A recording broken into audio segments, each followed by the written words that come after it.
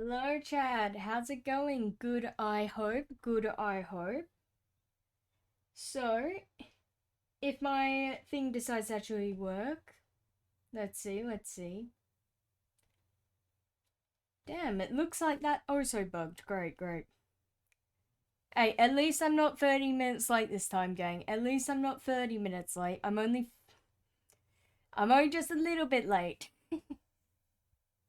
Anyways, it looks like Twitch is taking its time to send out its announcement. Usually I'd do it by now, but I suppose it's a little bit late. Anyways, we are going to be working on the emotes page today again. Well, we're going to be continuing mostly where we left off last time. I did actually finish this off stream, because I believe the last time I didn't do the shading on it. So I already did that, so now we just have the other ones. Yeah, so could be a bit worse. This one might be a little bit tough considering just how it is. Like, it's not a fully black background. But we can make it work. We can make it work. Yeah, boy, I sure hope that is... Okay, now it's going through. It took its sweet ass time with it. Yeah, like, we just gotta sort out the background first here.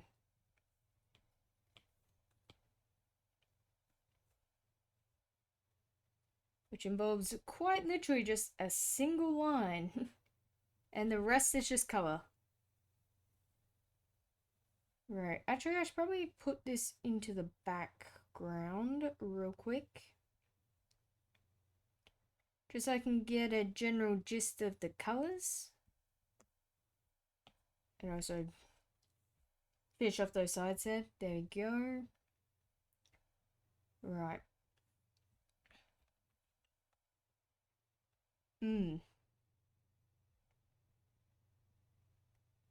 Okay, so how am I...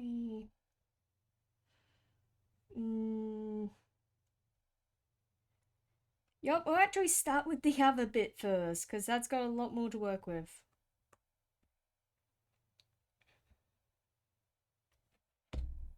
Right. We can do just a little bit of that.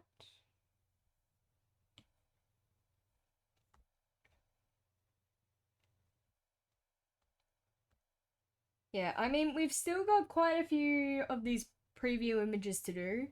But this is one of the, I wouldn't say the most difficult one, but it's certainly one of the most difficult ones.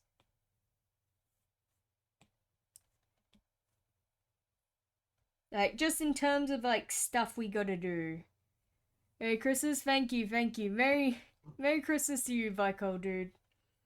Merry Christmas. It was very hot where I was for Christmas, and I was just in 40-degree weather. I certainly was not chilling, but yeah, it was nice. It was nice. Right.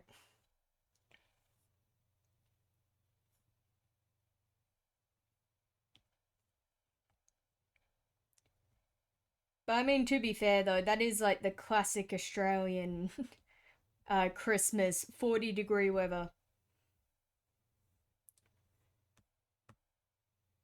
Uh, yeah, that's probably fine there.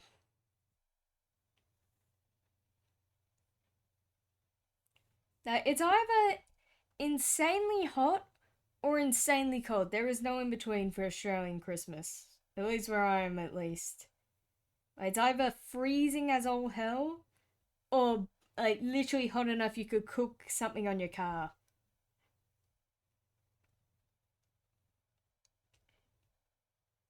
It's certainly a love-hate relationship with it.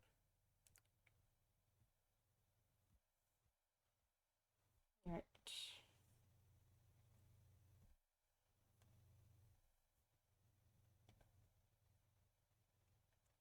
Actually, I should probably start with the line on the bottom.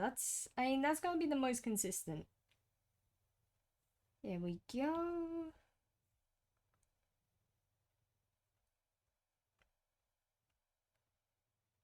And voila.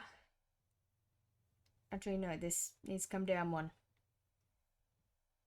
There we go. Right. Now we just need to do a little bit of this.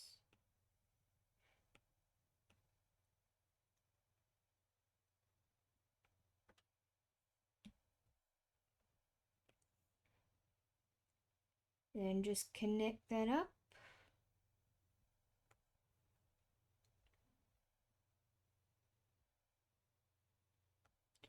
Okay, this is too sharp of an edge here. Only just realized just now.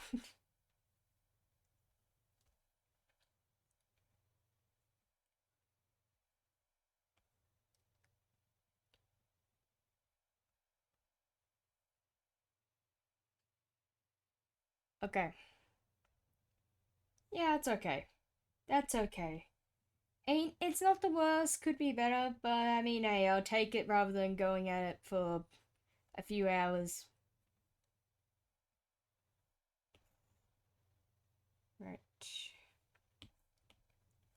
I just need to connect that. And how's that looking without the background, just real quick?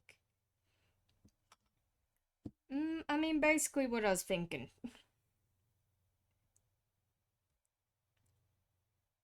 So I'm just gonna combine these together so I can use it as a reference.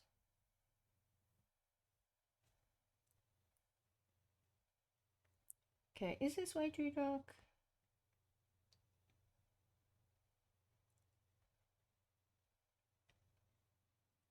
Hold up, let me see. No, it is the right color. Okay. Yeah, sure, fair enough, I guess. I think how I did this one was a bit funky.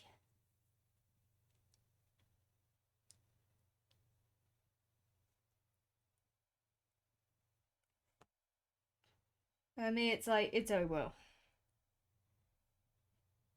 Alright. Didn't mean to hide that. Actually, I meant to hide you.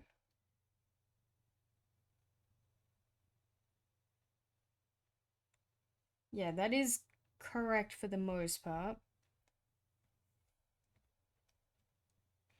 Now we just need to hit the old...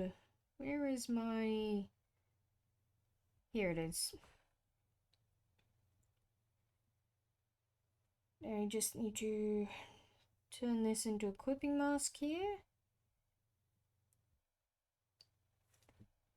And make this a hell of a lot smaller.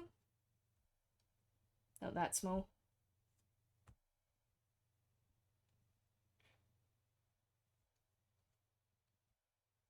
There we go. And we lower the opacity to like 50.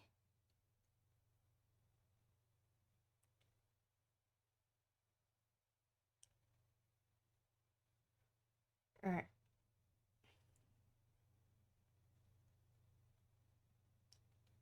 I think it's more like 25. Yeah, that looks like it's making a hell of a lot more sense. Okay.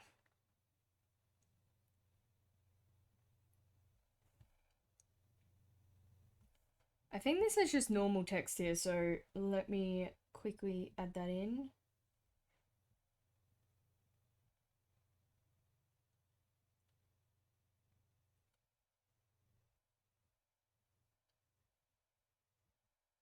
Alright, here we go. Is this the same color? No, it's not.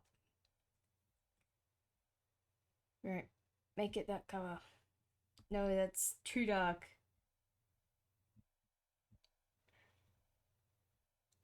You know what? It's fine at the color it is right now.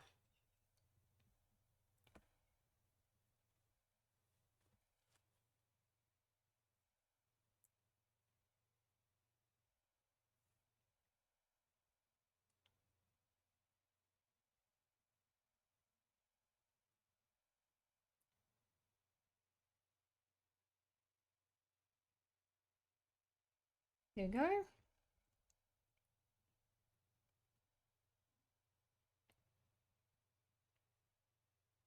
Alright, let's get rid of that so we can do this now. Actually, I'll hide that too so I can also lower the opacity on this one. Just because it does look like there's a few things we can just straight up, well, redraw, and others which require a little bit more work than that.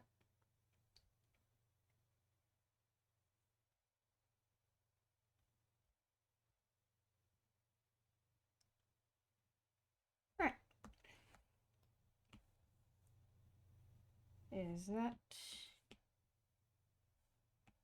Then that.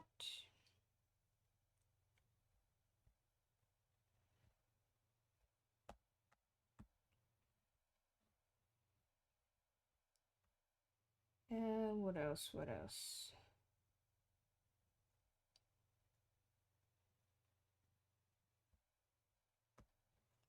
I mean, the face is going to be a problem, but I don't particularly want to tackle it right now. At least it's easier than the other ones, because it technically is the smiling slash no pupils version.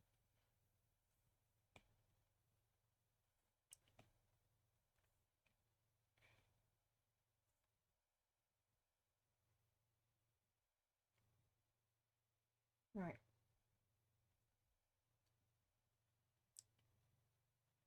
There you go. Yeah, it's just like this is comically small.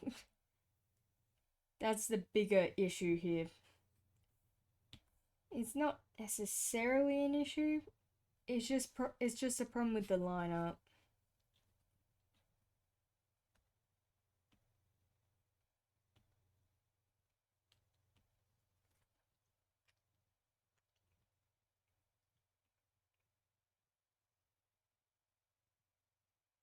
Right.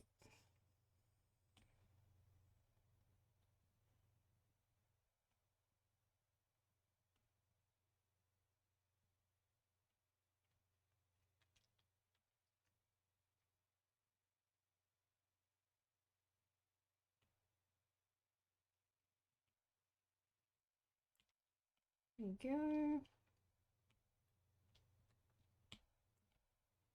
So let me cook.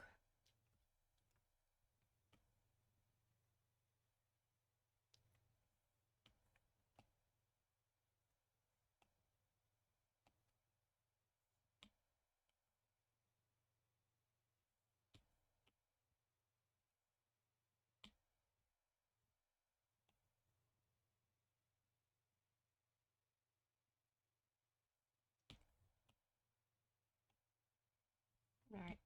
Come on now. There you go. And just get to do that.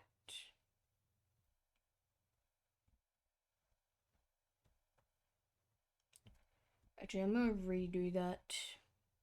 I'll come back to it later, just because I think it would probably be wise to finish this off first.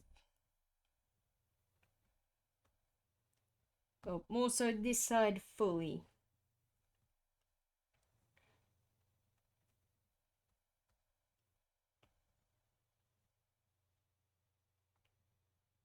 Alright, come on now. There you go.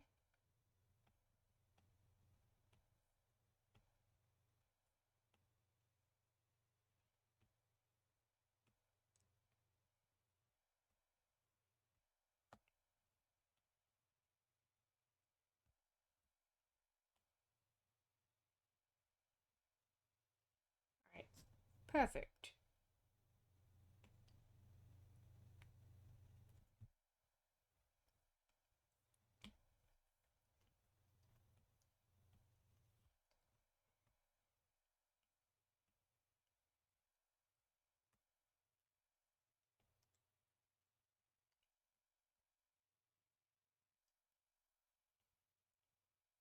Okay, I think I got it.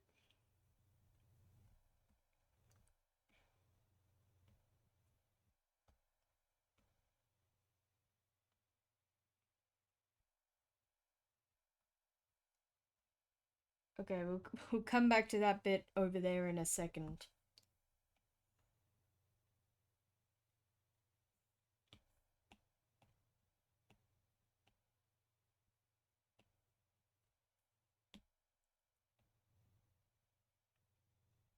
Okay.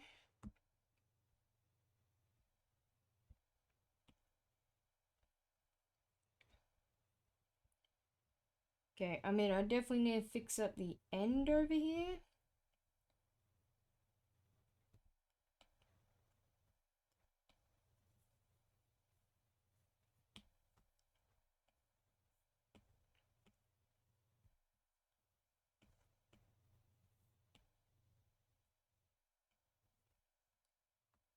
There we go.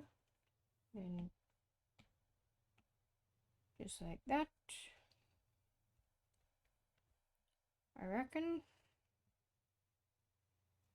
Yes. Okay.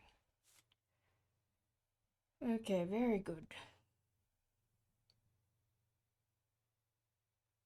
Where's my... There we go. Didn't feel like showing up there for a second. Wanted to have a lazy day off, I can see.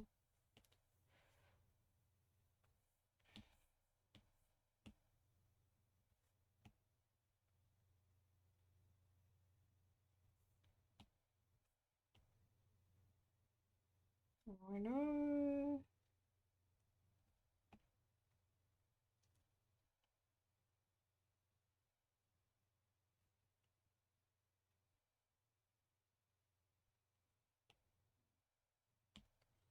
There we go.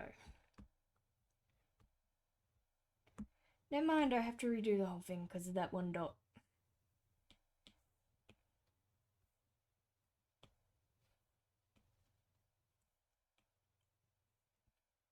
Right, let's just quickly fix that.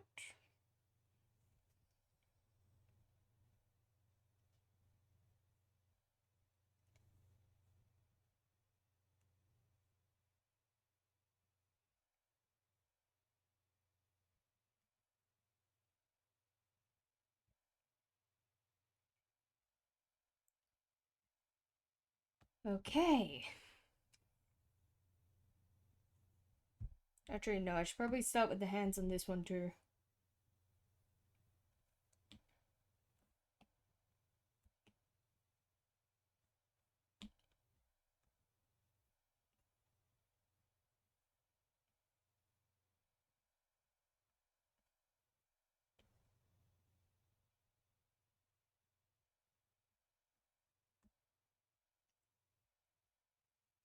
Alright.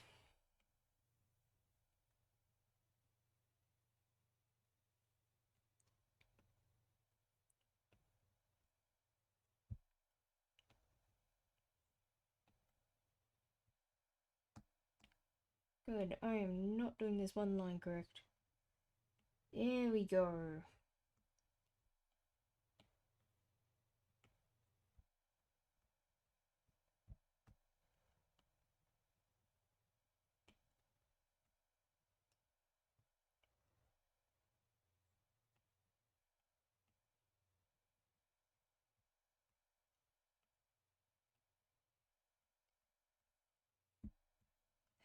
Is one specific joint.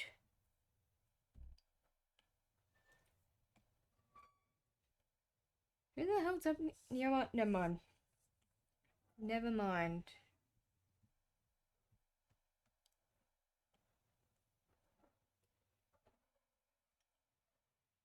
Alright, now how is that? Eh.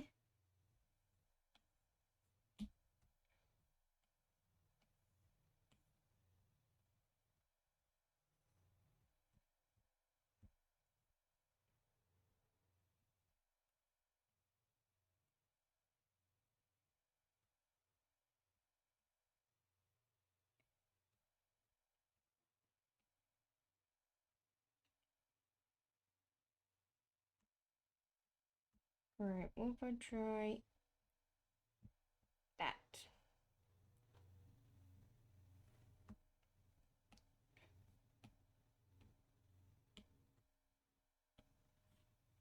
Hello, Allens. Hello, hello. Welcome to the chat. Welcome, welcome. I hope you're having a good day, and I hope that you had a good Christmas too. How you going? Right. We need... from a distance, this looks alright. Which is mostly what we're looking for.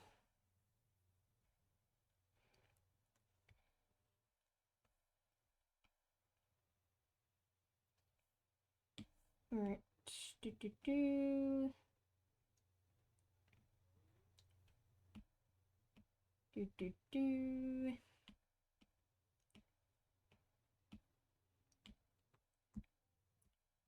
Right. And now we can just do this. Or should be. Yeah, there we go. Yeah, I'm so stoked now that well, now uni's ended for me. Because now I actually have time to work on this stuff outside of streaming. Which has been practically non-existent up until today. So it's a very nice and very welcome change.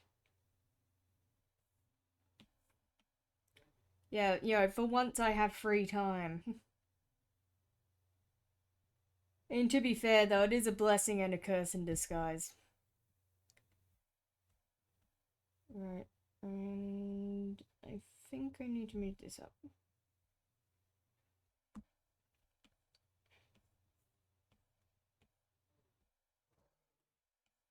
Right. One moment. One moment, gang.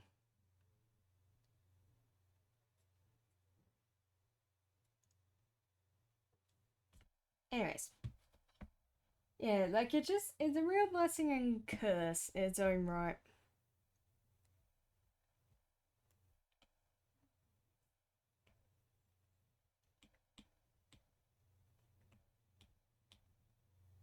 No, I mean, like, it's not necessarily a bad thing, though. I wouldn't say it's that bad of a thing.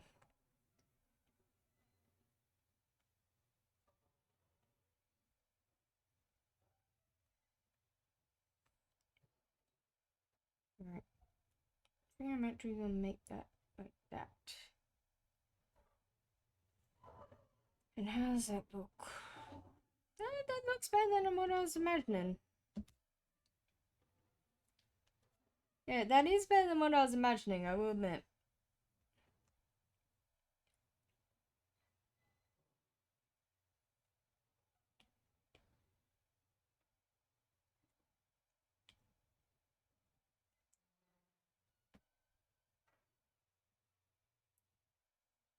Right. Actually, let me lead that back up because I can't actually work on this bow until... Actually, let's get rid of that and just work on the other parts of the dress before moving to the problem, so to speak.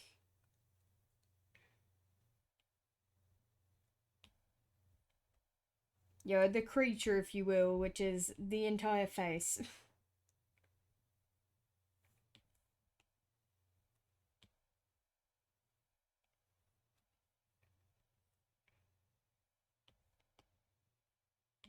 There we go.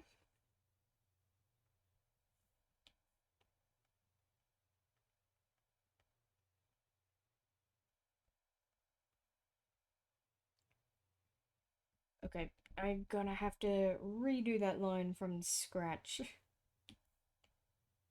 Because I don't know what was happening there, but certainly something was. Okay. Now just get to do a little bit of...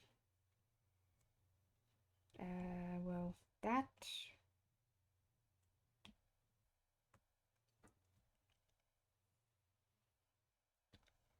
And... And...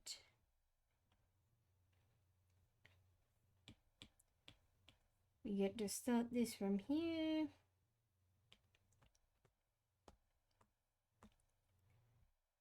Oh, now we need to connect that.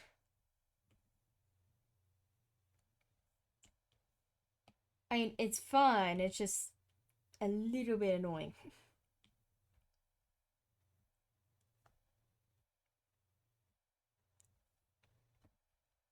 More so just from the scale of this rather than actually doing it. It's pretty much just the scale.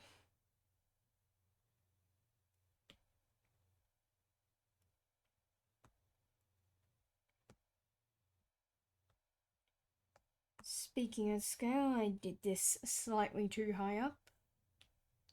That actually needs to go there.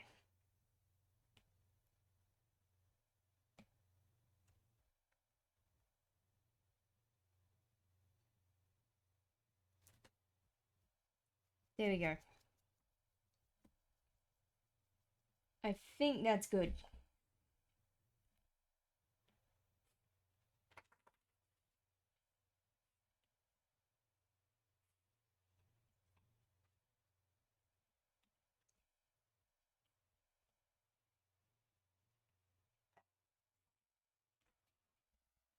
Righto.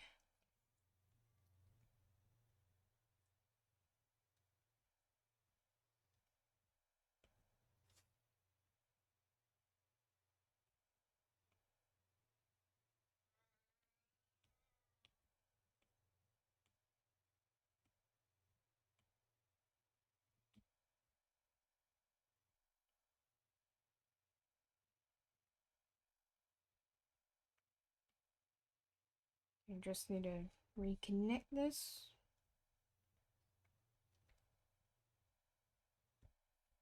Okay, no, never mind. Something's happened here. What if we start from the top, then go down to the bottom? Might make this a hell of a lot easier.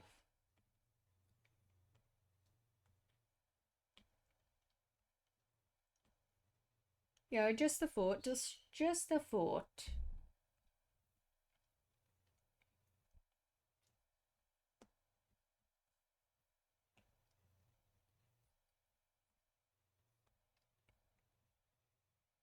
And there we go. Now we just need to do that. And that.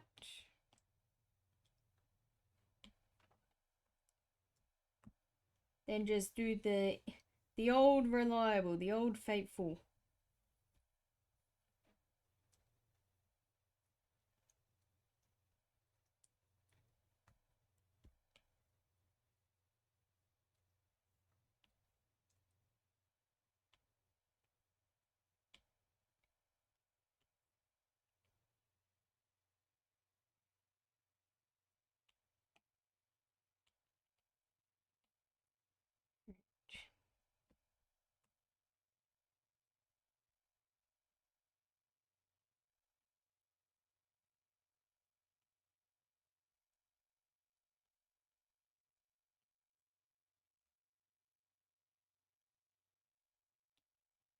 Okay.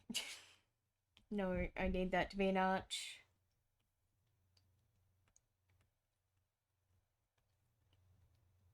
There you go.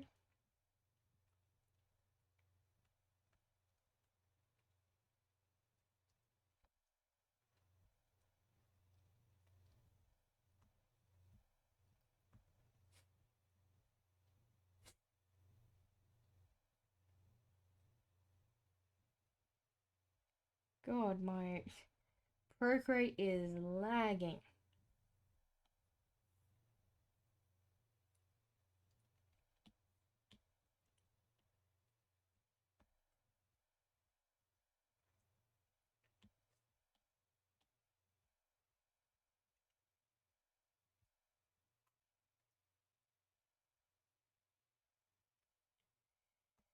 There we go.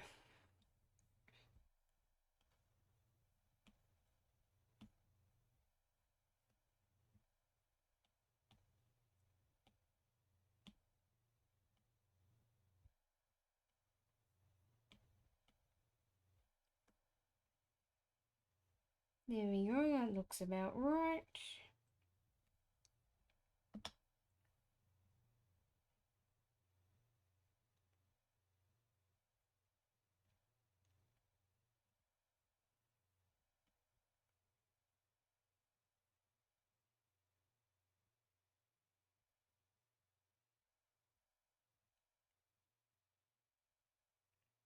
Alright, I think I'm gonna actually move these. That can stay where it is, but I just want to move them slightly more centered.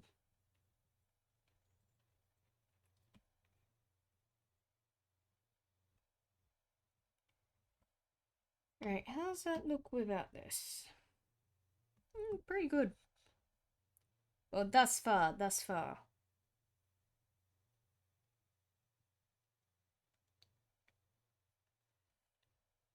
Alright, there we go.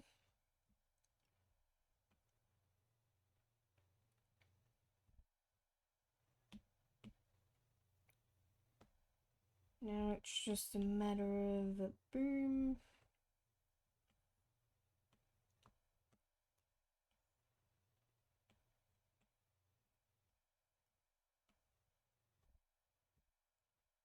Boom. No. Boom.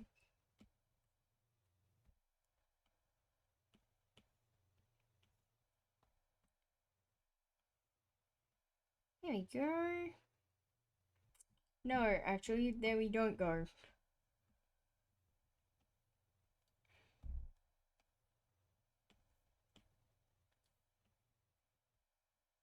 There we go now.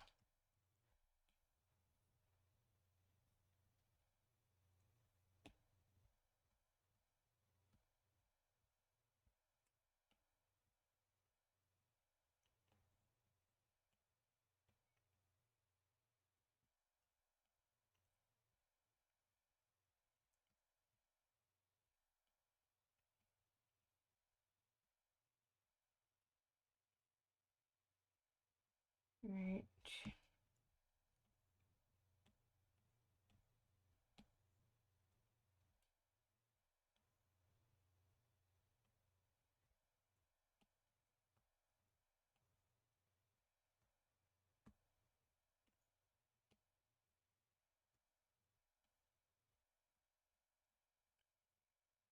There we go. Right, that's all the easy stuff done. Now we're on to the actually semi-difficult bits.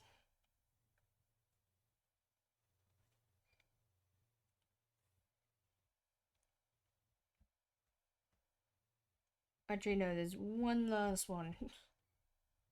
Purely just because it's easy.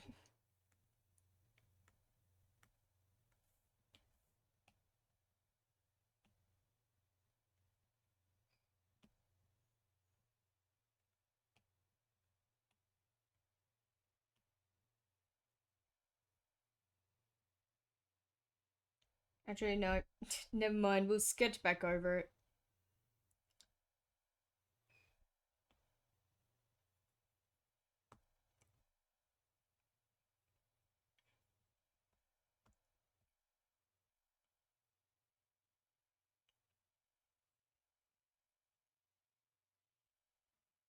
Okay.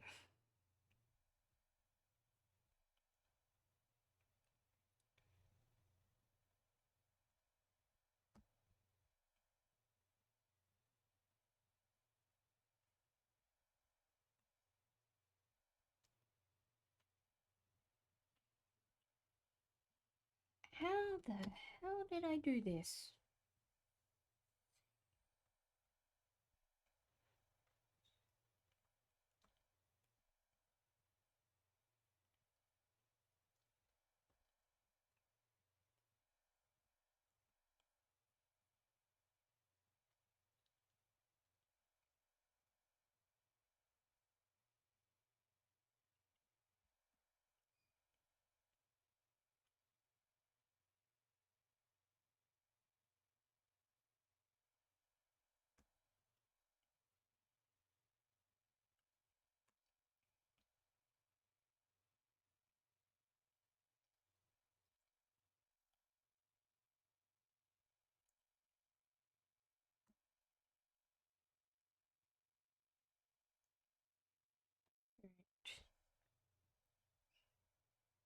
I think I'm figuring it out.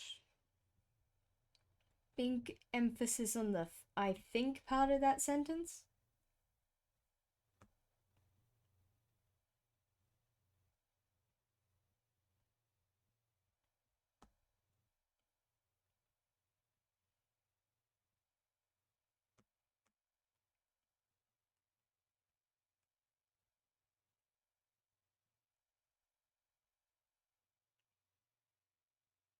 Okay. We're getting somewhere, chat. We're getting somewhere. Just not sure where. It's certainly somewhere.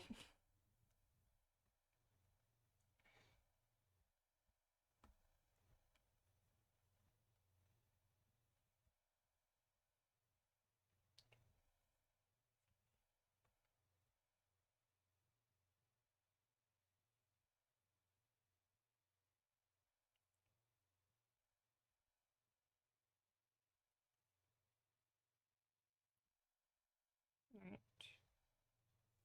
Let me remove you from the equation.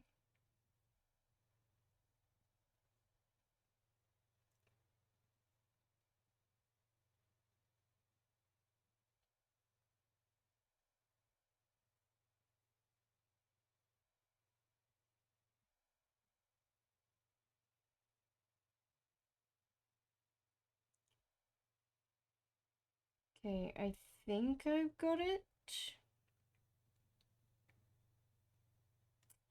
No.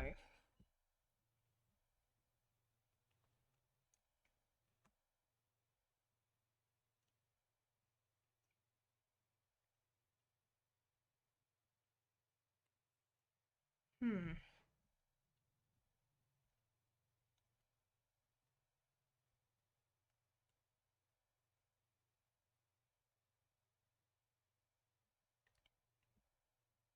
Wait, how about that removed?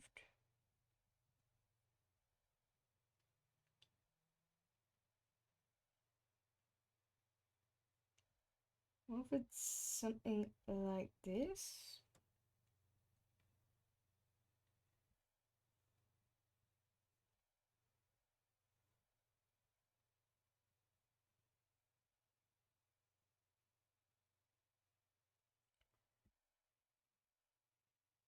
Okay, I mean, I reckon we just gotta restart here.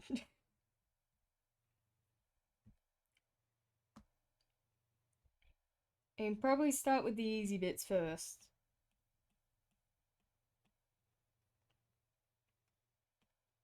Yeah, just maybe, might be a good idea.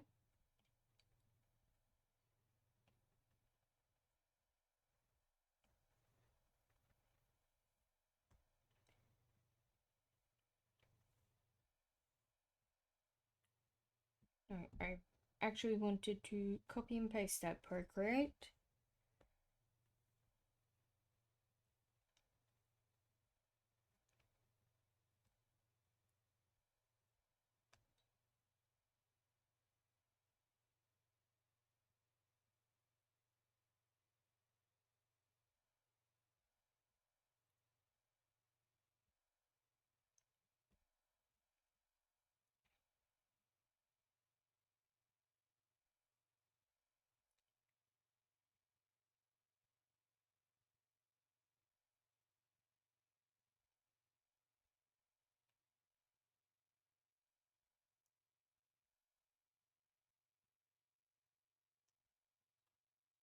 Yeah, I mean...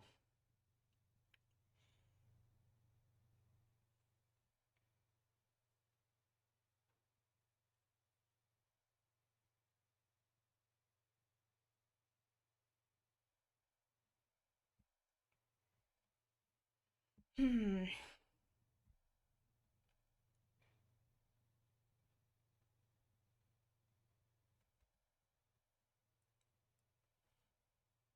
Hmm.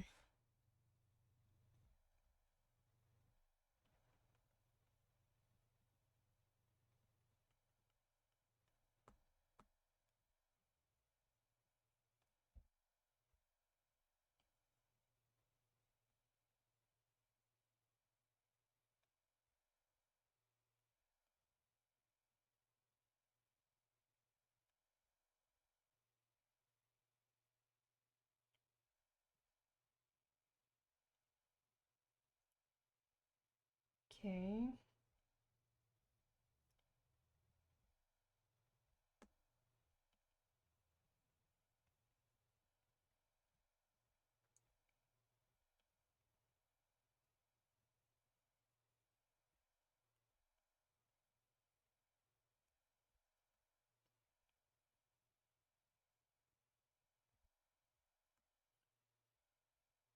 Alright.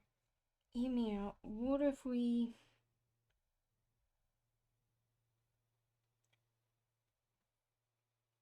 Copy pasted that section. And load the opacity.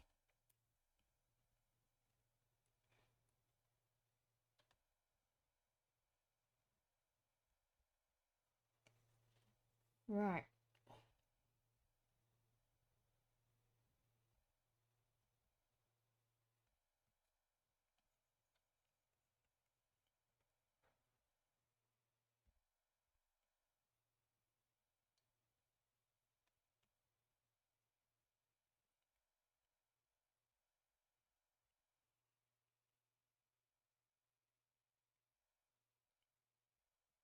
No, this bit needs to...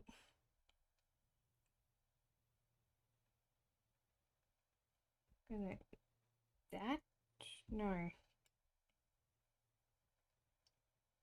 Needs to go like that.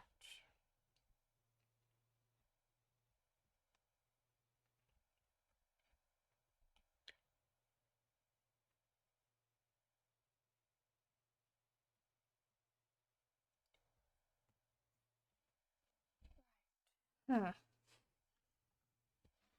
I really need to lower the opacity more on this.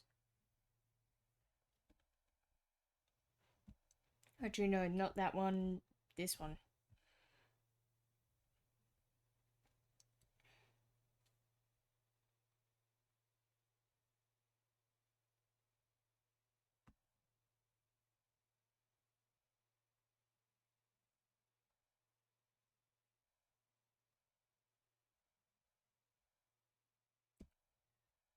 Right.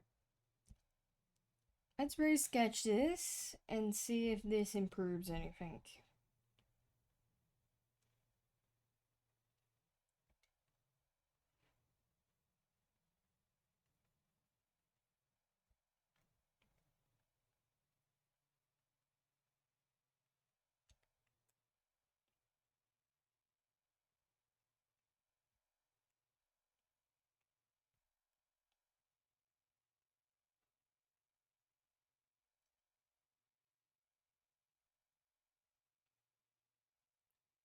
And it is going somewhere. This is way too wide out though.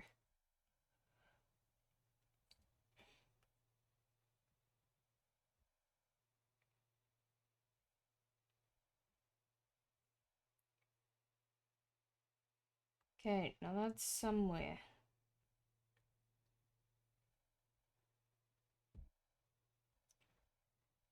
Definitely need to redo this bit though. Hey, Kelsey. Hey. I'm going okay. I'm going okay. And I'm going pretty good today. I suppose. I don't really have too many complaints for today. How you going, Kelsey? How you going? Good, I hope. Good, I hope.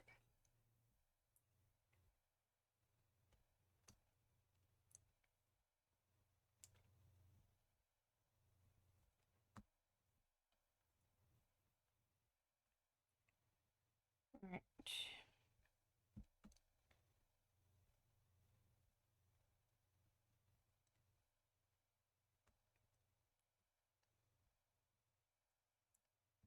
I think we're doing it.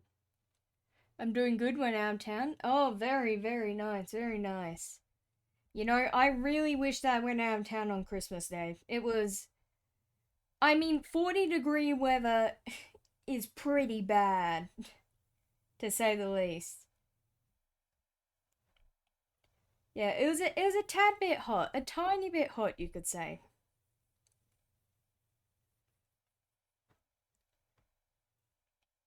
But I mean, what are you gonna do? It's Christmas is either extremely hot or freezing temperatures. No, like there's no in between.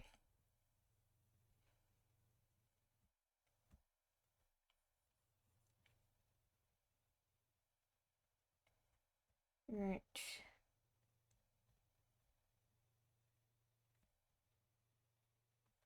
Okay, we finally got it after nearly 15 minutes of trying.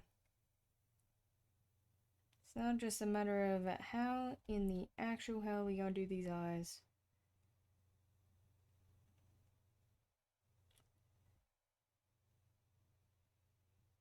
And also another problem I just realized.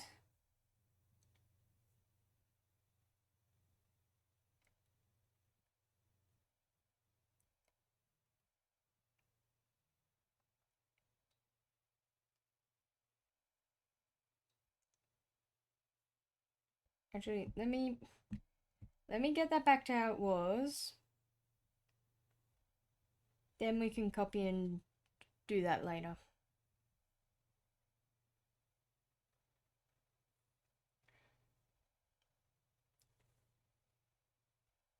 Yeah, because this side is less like that and more like this. Yeah, there we go. There we go. I might just maybe like that. Nah. Might shrink this.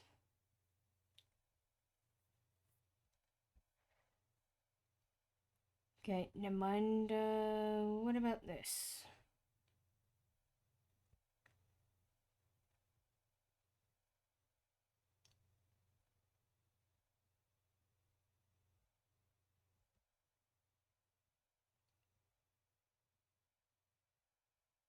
Hmm.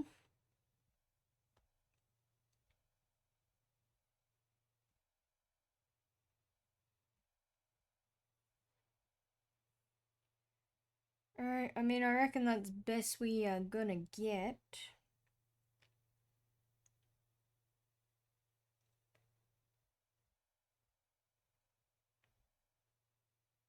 But yeah, I hope you had a good Christmas, gang. I hope you did.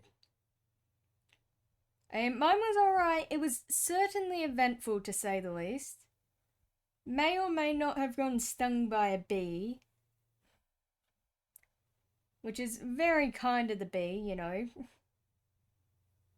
Yeah, it was. I mean, outside of that though, mine did go pretty good. Though, I mean, bee sting really did bring it down a bit. Went from 61 degree Fahrenheit weather at night to 81 degree weather. Ooh, that's rough. You know, I did the calculations on what 40 degrees Celsius weather is in Fahrenheit, and it was above 100. So, yeah, it like the worst part about it is that it did it specifically just on Christmas Day. Then it just went back to like 20 degree weather. And it's gonna do the exact same thing again for specifically New Year's. Like, the weather is out here trolling the days I specifically go out to have fun. The weather's a stream sniper at this point. Can't believe it, tisk tisk. Everyone's 161 is cold. Yeah, that is pretty rough. That is pretty rough. I'd assume the higher number was gonna be hotter. But yeah, that is some rough temperatures.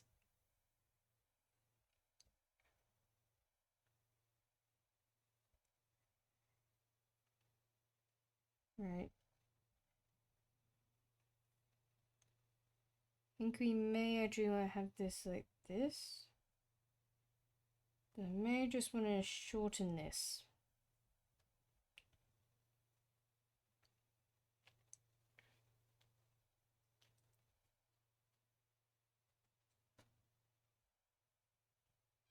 Alright. I think I've got it.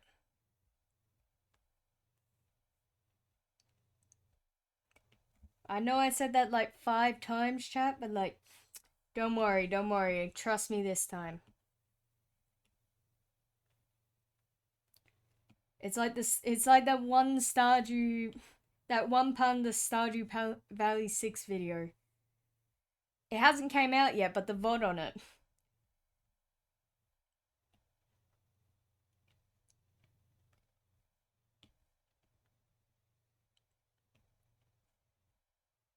Right. But yeah, I mean, I can't believe it. After today, I will finally have free time to play a game outside of streaming. First time for everything, gang. It's the first time for everything at this point.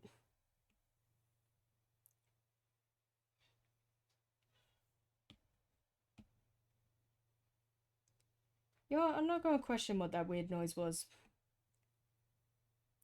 It's outside the house. Don't matter. Right. What does matter, though, is his head shape. Yeah, we are just skimming through this. I will say that much. We are getting quite a bit done.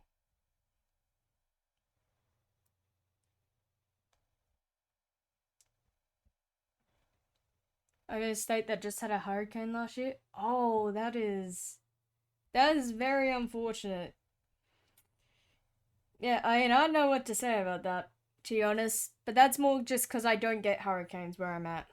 But yeah, that is rough. Yeah, I'm sorry to hear about that. I'm sorry to hear about that. And hopefully the hurricane doesn't go round too.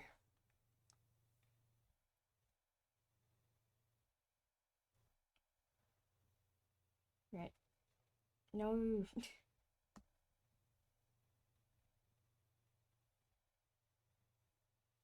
The state that gets tornadoes up. Same thing with the hurricane. Don't get tornadoes, but boy, I sure wish you don't get any tornadoes either. And to be honest, we do technically get tornadoes, but they're like the mini dust devil ones, which aren't really tornadoes, and are completely harmless. Yeah, I can assume a tornado would be scary. I was about to say I've played Roblox Natural Disaster Survival. Yeah, that's all my experience on what a tornado's like. The best type of experience. Yeah, it's the most accurate.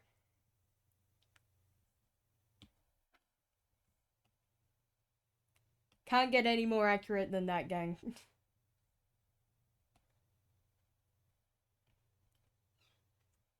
Good. I've been in an earthquake before. Yeah, I mean earthquakes are scary too. I mean, I have actually experienced an earthquake, but it was like a magnitude 2. So like it wasn't particularly scary. Well, actually, I think it was like a 1. It was like a 1.8 or something. I'm not sure. All I know is that it wasn't the worst. Like only just a few items dropped and it was all good.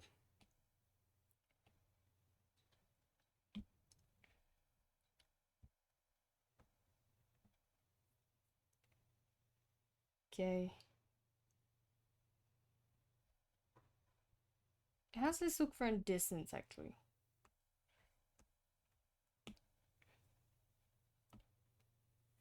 Originally from California, and they get bad ones. Ooh, yeah. I've heard of what happens in California with stuff like that. Yeah, I can only assume it gets pretty bad.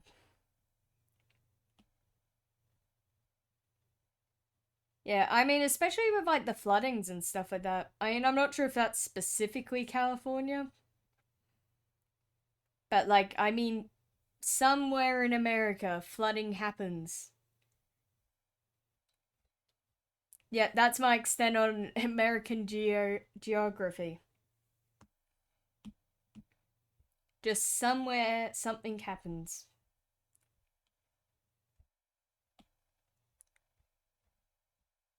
Which is usually the opposite of what you'd say.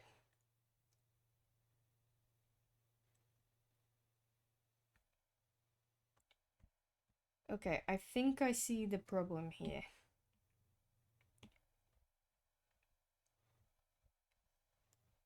No, instead I think I may have actually just become blind. What is the issue here? I think I know. Kansas gets floodings and tornadoes. I live there. Ah, rough, rough. Yeah, I mean, I'm not on. The only place which gets really, like, gets the tornadoes, gets the hurricanes, gets the floodings. I think they also got a few forest fires. It's just Queensland, which is the exact opposite side of the country to me. So, you know, don't have that much experience on stuff like that. Like the worst thing which has happened where I live is the fact that it has been a thunderstorm in a heat wave. So it's just been muggy, like the weather's just been muggy. And muggy weather in a thunderstorm is the worst thing ever to exist. Well, not ever to exist, but like it is like especially standing out in the rain. Terrible as cuz you're wet and you're boiling hot. Both are not a good combination. California just got a fire last year. I mean that one I can relate to, just because there's like 20. There's like a forest fire like once per week. Like we gone like two back to back, and that's not even like the ones where they had to shut . Like up in I think it was New South Wales. Yeah, like in 2020, where it's just yeah, that one was rough, but yeah, we get forest fires. I mean, I literally saw a forest fire like yesterday. Just on the way back, I was like, oh yeah, forest fire over there.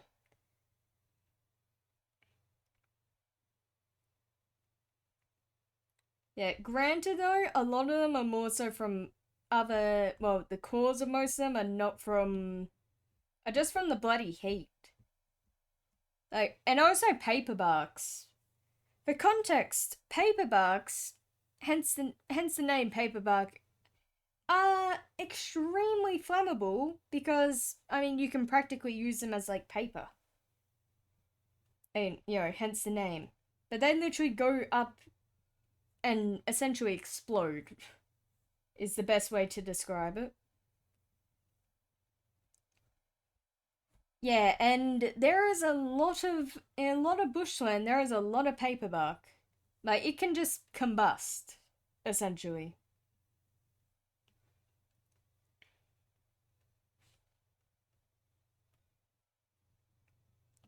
Which is, you know, oh no, not too great.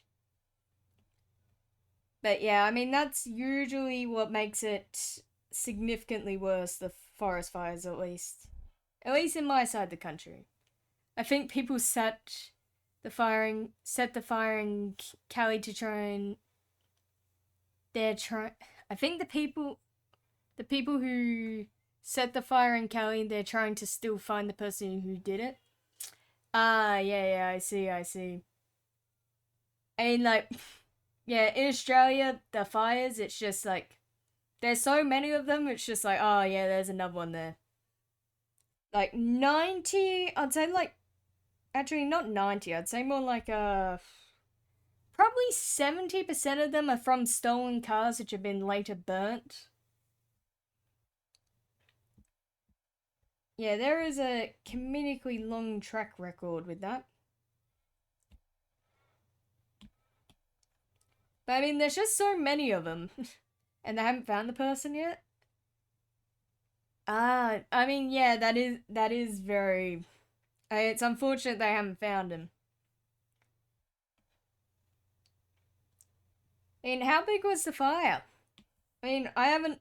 I quite literally had not had time to watch any news.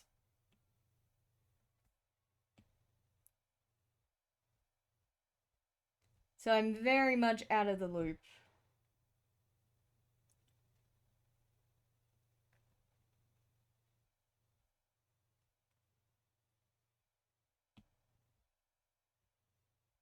Actually, this needs to go like that.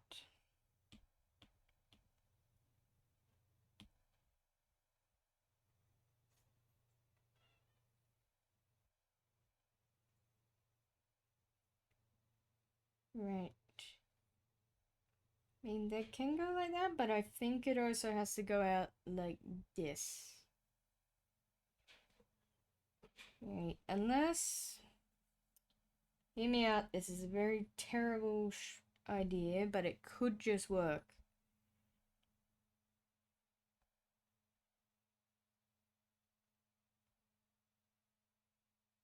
Okay, I mean, that has technically, yes, worked, but also no, not really.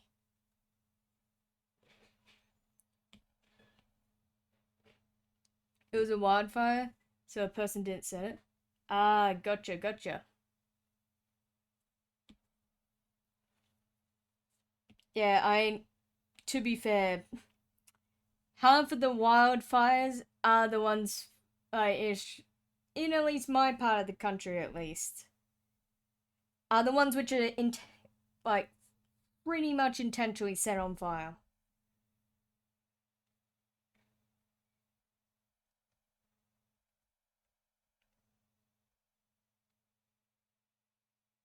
Hmm.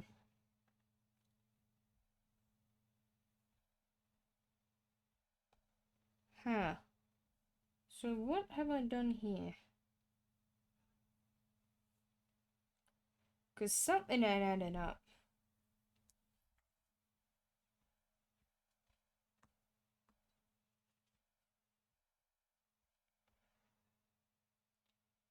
Okay, I think I see the issue here.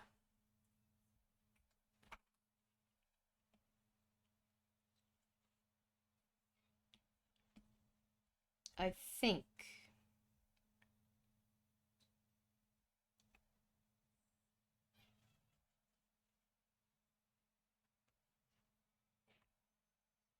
Okay, maybe not, maybe not. I'm still missing a piece of the puzzle here.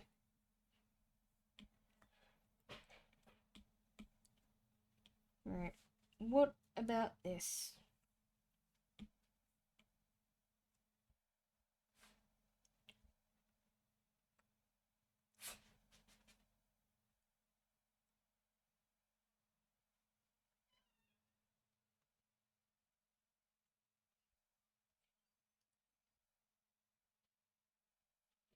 Wait. Okay, now I reckon I got it. But I reckon this needs to go out by 1.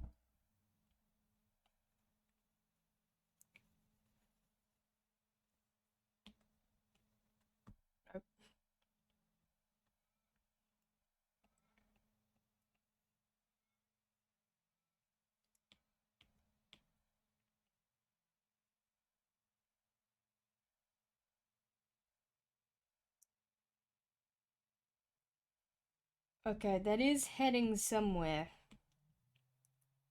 Just where that's heading, I'm not sure. About now. Okay, I reckon we got it.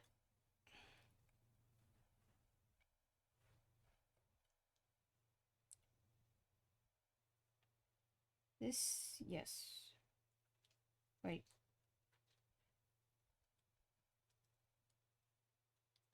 Actually, this, they had in January this year. The wildfire.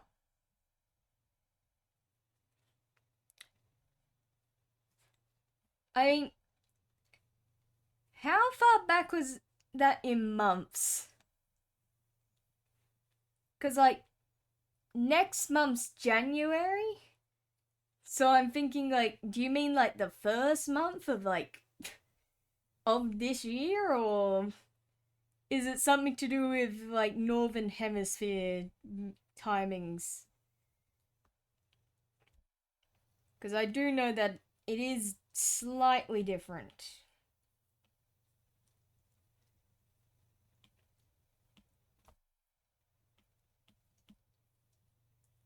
Oh, yeah, yeah, yeah. Yeah, I mean, we get those every year. But yeah, I gotcha, I see.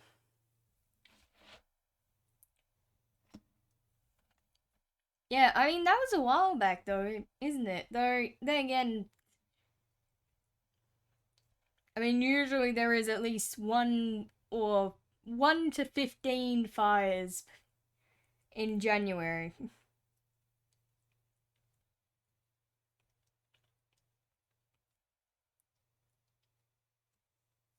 January 7th to 31st? Ah, gotcha. Jesus, that's a long time for a fire to last for, isn't it? I mean, usually they last like a day or two max. Oh, wait.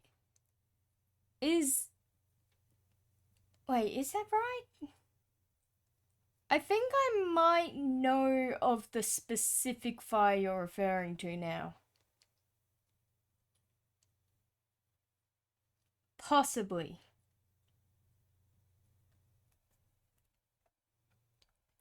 What am I thinking of? Yeah, they ran out of water to put out. Ah, I see. Was that the oh, what's it called? It was the one which was like oh wait, no, it kind of oh yeah. I know which one you're talking about now. I know which one you're talking about. Yeah, that one was rough. That one was genuinely bad.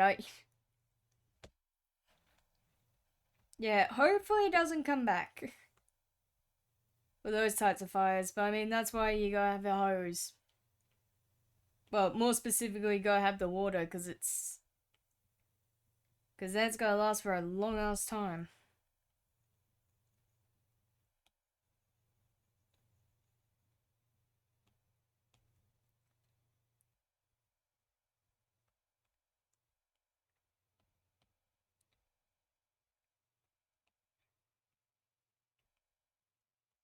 No. You need to do that.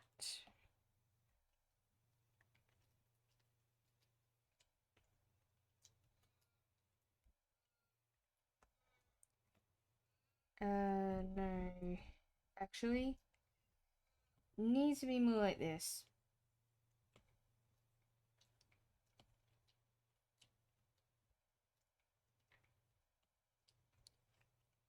Yeah. All I know is that with the temperature bloody Christmas Day was at, it sure felt like a fire was gonna happen at any second.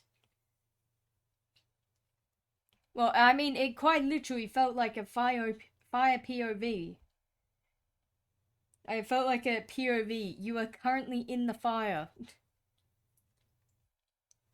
Like, I need to put into emphasis. It's that hot that a pool which is one of those ones which is made to stay cold was lukewarm. Like it beat the cooling system there. Jeez, that's a lot of acres. Yeah, honestly, that's genuinely horrible. Yeah.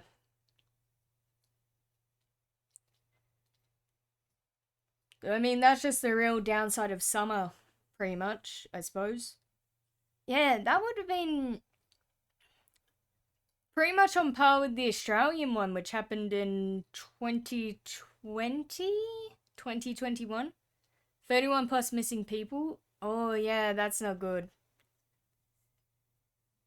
Yeah, that's. And honestly, that's just such a shame that that's happened. Though, I mean, it is a natural. Technically, it's a natural disaster. You wouldn't call it a pre planned disaster, so to speak. The fuck was that?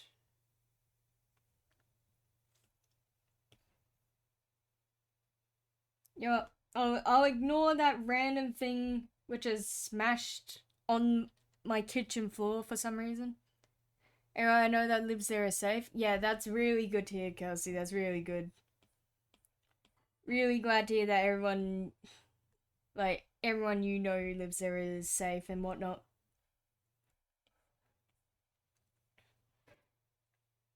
Yeah, you know what? I've just got to ignore the random things that you're getting thrown on my floor. Irrelevant information.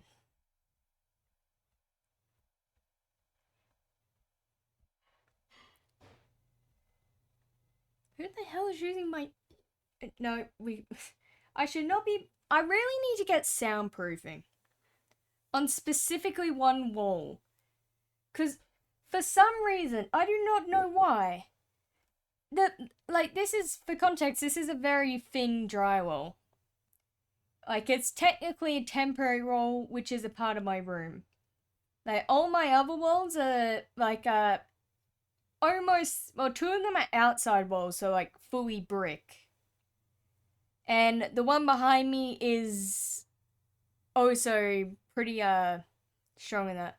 I was worried for a second, then after I heard the news from my mum, I was relieved. Yeah,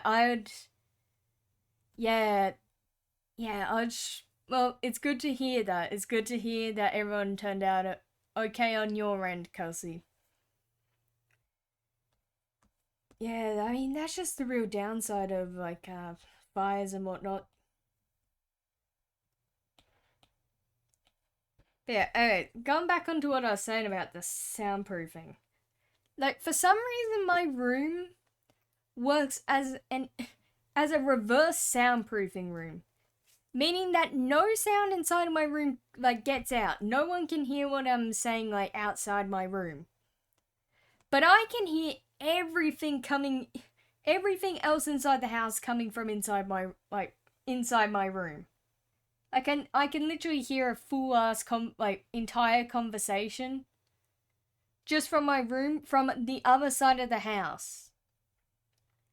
Like, listen, I don't know what... How do you not know what to do in a fire? I'm not saying I don't know what to do in a fire. It just depends on the fire. Like, I mean, if it's a bushfire, I don't live near the bush. Though that's typically water, or if it's electrical, you don't use water. And I'm just talking about the soundproofing in my walls.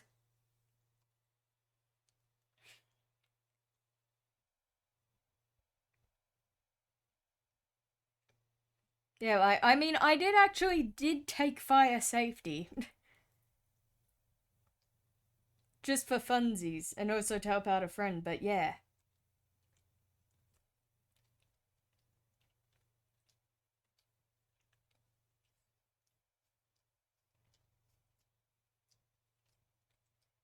Like a house fire, because I had a lot of those won't happen in Cali. Yeah, but I mean, also, again, a house fire, it's different depending on the type. Like, electrical fire, the gas has just, like, combusted or whatnot on the stove, etc., etc.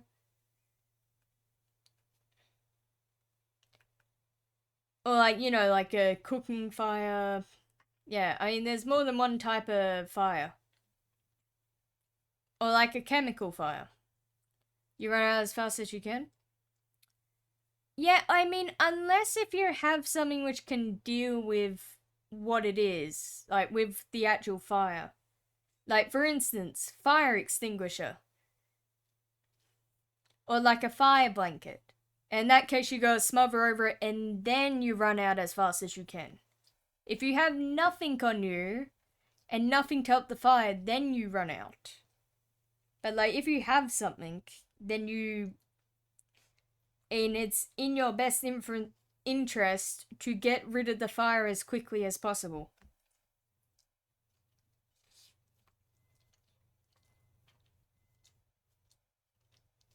But I mean, like, it's just... If you have nothing on you and you have nothing to secure your house and whatnot, that's when you dip. That's when you gotta go. And that doesn't include going back for anything. You leave, like, it doesn't matter what you have, you just leave.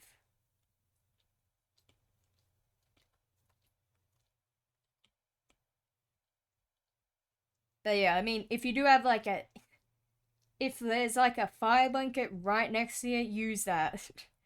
and then run out. When I was 7, my grandma's house caught on fire and I had to go get her in the... get her and the family and we run out of the house. Yeah, see, that's what you should do as a 7-year-old. But also if you have nothing to actually contain the fire or stop the fire. Like, if you can reach the thing, like something which could turn off, like stop the fire, for instance, in a house fire with specifically caused by gas, well, by a gas oven, those tend to have emergency stops, which cut off the gas. And the fire can't continue because it doesn't have the bloody gas. Well, I mean, outside of what it has, it's not being fueled by anything other than oxygen.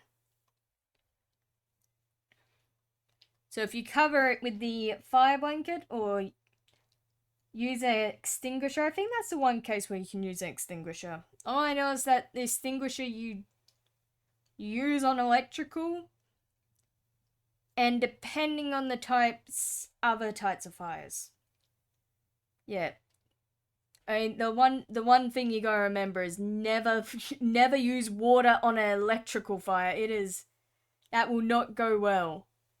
There, a couple years ago after that, the bus that happened. The bus I was caught on fire, and no one knew what to do besides me. Yeah, see, car fire is different from house fire. Car fire, that's just that you get out. Well, you well, not necessarily you get out, but like, just either put out the fire if it's like a small fire. Like, for example, a car seat's caught on fire by like some little like year 7, just creating a fire like ancient times. Or you literally just bail out of the car. I mean, it's not the best thing to do.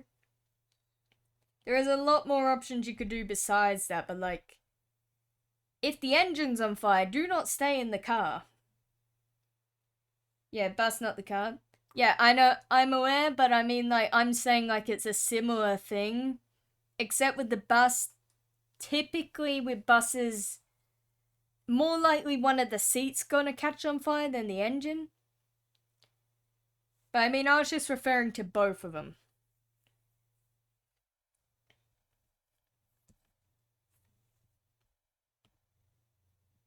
Yeah, but I mean, pretty much only actual fires I've actually seen are ones which are caused by idiots who think it's a good idea putting oil and water together and turning up the heat. You get out the back door, not the front.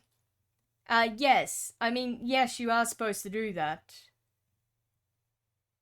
Unless, like, well, it's not necessarily you gotta get out the back door. You gotta get out to the closest exit to you, which is typically the back door. Like, the closest exit, which is not directly next to the fire. More specifically is what I'm saying. So, like, for instance, if there was a fire, say, on, like, on like, one of the back seats, like, right next to, like, on the left side of a car, you do not go to the back door exit where the fire is. Like, for instance, in this scenario, you're sitting in the passenger. So, it's a lot safer to get out from the passenger there, because that's your closest exit. Compared to, like, jumping over the console and going out the back door to the right, which is on the right of the fire. It's more so the closest safe exit. Rather than, say, like, going out the back door.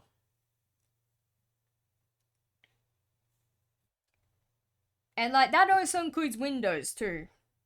That does include windows.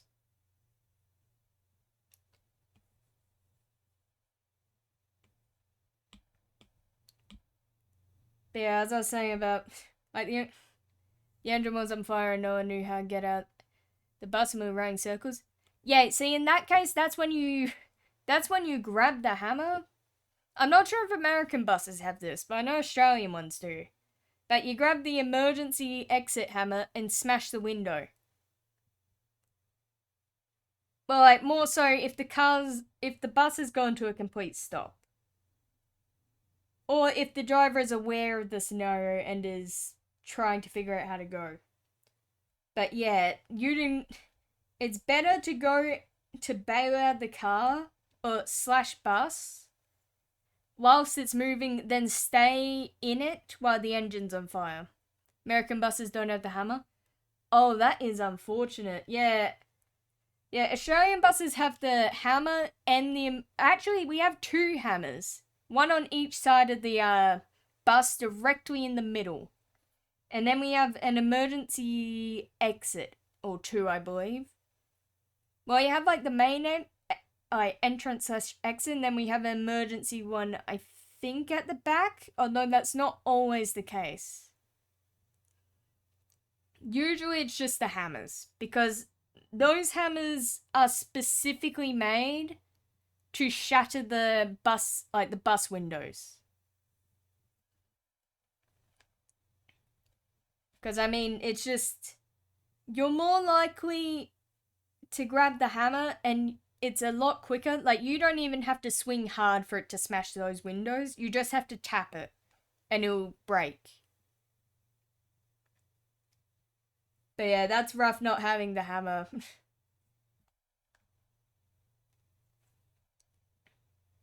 You unlock the back of the bus and get out. Yeah, see, like...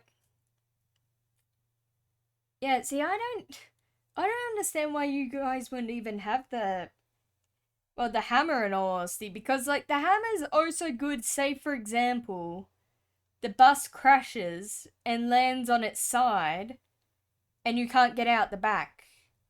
Or, like, there's something blocking the back of the bus and the one at the front. Like, the hammer's good for that situation too, to just smash the top and then climb out.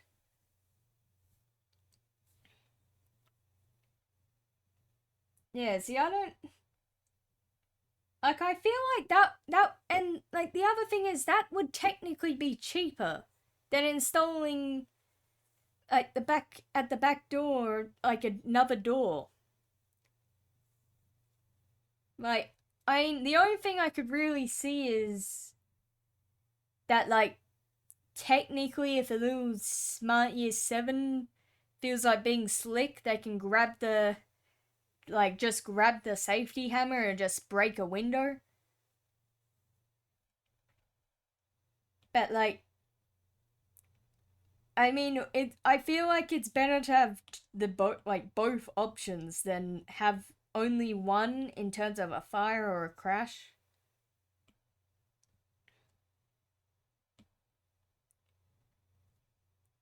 Open the emergency exit window or the window on the top bus. Oh, we do also have the window on the top of the bus. But, like, I mean, like, what if it's, like, upside down? What if the bus is upside down and like, say, like, it's parallel parked inside of 2 separate trees, for example? Like, how are you gonna get out then?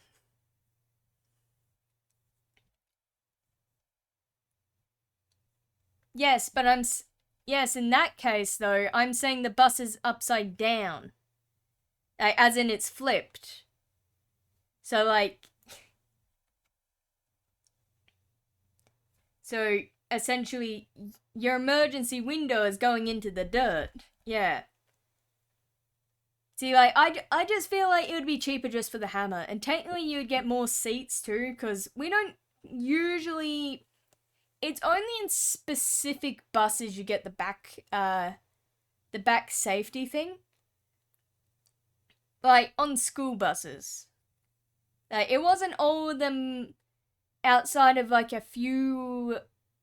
Essentially the ones which are really cheaply made. Like, usually it's just full back seat of rows. You're screwed if you don't have the hammer. Yeah, exactly. And, like, the Australian school buses, they have 3 of them. You have the 2 in the middle, and then you have the one where the bus driver is. So, like, yeah. Like, in an Australian school bus, you'd be able to get out in that situation. Like, you just gotta break the window. Fortunately, I haven't been in an accident like that before. Me neither. Me neither, but I'm just saying hypothetically.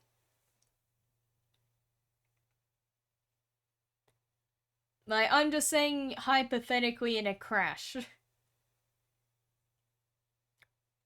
Granted, there is not enough bushland where my school used to be for there to be a crash. But I'm just saying, I've seen it happen before. Yeah. I also, I haven't seen it happen before. I mean, I'm just going based off of hypotheticals.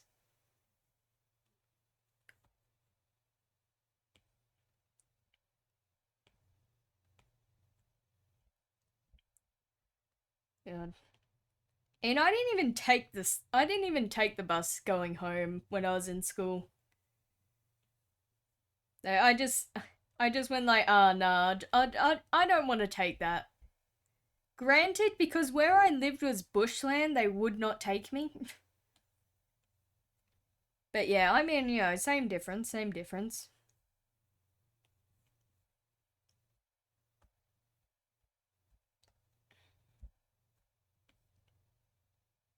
Right.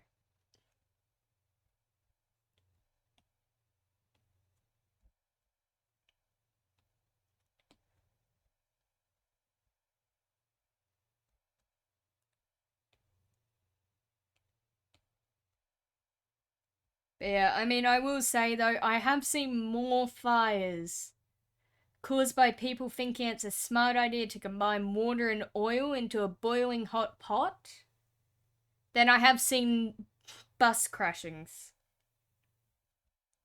But still, I mean, I just don't understand the reason why they wouldn't take the hammers instead of just installing a door on the back.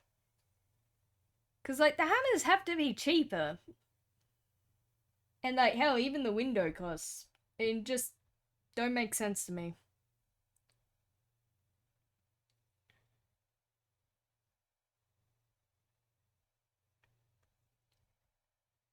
Yeah, this needs to be moved there.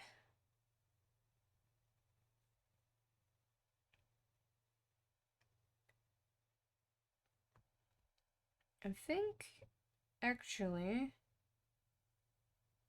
this also needs to be moved.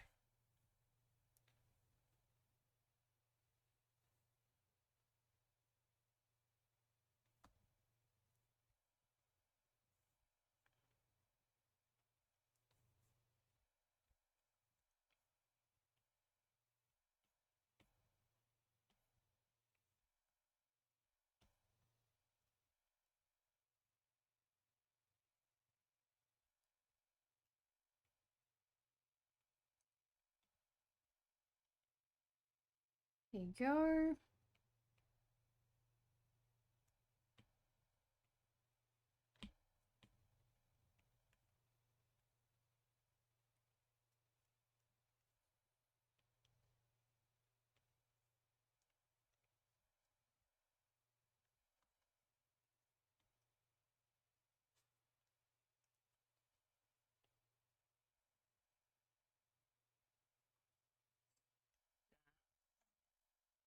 That ain't right.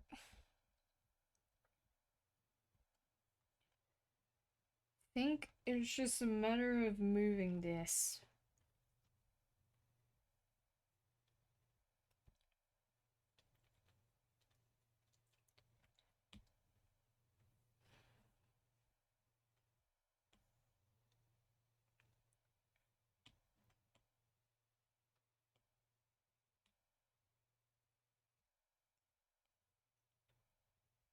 Okay.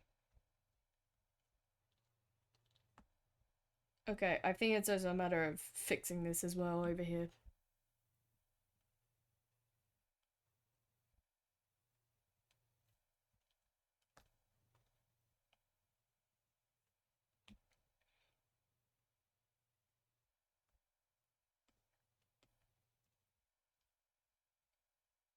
So like doing something like that. Buses flipped over outside like my freshman year in high school. I wasn't in it, but yeah, yeah. Yeah, see, like, that's exactly what I'm saying. Like, that's just taking out one of your only exits. It's good that all the kids were safe, though. But, like, I feel like it would just be less, like, more cost effective. Did are they just having the bit on the back, like the door on the back, just for style points?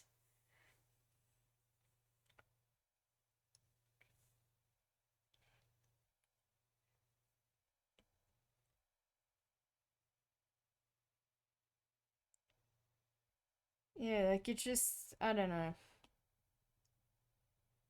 It's good to hear that they're all safe though.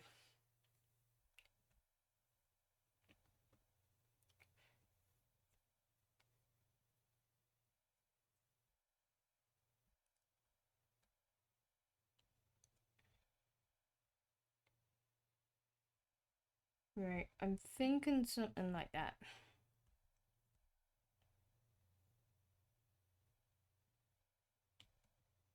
Door on the back was safe to get out, and the window on the top of the bus was safe to get out. Also, gotcha, gotcha. But yeah, I mean, I'm just saying in the case where it's fully flipped over, like it's on the like the bus is on the bottom. Well, like the window on the top is like on the ground pretty much. Like yeah, I don't know. I don't know. There was an ambulance also there. Oh yeah, yeah, yeah. I mean, good that the ambulance was there. Ambulance.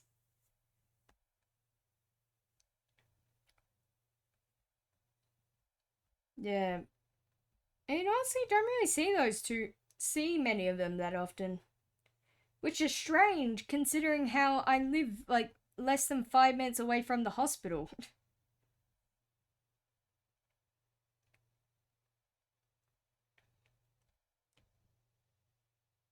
I mean, granted, not from what I know, not a lot of people, even though we have free healthcare, not a lot of people bother calling the ambulance. We just go there.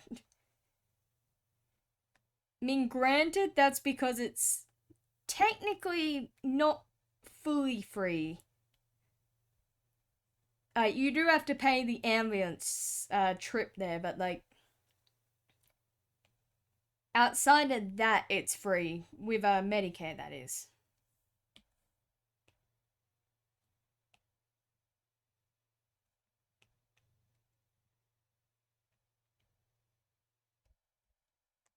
Right. Actually, let me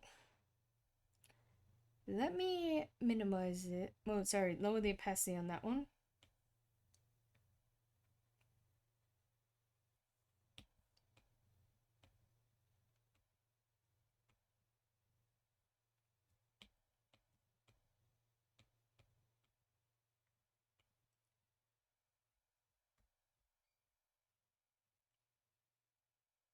Right. Actually, there we go. Yeah, I mean, but children were injured in it. That's not good. That's not good. I mean, it's good that the ambulance was there for him, but yeah. I'm gonna be honest. The only real things which I've experienced on like American culture is just The Sims 3 and Back to the Future. Those are my only two reference points here. I'm gonna be real.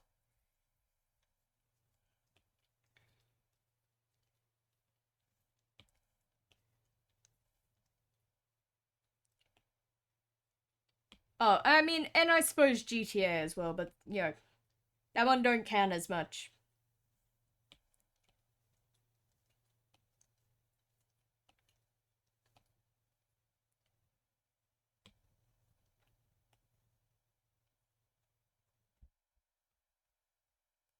Let's.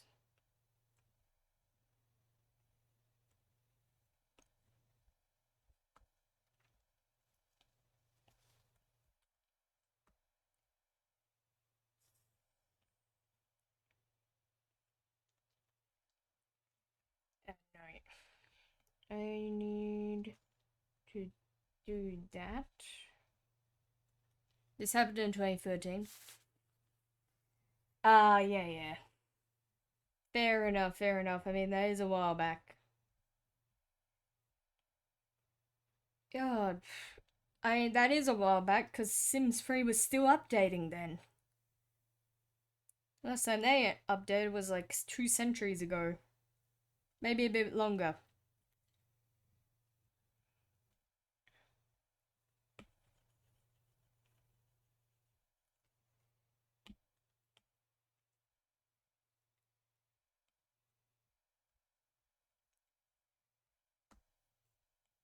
Right.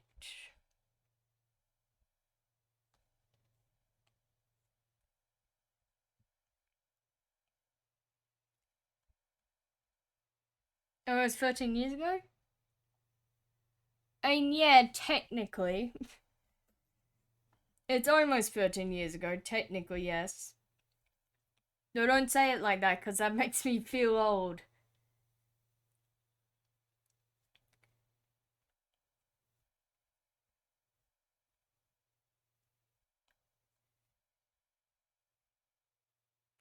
Alright.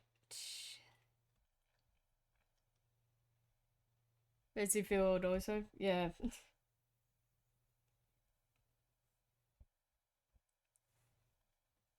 Like, I feel like I'm going senile already. I haven't even hit 20 yet. Because I graduated in 2016. Oh, yeah. Yeah, that's rough. Yeah, I didn't graduate that early, but yeah.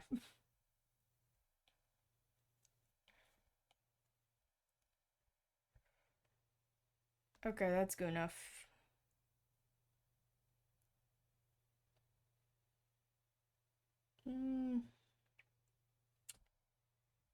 I think I need to make this slightly smaller. How old are you, if you don't mind me asking? Oh, 19.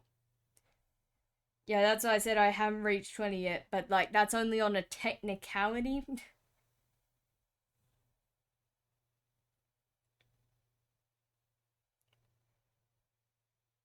Alright.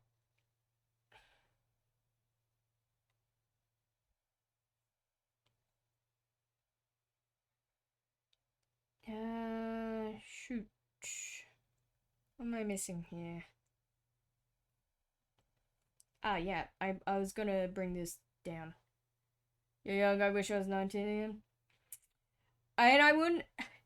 And yes, I'm technically young, though my bones would say otherwise.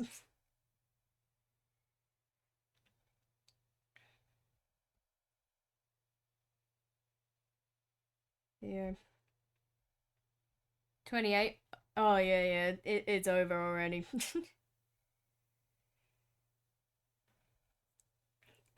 No. Need to.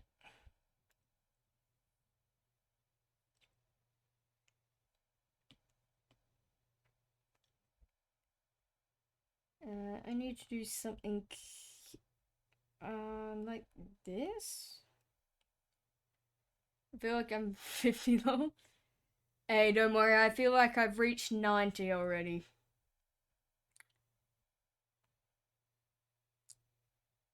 Alright, how's that? Good enough. Right, that's that layer done, so now need to move on to the little bit funky bits.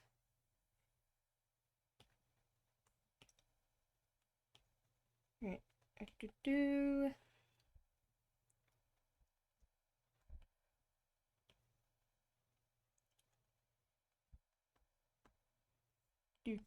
Do.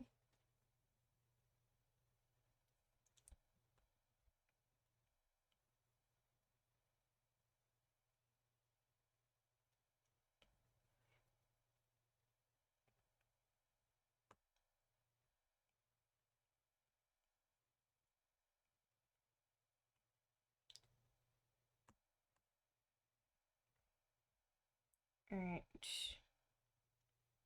How does grades go in Australia? It depends.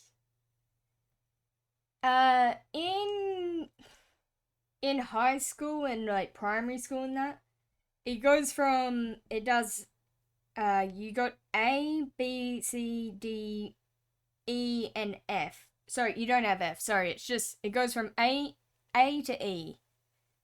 E is essentially F. Though there is also outside of that these things called distinctions, which are essentially just congrats, buddy. You did that's your A's and B's. So like but like that's only really relevant in high school. College, on the other hand, and like uni and that, doesn't have grades per se. It just has marks. Like it's just like you've scored this amount of bit on it, but like it's not technically a grade. It's just either it's a pass or a fail. So if you pass, that's 50 or higher, and if you failed, that's 49 or lower. But it still does have the distinctions, which are essentially A's and B's. But that's only if you get a certain percentage or higher. So like for a distinction, you would need I think it's 70 or 75. And for a high distinction, you would need 80 plus, which I mean is essentially A grade. But yeah, I mean, in a high school, primary school area though, that's like a C is a 50% or higher, and that's a pass. And then B and A's are your distinctions, like I just said, same marking.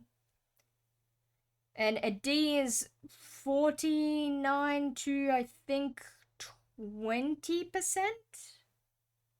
And then your E is your pretty much 19% or lower.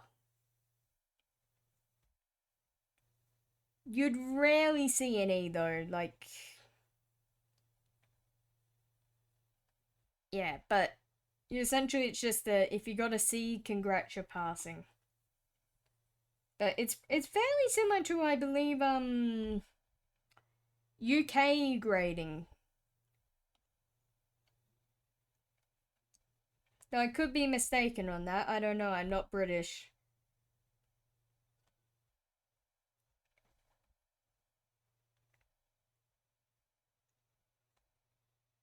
Yeah, is that similar to America's? I mean, I know that America has F, which is essentially what E is, but yeah.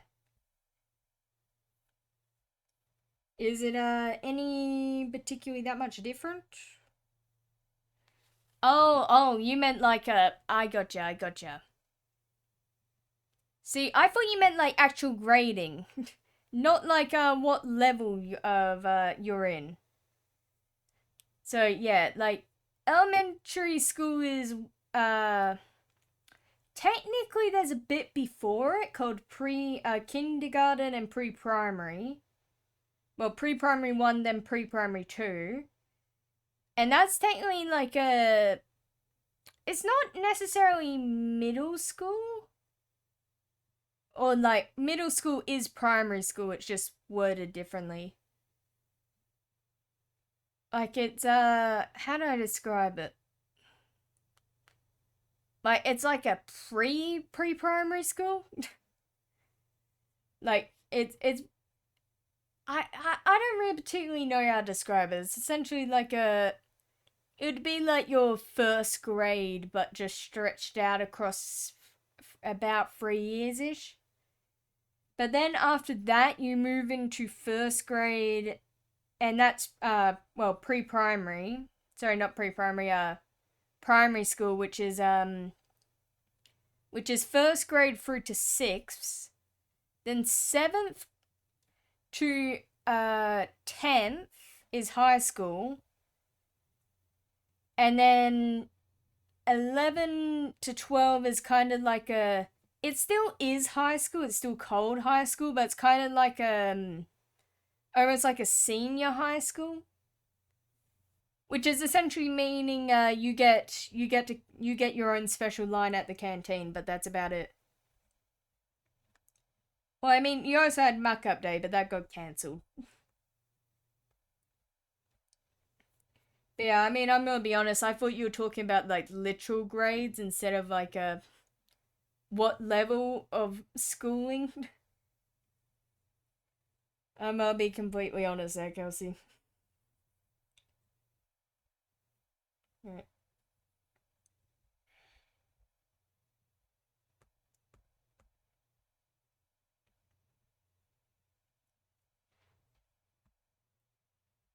Right, no.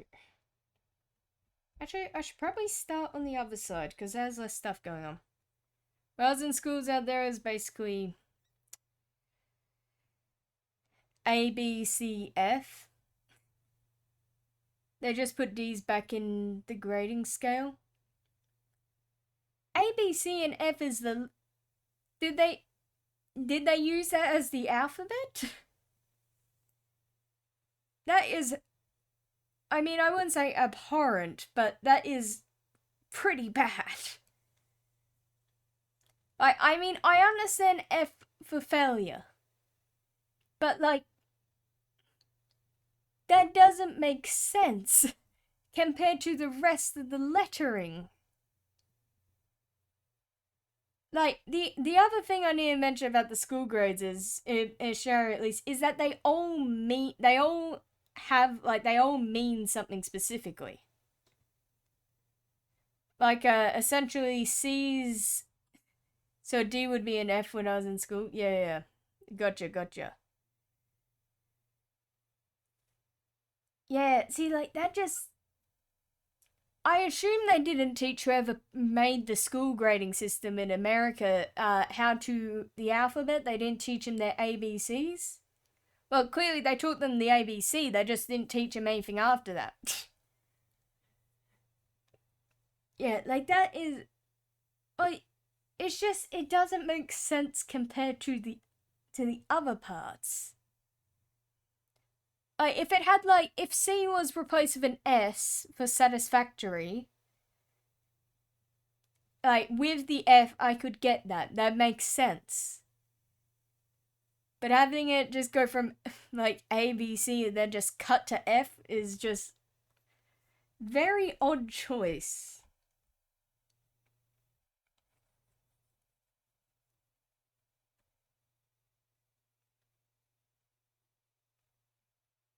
Since we went to school, they put D's back in. So whoever does the school grading taught them A, B, C, and D. Now I see. Yeah, see, I understand F existing. I can understand F existing, but also I feel like having F instead of E makes more sense. Yeah, E is essentially F. We just call it's just E. It's the exact same grading.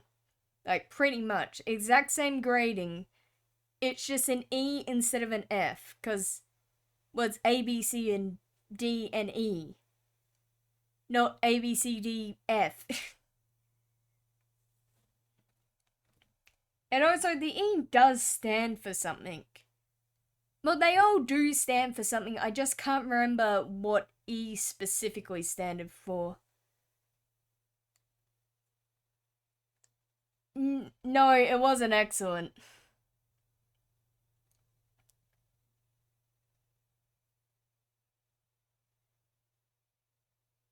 Yeah, I can't remember what it was, but I mean,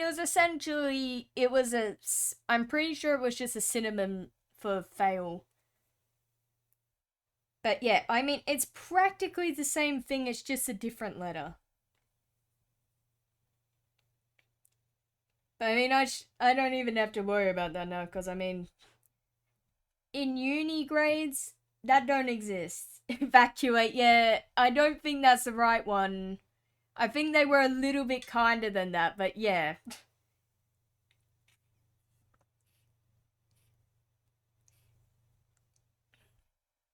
Yeah, I mean, last time I actually had to check a grading which used that system was nearly like 3 to 4 years ago.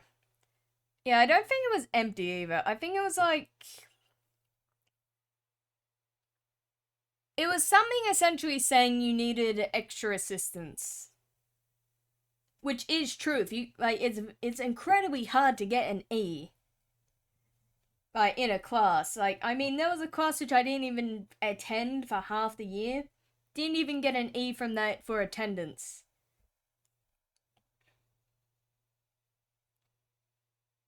Yeah, I just can't remember what it is. Extracurricular? No, I remember it being 2 words. I remember it being 2 words, and just one. The first one started with E. Yeah, let me try and check.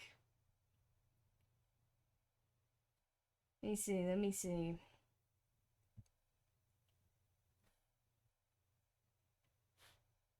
Uh, yeah. I mean, it was something though. Everyone fails. Hey, it could be that. It could be that.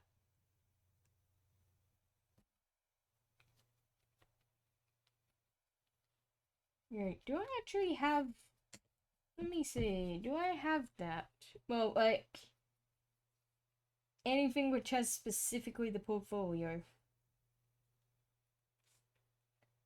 Hmm.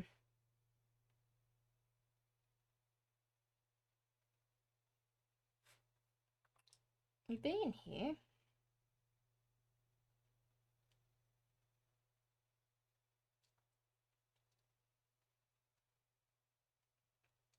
Google it. Yeah, I mean I could, but I also am pretty sure that I have it on my phone somewhere. Oh, I'll just Google it.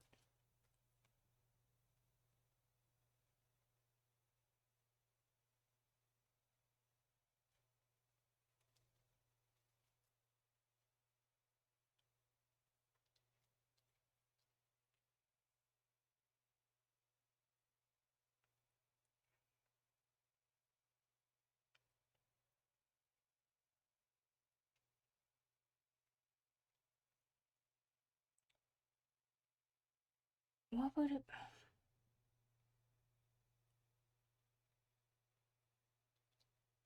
Okay. It is. They don't know their ABCs in America exactly. Though technically these acronyms, I mean, they're technically it's not. They're not necessarily. Well, the actual like A and whatnot. Like A is high distinction and B is distinction, then C is essentially it's either satisfactory or competent. And then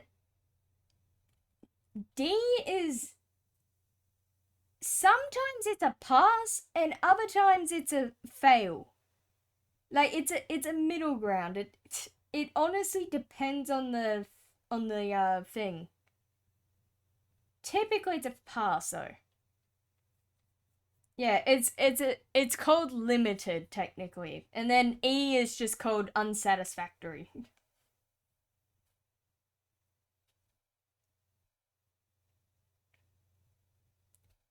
But yeah, I mean, uni grades do use more sort of similar to American, but at least it's not ABC and then ABCF.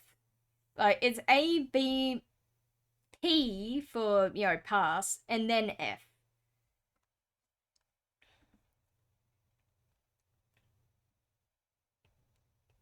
Which I mean makes a little bit more sense, I will admit.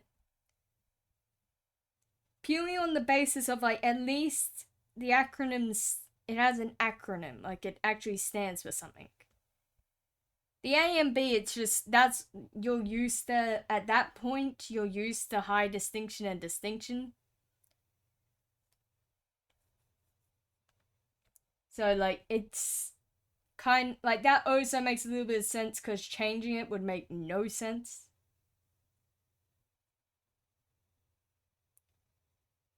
Yeah, it does make sense. Exactly, exactly. Like, it's just the fact of if it had something else combined with it, like if it was how like uni grades are, where it's like you have your pass, which is a C or higher, and you have your fail, which is your you're not reaching like that's your D's and E's.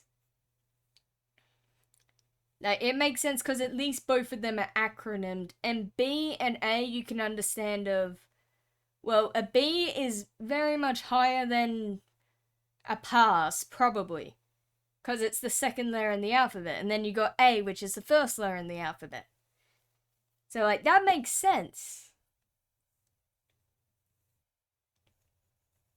It makes more sense than the American one, at least. We don't have these, they just skip them for some reason. Yeah, like exactly. Well, I mean that's the thing. Which is why I'm saying with the Australian ones is that E is F. Like that is F. It's just referred to as E.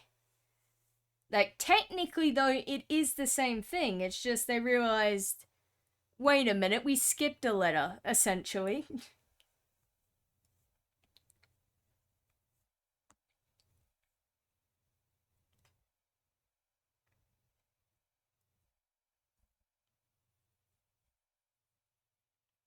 But yeah, I mean, it is real. It is fairly similar. Though I don't, on the wiki which I had, I don't think it's technically my state's version. Because I mean, to my knowledge, unless they change the curriculum to make it so this isn't the case, but like last time I checked, well, I mean, last time I was aware more specifically, a D was a fail. Yeah, there's a line at the bottom. If you take that line off the bottom, it's an F. True, true.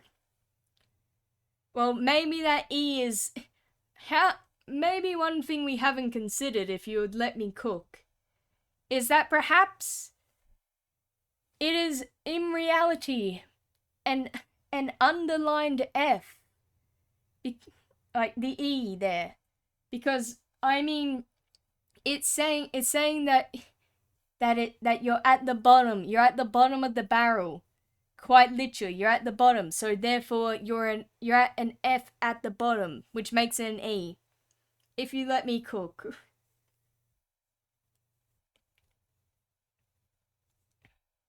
Like, have we considered that? Have we considered that idea there?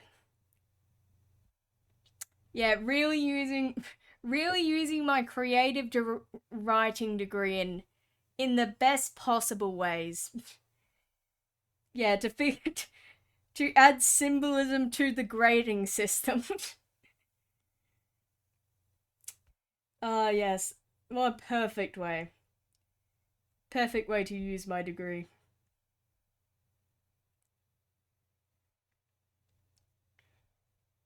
Couldn't think of any other better way.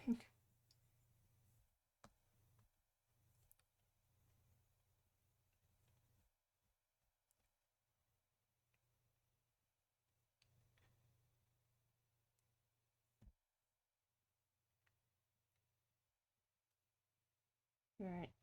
No, actually, I'll keep that as is.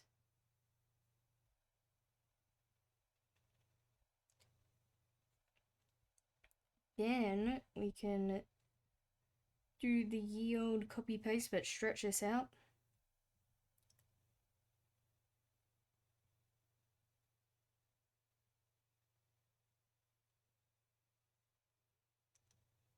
So, like something perhaps like this.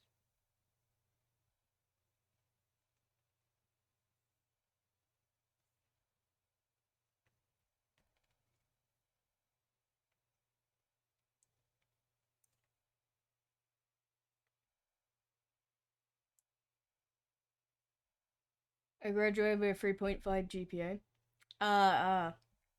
See, I don't know if I mean, we do have GPAs, but like, I mean, we don't have GPAs in high school, I know that much, but, well, at least in non-ATARs, but to my knowledge of my uni, I have not seen anything to do with GPAs.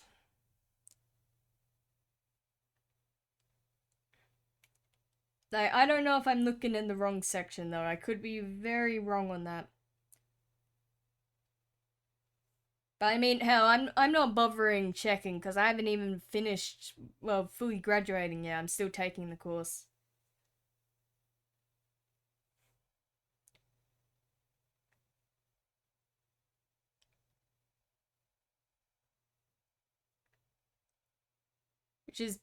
Which is terrible to me because you round that up. It's technically a 4-point GPA.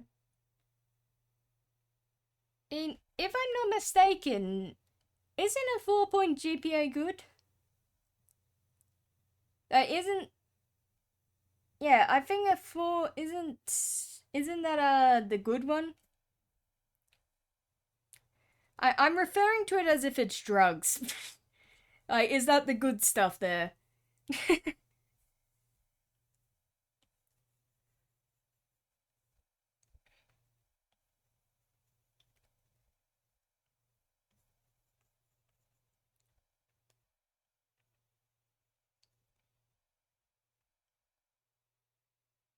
Ah, I see the problem here. I'm aware of it slightly. Why not just round a 3.5 up to a 4? I mean, yeah, typically you can. I mean, roundings usually, you either round it up a 5 up or you round it down. It's not necessarily exclusive, but I mean, to my very limited knowledge on American University, thanks to the Sims Free University expansion pack, it's, I mean, universities typically tend to have it as like a, they don't round it up unless you get like a 3.999. But I mean, in that case, it's like it's basically a 4, but like, because like you can, to my knowledge, you could have like stuff like 3.6, 3.7, and like that don't get rounded. Yeah, but I mean, like, wouldn't it, in that case, wouldn't it be just rounded to a 3.6 instead of a 4?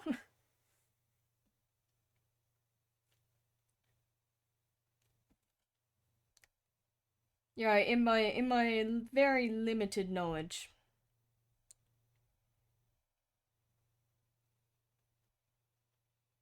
Yeah, yeah, exactly.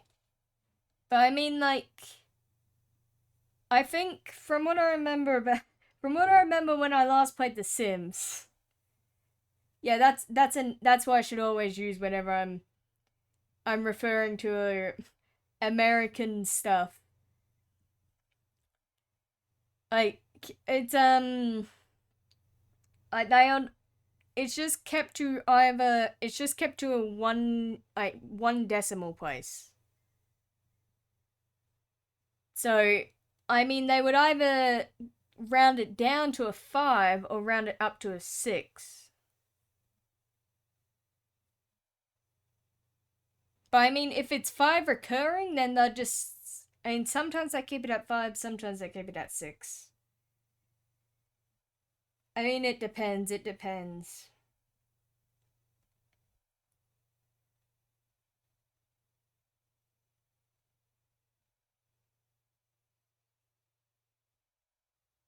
Alright. Need to actually push this up slightly.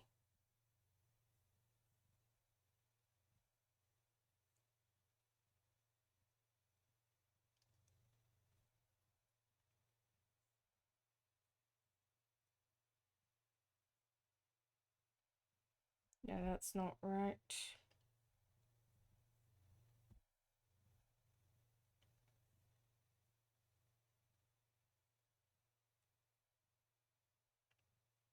Like, something like this, maybe?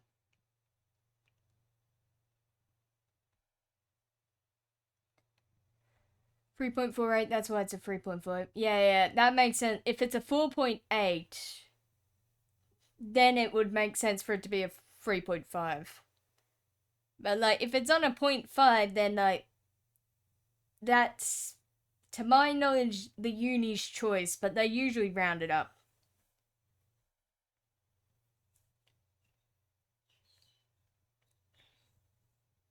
And like I say, I don't know GPAs.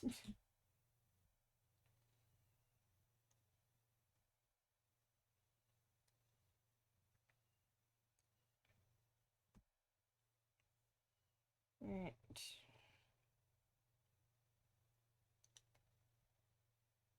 Right. Why'd that lag slightly? You know what, that's annoying. This makes sense. I looked it up. I was like, okay, yeah. See, like, because like I said, to my knowledge, it's typically it's rounded up because they like one decimal space only.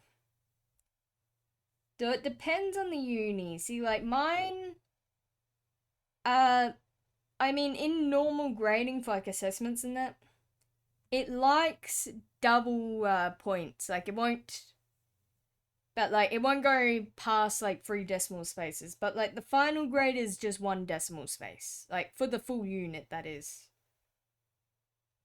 But like that's not necessarily the GPA.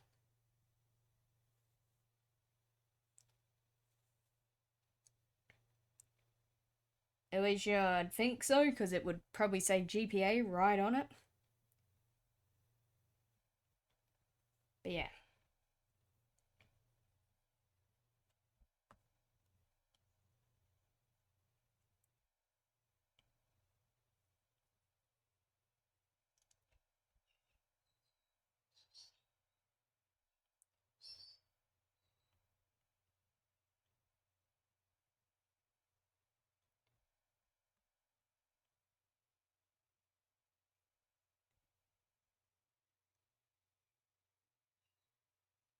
3.4, no. I mean, like, still, even if it was a 3.48, 3.49, I feel like, end of the day, that would still be rounded up.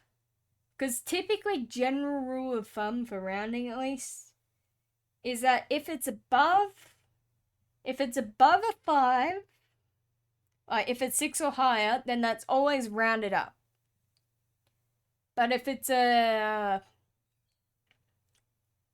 4 or lower, then that's always rounded down. Sometimes rounded up, but like typically not. Then if it's a 5, that depends on the situation. Like, I mean, in uni wise, I'd say typically rounded up. But like in like a cashier setting, nah, that's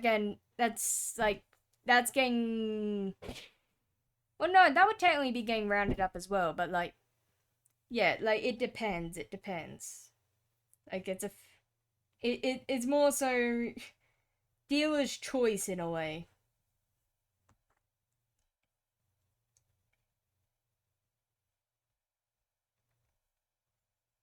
Granted, I didn't do that much math is hard.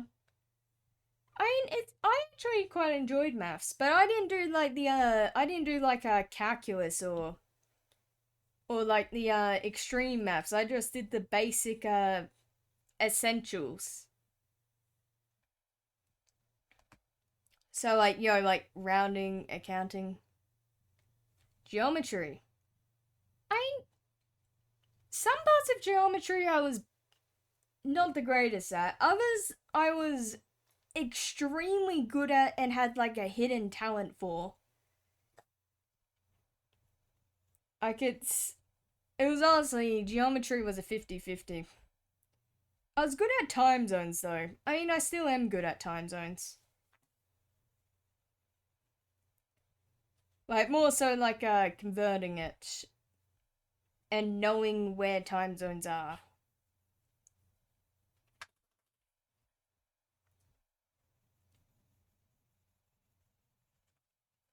Seeing geometry?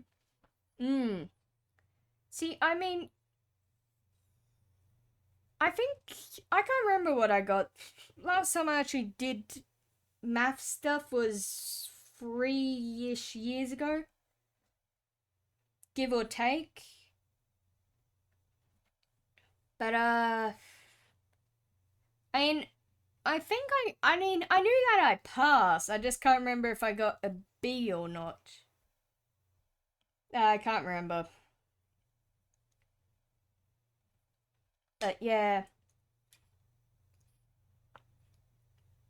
I mean, maths is always like a hit or miss.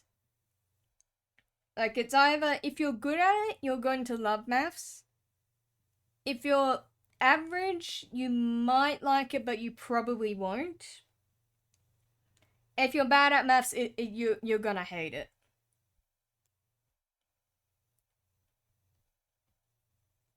Like, it's a very, like, 50-50 type of subject. Like, it's either you love it or you hate it.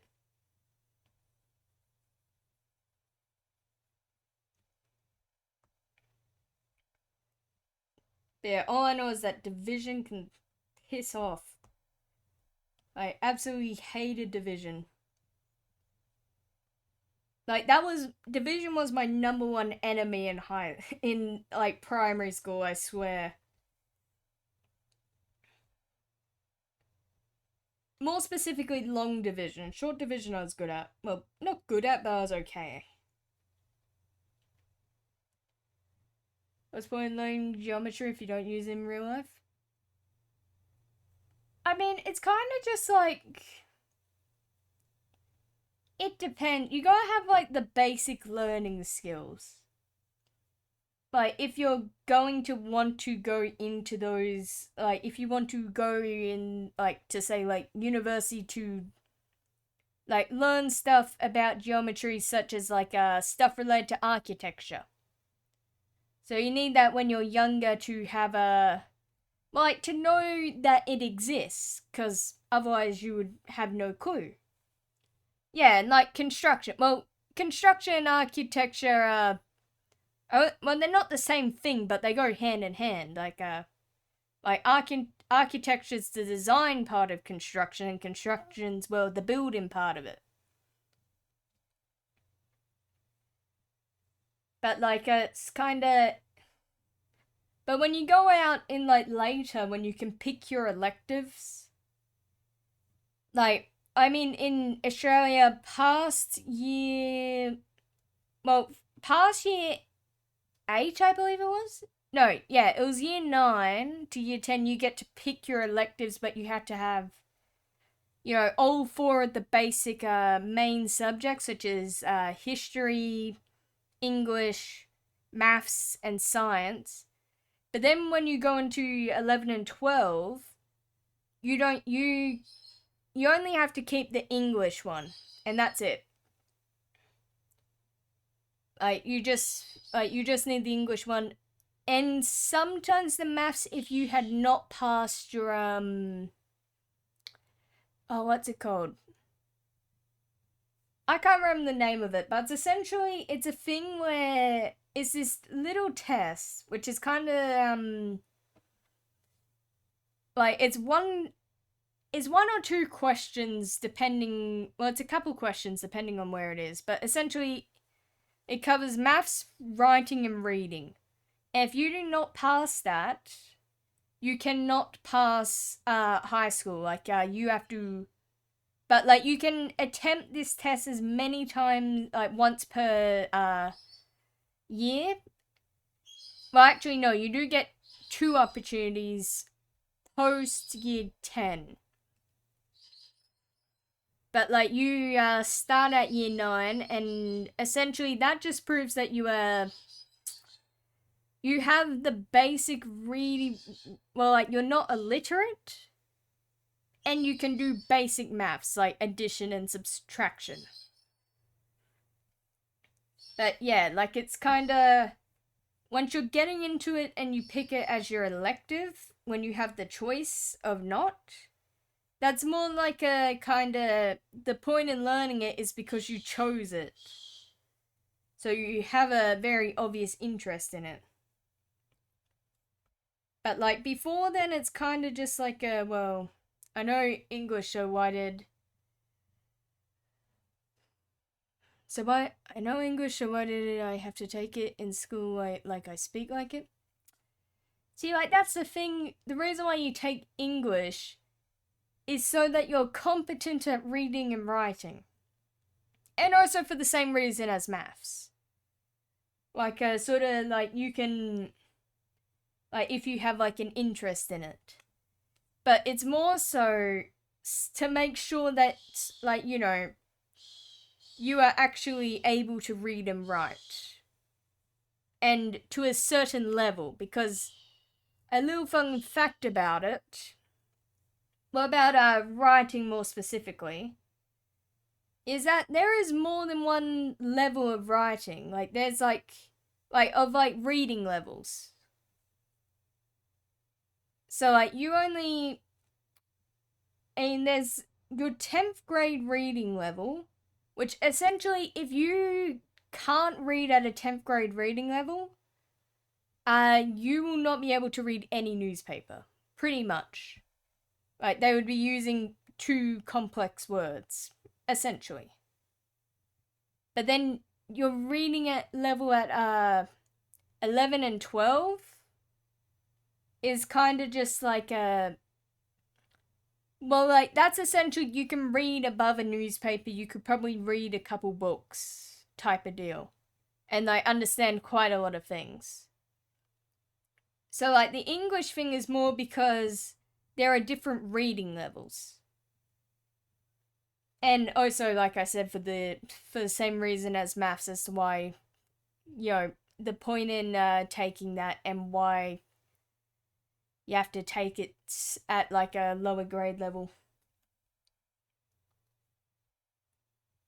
And like it also just essentially, the only English I know is British. I mean, British and American and Australian English are all the exact same. It's just different spelling. So like American spelling, I'll just let me go into a new tab. So like American spelling for like color, for example. Like color's this. Like that's color in American, right?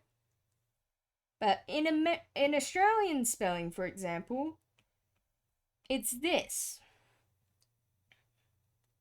Though the English you're taught depends on your, you know, where you are. Like, for example, in the English which I did, it wasn't British English, it wasn't American English, it was just Australian English. But, like, it's just, like, it's kind of almost the best way to describe it is kind of like a different dialect in a way.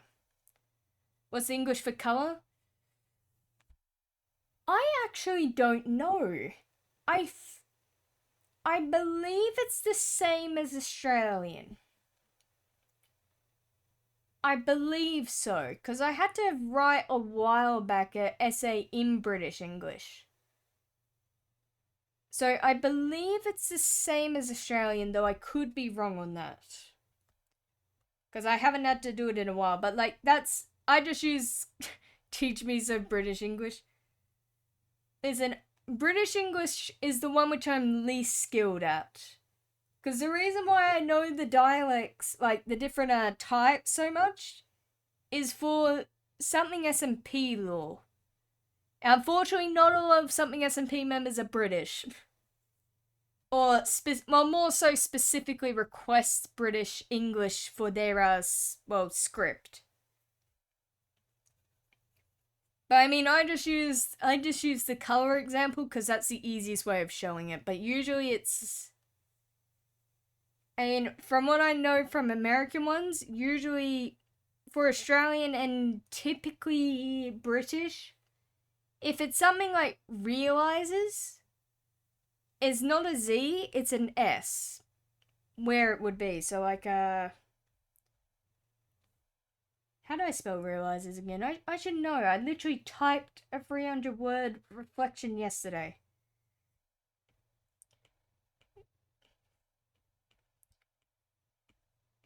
Yeah, like that's the American spelling, for example. Wait, I messed up that E.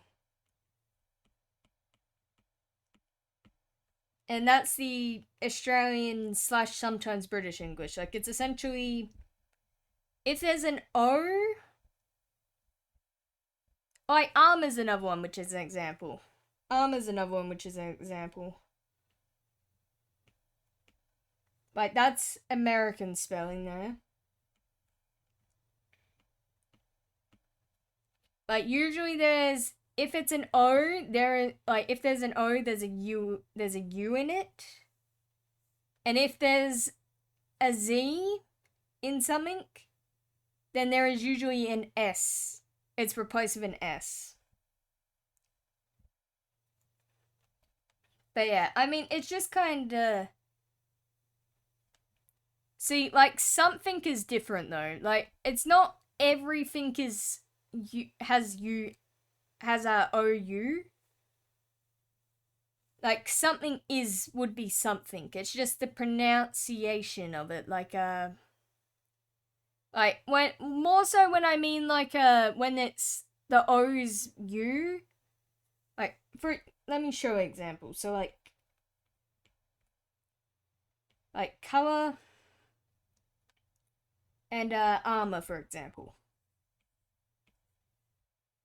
Like, notice a pattern here where when made in when the spelling is changed to a specific version, well, more so specifically when it's switched to an Australian version, there is a U. Like, there is a U placed in between the O and the R. That's essentially the general frame of mind you gotta think of. Like, if there's an O and an R next to each other in it, you put a U in the middle of that. Then if there's, yeah, see, like, that already has a U, so you don't need to add that again.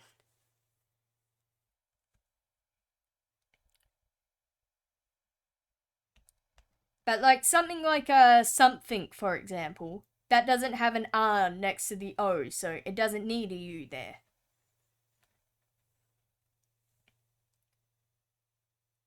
But, yeah. It's really, like, it sounds more difficult than it actually is. I get it, but it's confusing. Yeah, like, it sounds more complex than it actually is. Like, not a lot of things get changed. The easiest way I find to get used to the hang of it is to quite literally just change your keyboard settings. Like, you can have more than one setting on your keyboard. And that's including on phone keyboards as well. So instead, you switch it from, like, US English, you'd switch that to British English.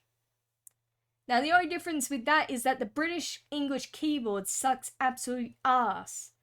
Because the keybinds on it, such as, like, well, some specific keys are converted into completely different things. But that's typically like your F1 to your F2, F3, 1, 2, 3, like numbers, etc., etc. Like, it's not anything on the actual, like, typing part of it.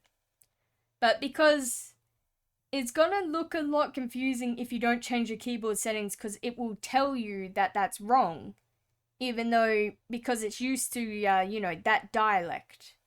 Well, it's used to your dialect that you put into your keyboard. So if you swap it to what you're trying to type in, say like a British English, for example, then it won't correct you on that. And if you type it in American spelling, it will correct it for you. It will tell you like this: divorce in Australian. I think divorce is the same. I don't know. I haven't been looking at. Surprisingly, the word divorce has not come up in something SMP law very much. But I think it's the same. It's just the ending word is more so what I mean by the O and the R thing. It's just the ending word. So like color, armor. What's another one which ends in O?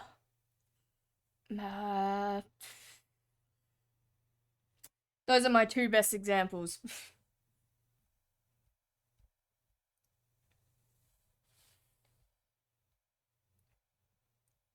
But yeah. Door, well, no, door it has two double O's next to each other. So it doesn't need that. But it's because, like, the reason as to why that's like that, in Australia at least. Again, I think British English doesn't have this. This is more just a specific to Australian spelling.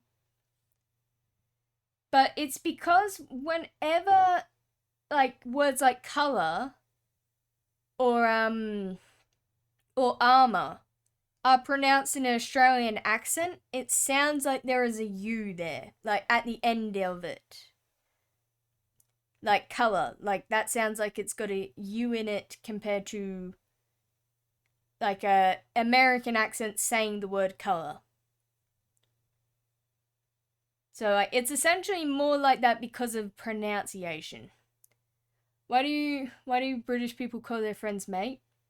It's just slang words for friend. Australian people also do that. Although mate is just a word for like it's. I mean, in British, it's usually friends. In Australian, that can either mean friend or complete stranger. But yeah, like it's that's more a slang thing. That's a different thing entirely.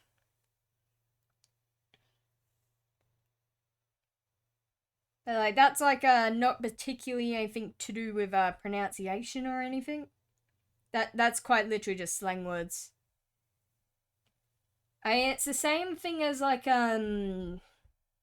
eshays, which are kind of which is also a slang, but it's kind of like a roadmen or just delinquents essentially. If you don't know what roadmen is, that's because that's more of a British thing.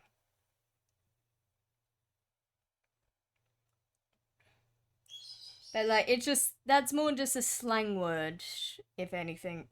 Well, it's slang term.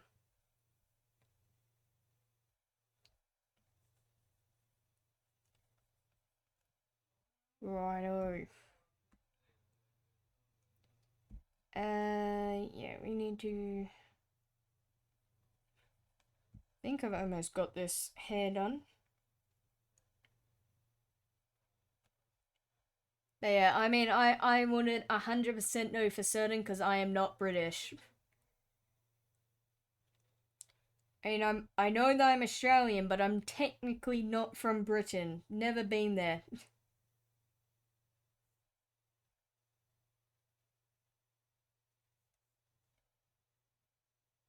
Right.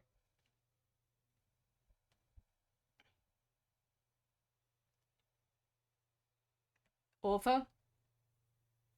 See, author doesn't need it because it has the U already, where the A, right, in between the A and the T.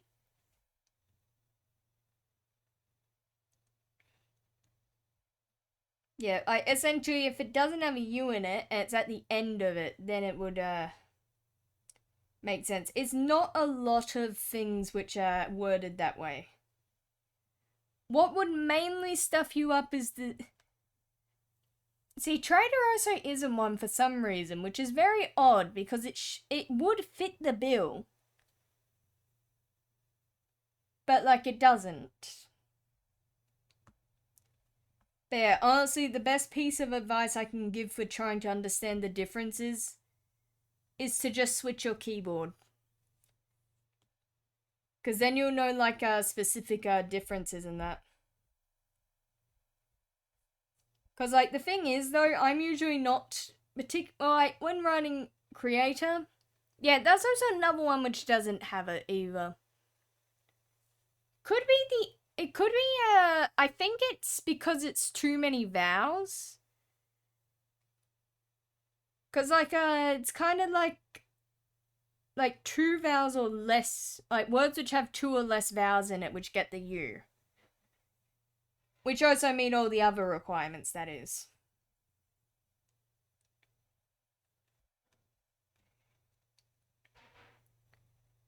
Like, what would be one which would technically fit the bill?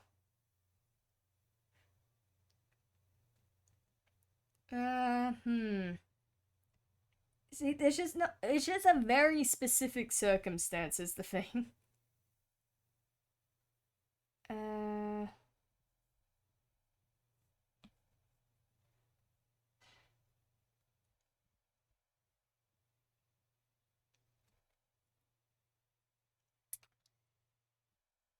See, I don't know what that word is. Are you trying to say anchor? Because I do not know that word, I'm gonna be honest. Yeah? Alright.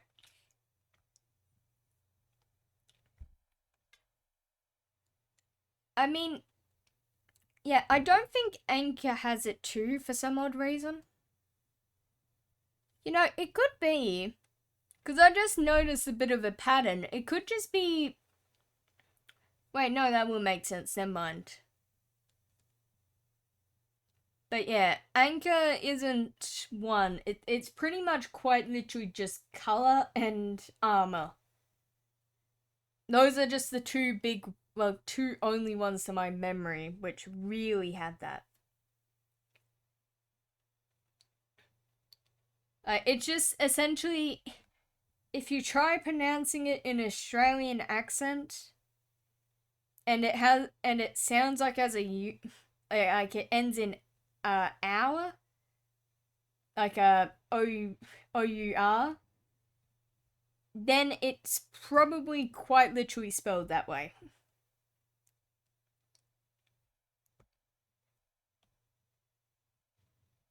Do I have an Australian keyboard? Yes, they do. Although on Windows, specifically for some reason, I do not know why, this is very much a bug which I can't be bothered reporting. It says Australian English is US based, which makes no sense. But everywhere else they have Australian keyboard. Like every other device you'd have would have an Australian keyboard. Hell, even Microsoft has an Australian keyboard, like Minecraft launcher. It's not US based. Yeah, I mean, I would sure hope so. But like, it's called English Australia and then US underneath. Like, technically speaking, it is English Australia. It's just my PC thinks that it's both in English Australia and in English US at the exact same time. Because it's using the US key layout. But spelling and whatnot is in English Australia. But like, yeah, it's the exact same for UK English. Like, it would, yeah, it is weird. And the thing is that is a bug because that has only happened after an update. Like, that hadn't happened before. It's just happened after a specific update. And like, listen, I'm not changing my keyboard that much to warrant bothering to put in a report about it. Because like, I have a little extension thing on Firefox for Google Docs, which essentially tells me what keyboard I'm currently in. And then, if I'm in the wrong one, I can just switch it from there. But yeah, I mean, it's the same as UK English. Like, same thing as that. But like, when in doubt, UK English is closer to Australian English than it is to US English. Like, UK English and Australian English are the most similar. So, I mean, the general rule of thumb I found is if there is no Australian English option, switch to the UK one because that's closest. Though, I mean, like, it's not inherently obvious unless you're actively writing something.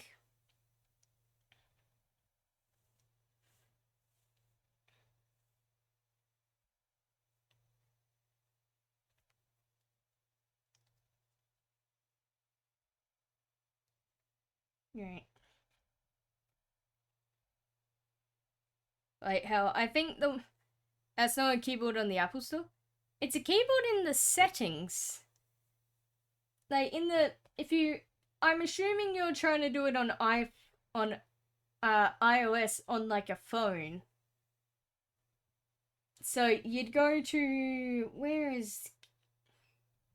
yeah, you'd go to General, then you'd go to Keyboard, and then you'd go on Keyboards and then press Add New Keyboard.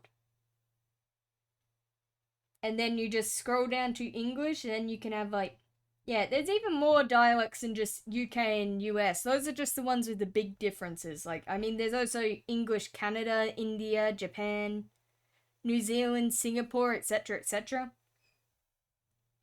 It's just UK, US, and AU have the most amount of, like, differences in between each other. But yeah. Like, it wouldn't be on the Apple Store, it would be in your settings under Add New Keyboard, unless you've deleted all of your keyboards.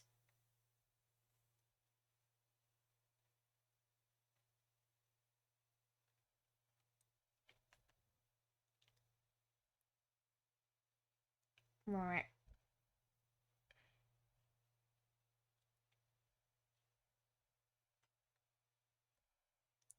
This is wrong slightly, I see.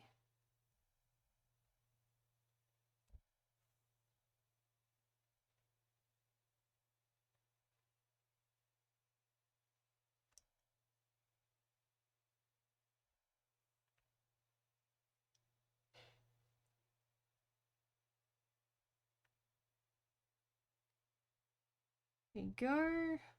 I'm also gonna have to redo that one. Listen to Australian singers. I mean, look, I don't particularly pay attention to the accent unless it's a, like, very extremely heavy accent.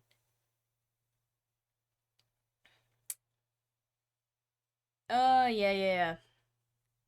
I don't watch that many singers, I'm gonna be honest. I mean, I don't really particularly listen to singers based on the specific singer. I just listen to songs based on the vibes of the songs. But yeah, as I was saying, like, it's kind of like if they have an extremely heavy accent, then yeah, of course I'm gonna notice that. Like, she's from Australia. I might know her, I might not. Australia is a pretty big place. But I mean, it's not particularly ringing any bells.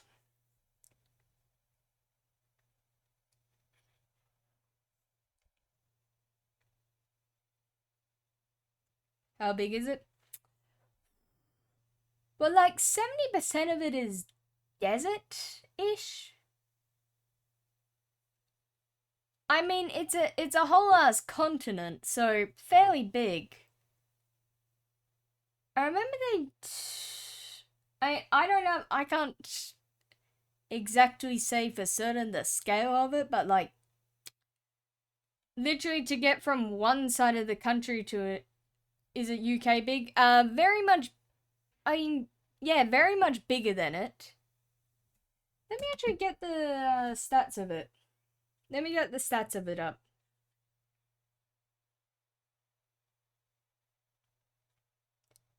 Oh yeah. What you guys what do Americans use instead of kilometers?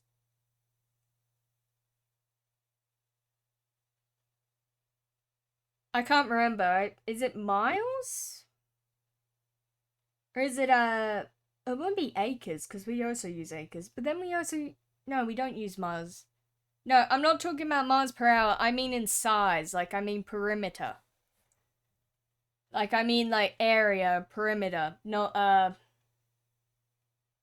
like, kilometers, I didn't mean, kilometers per hour. I meant, kilometers as in kilometers.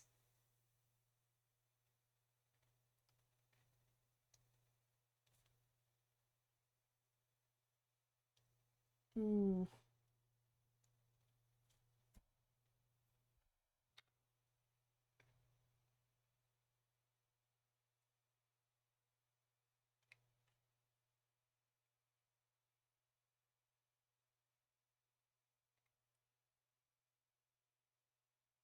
Right. Let me see. Would it be square meters? Inches, pounds, gallons? No, I mean like a squared, area squared.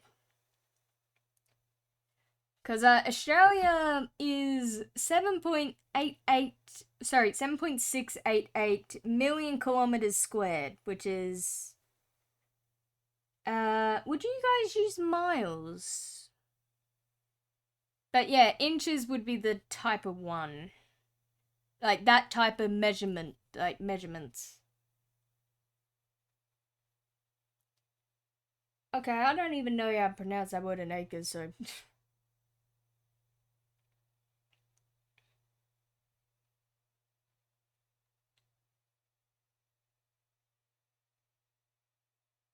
Square inches or square yards? Well, that's squared kilometers, but I'll convert it into square yards because inches I think would be an impossible number.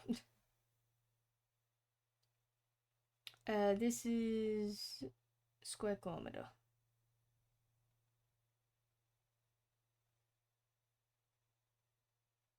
Wait, is that right?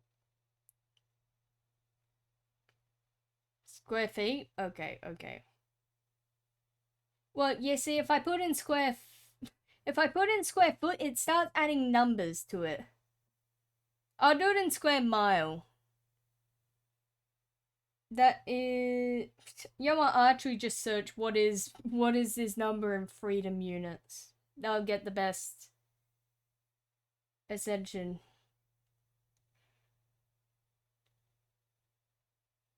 What? I don't care. What? Yeah, because I mean, it's adding letters to the number. Acres, acres. Okay. I'll see what's. I'm pretty sure acres was worse. Oh, no, there we go. Okay.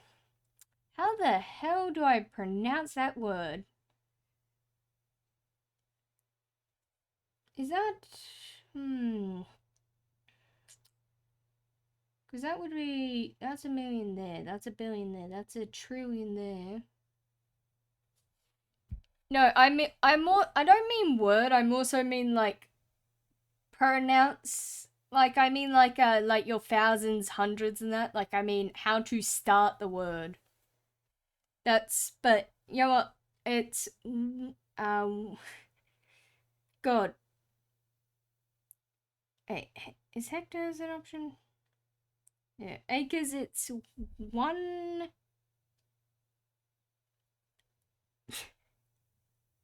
No, that's not even a trillion. That's further than that.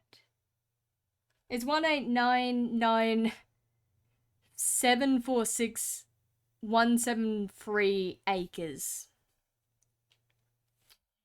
Yo, like basically a phone number at that point.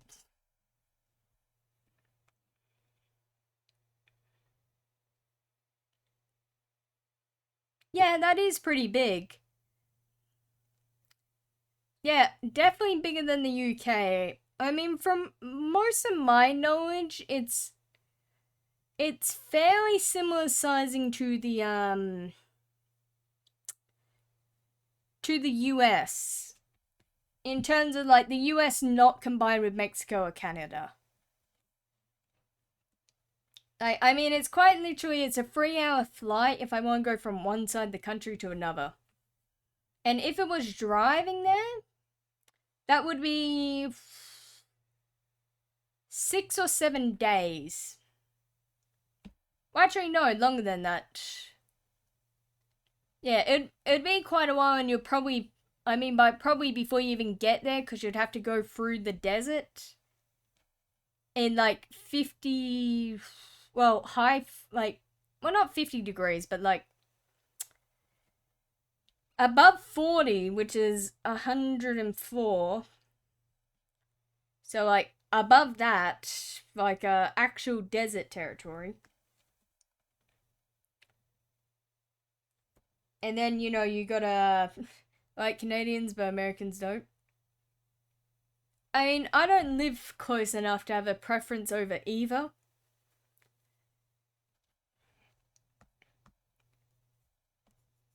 And it's just kind of, at the end of the day, it's people who are on the other side of the globe to me. That's cool, I guess.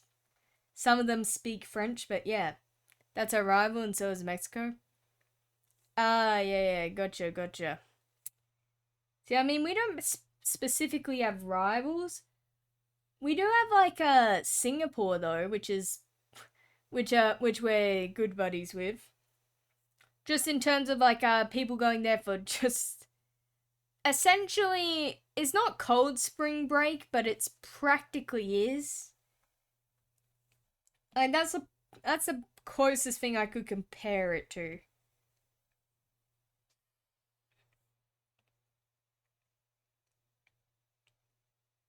But yeah, I mean, I wouldn't necessarily say we have that many rivals. Outside of an AFL game, that's when it gets heated. But I mean, granted, that's ourselves. Don't care about what race or language you speak.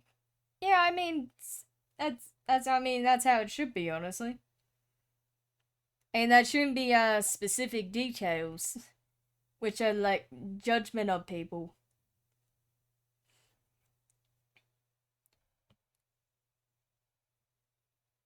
Like, I mean, at the end of the day, it's still, you know, still, it's still someone.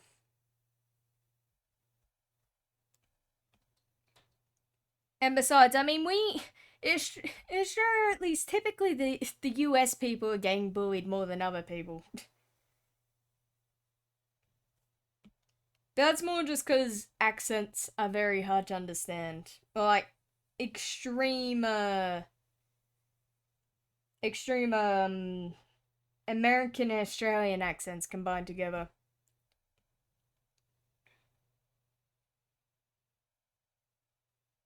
But I mean, that's typically just reserved for the pubs.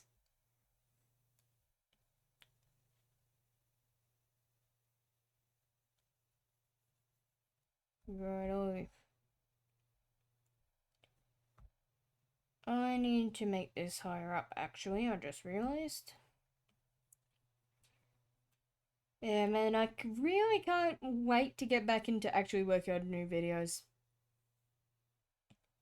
I had, it's been years since, pretty much at this point, since I've been able to work on a new video. Feel like it's people being racist against their own will, like it shouldn't matter. Yeah, exactly. I mean, it's more so when I more so mean the Americans are getting bullied over here at the pub, it's more because they're ordering the wrong thing and just getting clowned on for that because they're calling it the wrong thing. But like, it's just a bit of banter, if anything. Like, it's not like a get out of here, you don't belong here type of deal. Like, it's just like, oh, look at you, you ordered the wrong thing.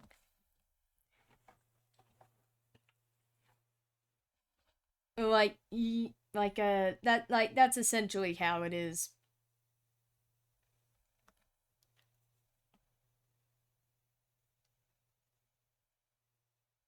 But like, yeah, I mean, going in directly against someone, you're the wrong thing, haha, that's funny. Yeah, exactly. But it's like, it's different, it's a different thing from saying, you're not speaking my language. Get out of this pub. You don't belong here. It's just going like, you idiot. You ordered that. You ordered that. You ordered it like that. Like, oh, you ordered a pint? No. Get it. Like, sit back down. Like, it's like that type of deal. Where it's just a little bit of just pulling their leg.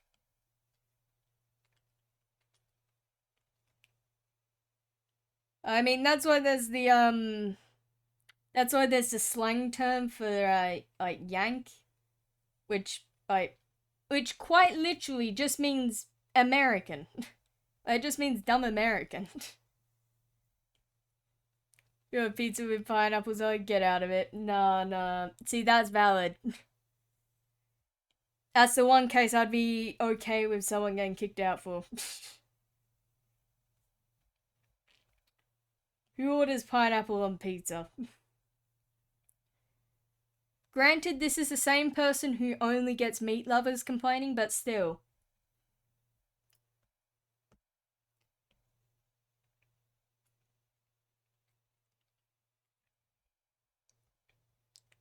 Yeah, like, it's just a little bit of I wouldn't even call it particularly even racism, that type of stuff. It's more just like slight bullying.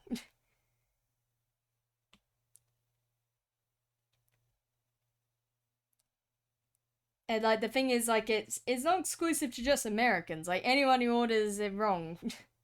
People who make pizzas get mad about that. I mean, ordering a pineapple on pizza doesn't, like, you're getting a savory, well, I mean, if it's a specifically made sweet pizza, like, it's made to be sweet, that I could get. But, like, not made to be sweet, made to be savory, makes no sense. Also, to be fair, I reckon if anyone has a right to be mad about pineapple on pizza, I do. Specifically because I'm allergic to pineapples. But, like, yeah. And granted, though, I can't, at least I'm not allergic enough to be able to take the pineapple's toppings off of my part of the pizza. I just can't eat the pineapples, is the difference.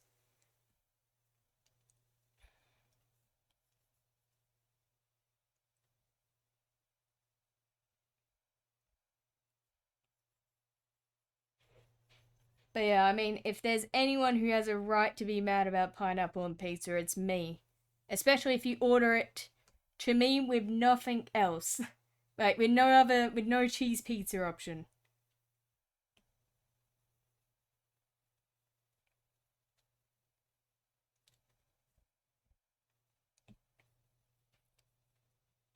You order pie, get out of it. Hey. I mean, what pie are we talking about? Because, like, mushroom pie? Nah, get on out. Like, meat and mushroom? Nah. But, like, beef and cheese? Get in here, buddy. You're welcome back in. You get a free pass.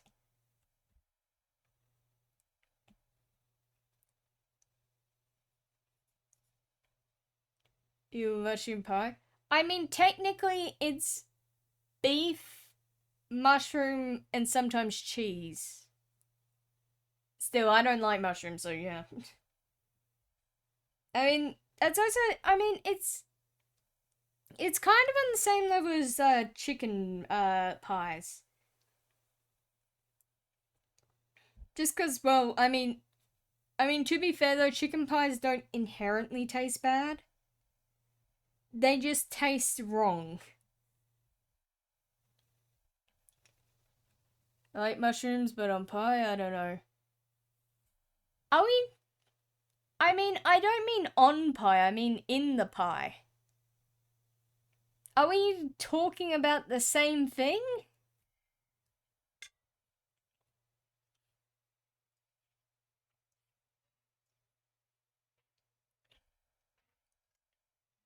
I'm talking about like a mushroom and as I say, mushroom and beef, sometimes bacon, which is all inside of the pie, not not on top of it. So I don't know what you mean by. No, I mean I'm more talking about frozen pies, like the ones that you cook in the oven.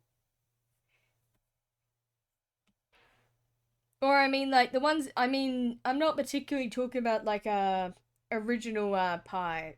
Like originally made pies like something like a apple pie for example. Or like key lime pie.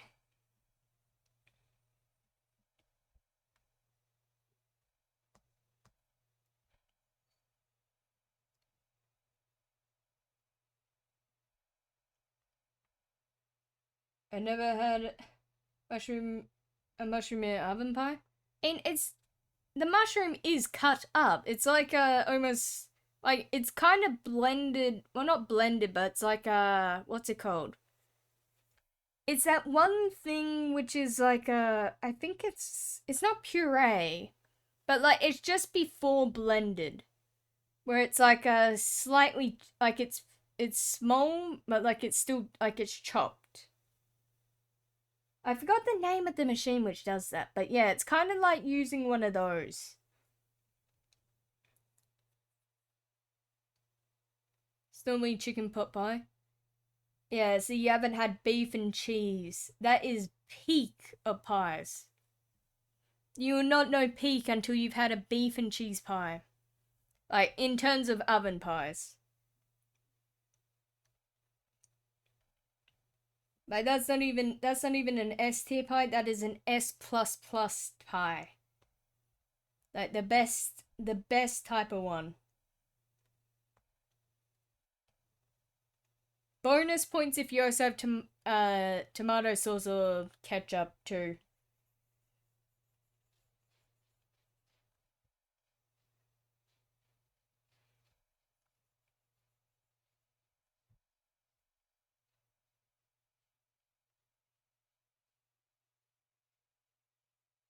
I've had a lot of pot pies.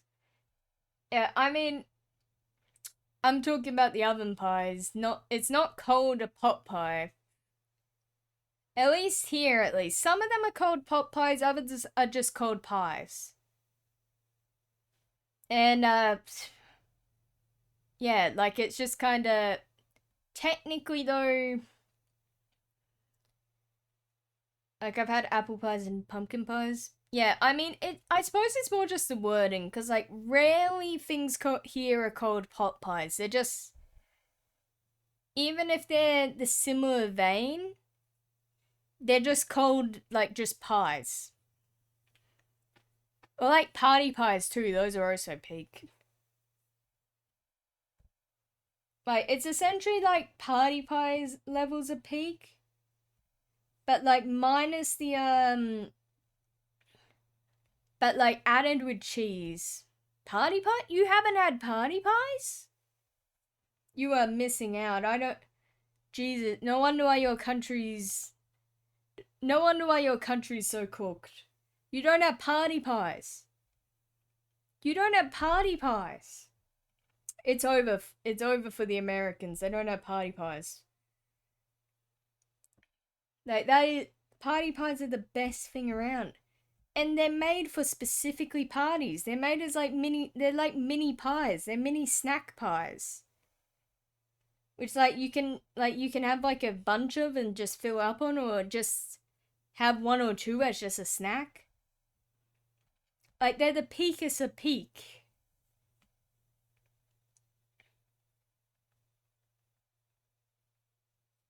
Absolute travesty that you haven't had party pies, Kelsey. You're severely missing out.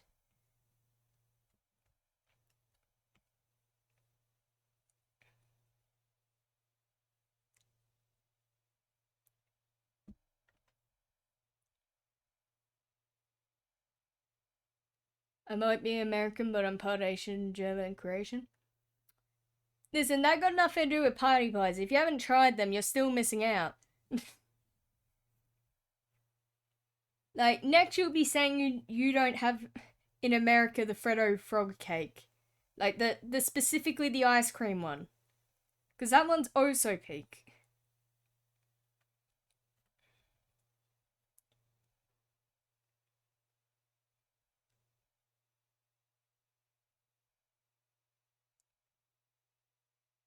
Right.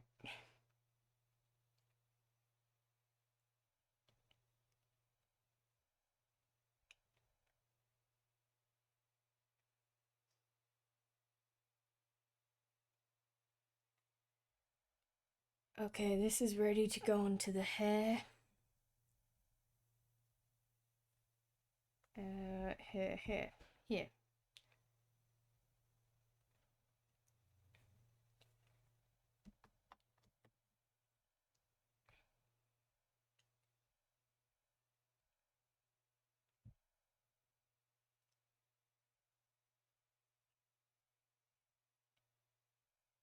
Yeah, that is a real shame.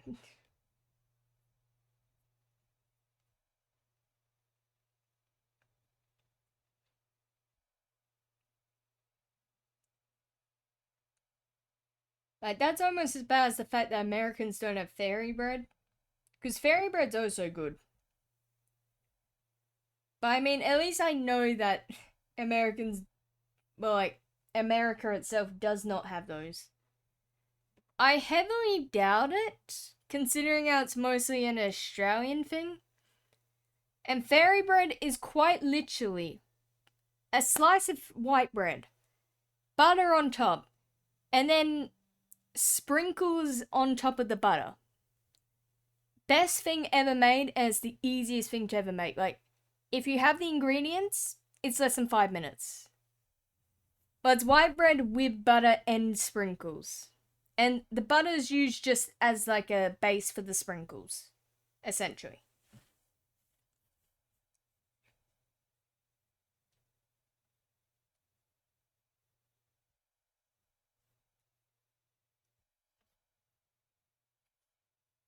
We all have that. And like, you do have the ingredients for it. It's just like it's not a very common thing outside of Australia.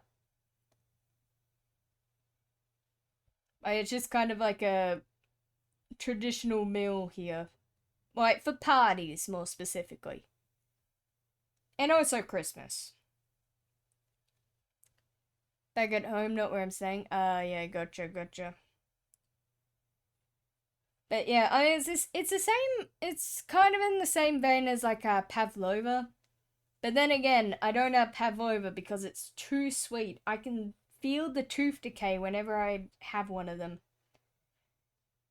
Like, I mean, it's alright as an option, it's just I can sense the tooth decay. So I would rather not have it, give the options.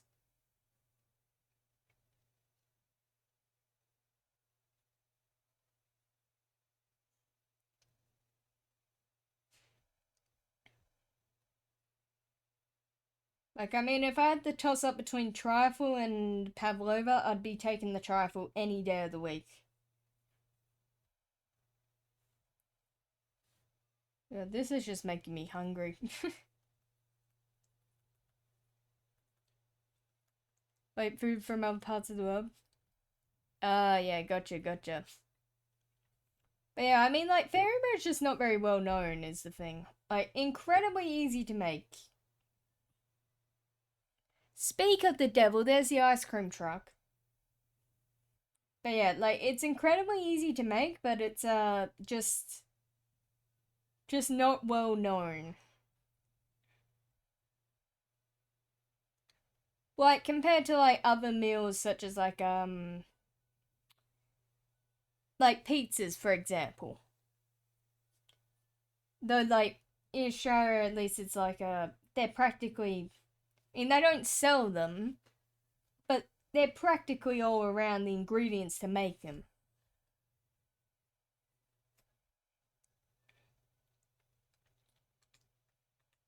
Of course, the ice cream truck heard you say, so that's about to come. Hey, listen, I'm not sure why they're showing up now, since on Christmas Day was when they need to show up, but yeah. They really feel like showing up now when it's gone back to, yeah, see, I don't know what's fucking on with the weather, but like, it's gone from heat wave, like 40-degree weather, back immediately day after, all the way down to like mid to like early 20s in terms of Celsius degrees. And then on New Year's, it's gonna spike back up to 35, which is technically heatwave territory. Like, it's specifically targeting the only days where everyone has the day off at this point. And like, I don't even live in the desert part of Australia.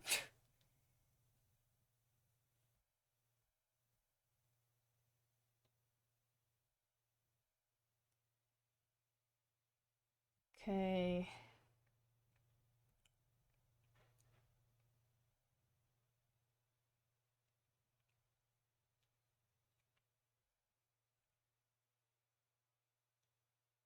Fuck is that noise?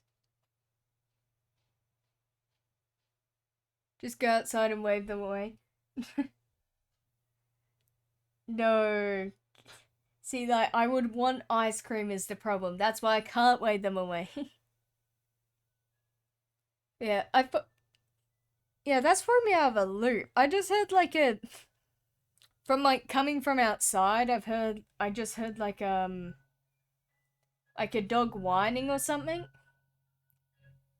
and I was very confused considering the fact that my dog is sitting right next to me. I was thinking like, did my dog escape in like the like somehow from my room? Did she like teleport? And I just looked over and Bro was just snoring. So I mean, I think someone's dog got out. Oh well. And I can't necessarily help them. More so just the fact because my dog's an asshole.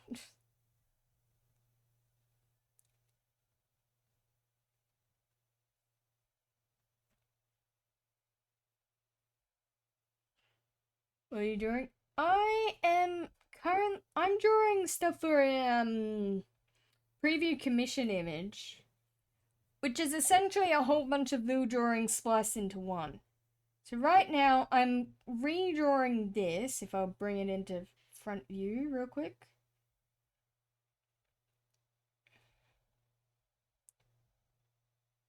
There you go. Yeah, I'm drawing that. Let me also I'm redrawing this so it's not pixelated. And then I'm going to be redrawing a few others here. And they will all fit on the background, which is here. Essentially. That's the gist of it.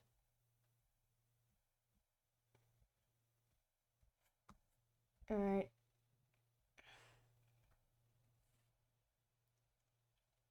Yeah, I mean, right now, I'm practically just doing the back hair before I'm going to move on to the front hair and then do the crown and mask. Oh, and also the little Z's.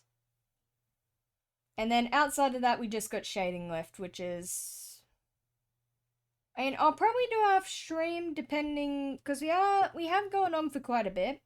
So I'll probably do that off stream since that takes like a few minutes.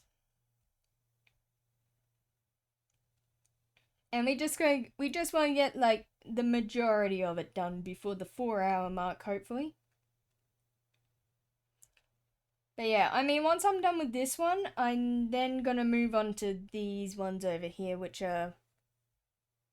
and should be easier because they've all got the same background. But yeah. And also they've got less of the actual, well, less stuff which I need to shade, so that takes up a little bit less time.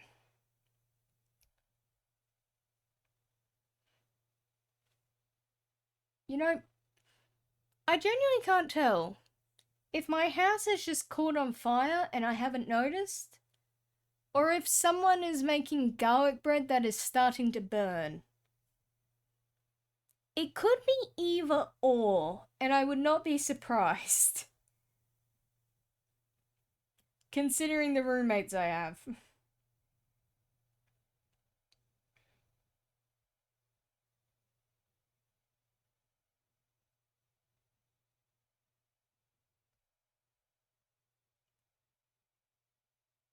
Alright.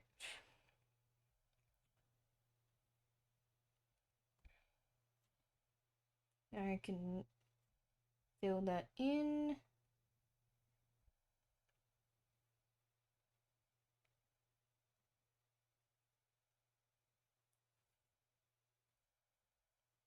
Let me also hide this real quick so I can see if there's any spots I missed.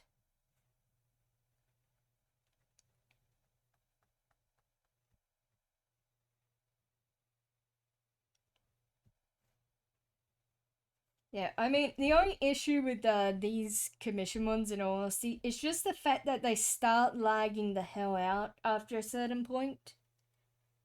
Just because, like, for context, I'll show you how much goes into the online emote. Like, this is all just the online emote plus the shading of, like, just like, for context also, the online emote is this one here. Yeah, this is how much goes into it. That is quite a lot of layers. Yeah, that's like, well, I mean, I know that it's past 50.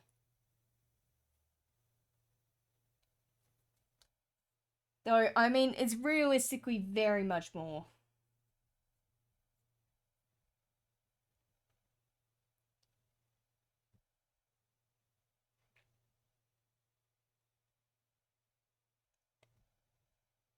Granted, I mean, like, the other ones won't have as much, but, like, it's still, like, the same sort of gist of, like, the problem.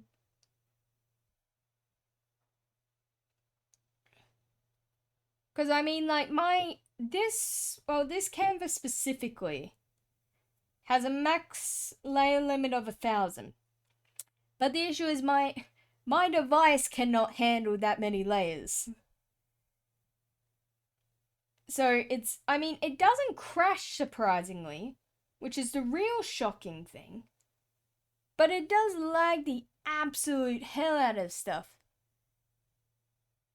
Where I'm staying, it's an hour ahead of where I live. Oh, I see. So it must be getting pretty late for you then, eh? Yeah, because I mean, like, it's already 4 where I'm at.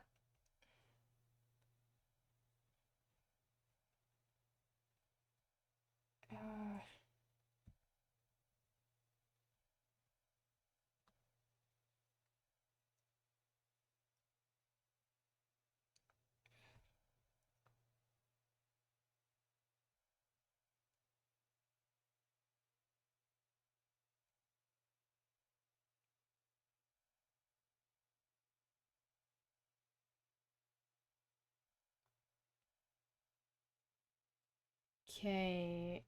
It's 3:25 a.m. here.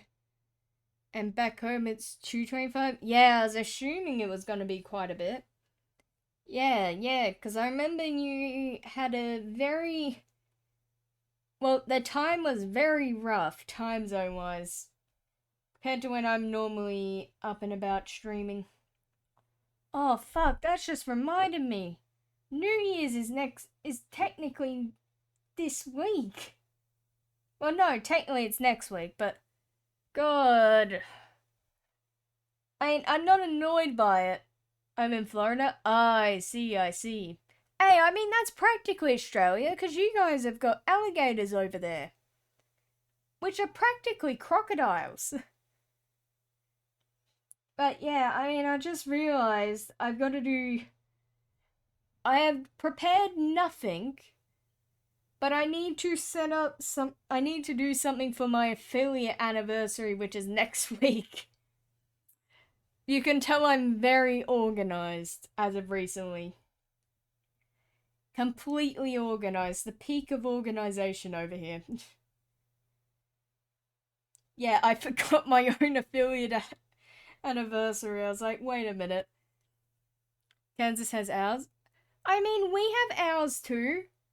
There's like the ugly one and like the nice looking one. Then there's the one which looks like it got hit with a frying pan. You know, like the list goes on. And granted, you don't typically see ours though. You do hear them. Woodpeckers and woodpeckers. I mean, we don't have woodpeckers. We do have kookaburras though. which are a type of kingfisher. Yeah, those fellas, they are annoying as hell, and they terrorize the local population. Not as much as magpies, though. Magpies are worse. If there's one bird I hate, it's magpies. Granted, it's mainly because they would throw down with me. Well, try to. I mean, there's a reason why we have, like, warning signs for swooping season. And it's because of those bastard birds. And also because they're petty as hell. You have an owl that looks like it got hit by a frying pan? Yeah, it's called, I think it's called the frogmouth. Let me get it up. Let's see. I only know this one because I based the D&D character off of their appearance. Frogmouth owl. Yeah, it does look like they've been hit in the head.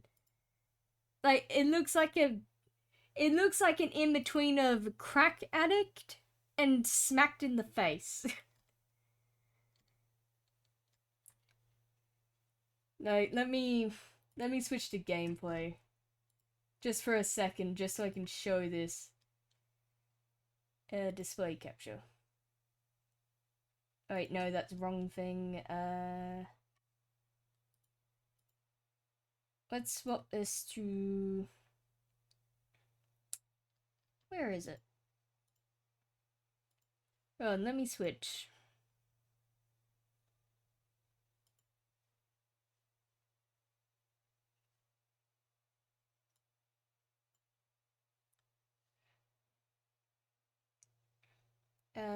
Let's see. Capture a specific window. Is it gonna show it or nah? Yep, display capture. Yes, display. Photos, alligators, and fire. Oh, we have fire ants too. We also have bullet ants. They're called that because when they bite you, it feels like you've been shot. Ah, I see the issue here. For some reason, my display capture is over there. Now, why is that?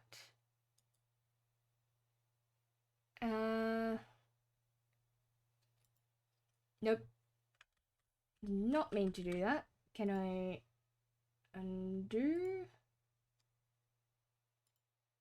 Scale to window. Yes, I'd like to do that. Display capture. View. Where the hell that view in though? Let's see.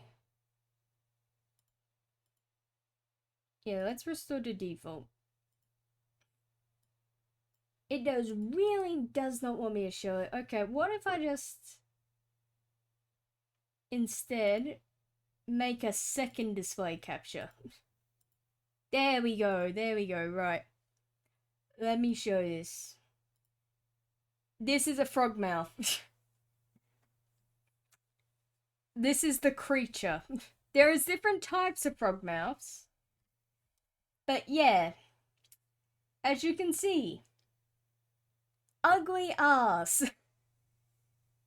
Like, ugly ass bird. Like, it looks like an in-between of a crack addict and hit in the head. Like, look at this. Look at this and tell me this is a sane bird. Like, it looks like it's taken some multiple forms of drugs.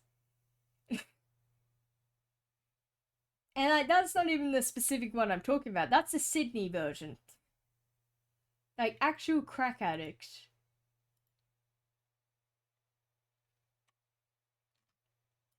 Like, actual crack addict of a bird, I swear.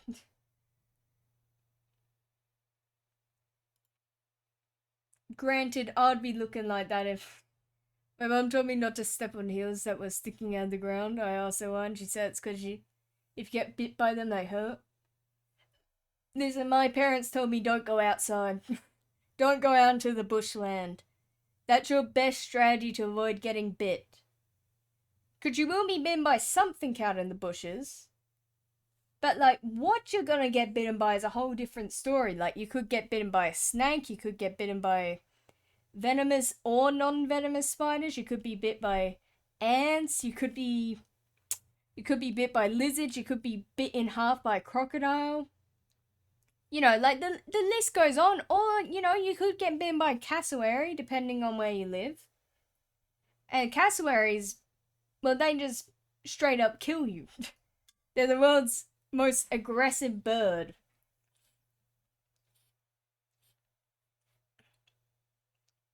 Oh yeah, and then you can also get, like, you know, if you go in the water, there's the jellyfish, there's the sharks, you know, like, the list goes on.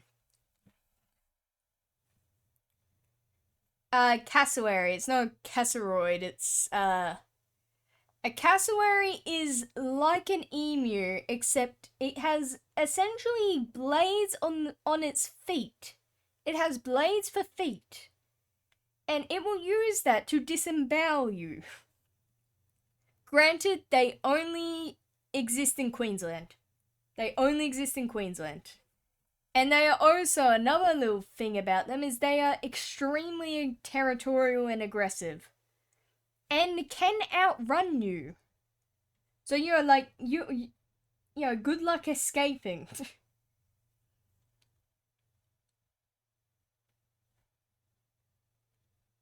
Yeah, at least, I mean, the emus are also bad too, because, like, the emus do just run at you. Just like a bear. A bear with wings, essentially.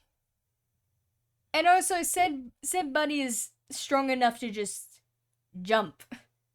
Like, bro will just jump on you. Like, essentially, the funny thing is, cassowaries and emus and all that, they're technically from the same species, like, same subspecies, as chickens. They're technically related to chickens. They are just big chickens, pretty much.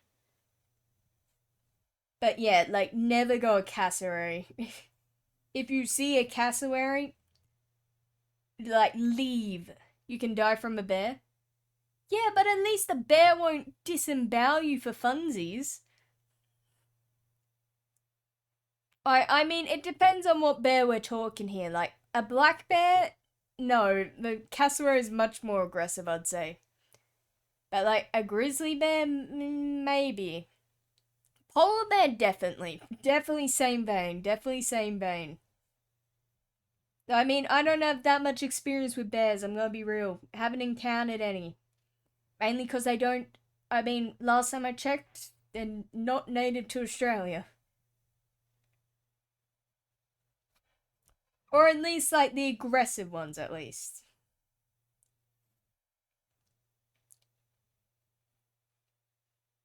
But yeah, I mean, also, like, it's literally like a magpie and a bear combined together. Yeah, I'm aware that a grizzly bear can kill you, but I mean, I more mean polar bear in the same vein as they're the only ones which actively, one of the few animals which actively go after humans. And, like, a cassowary will do that just for the love of the game. Like, they will start hunting you just for funny. Like, just for the funnies. And, like, the most terrifying thing about specifically land birds that you don't realize up until they, you know, they do, well, do it, is the fact that they aren't herbivores like most birds. They're omnivores. Meaning, given the chance, they will eat you. Like, I mean, this is very horrifying to see when when you're not aware of that little fun fact with when you have chickens. Cause chickens can and will. Like, if they catch a mouse or any animal which is smaller than them, they will quite literally beat them to death and eat them alive. Yeah, like, that is a, and they just do that just for funnies. Like, sometimes I'll even just swallow them whole. Like, I saw one of my chickens just swallow an entire fucking mouse. Like, it just beat it to death. Like, against my air conditioning, against the air conditioning box we have, which is broken. Because we upgraded a while back to be in the roof. And just beat it to death against that and then just swallowed the entire thing whole and ran off celebrating. A cassowary is 50 times the size, like nearly 50 times the size of a regular chicken. Like a you know what, let me also get an image up of a cassowary.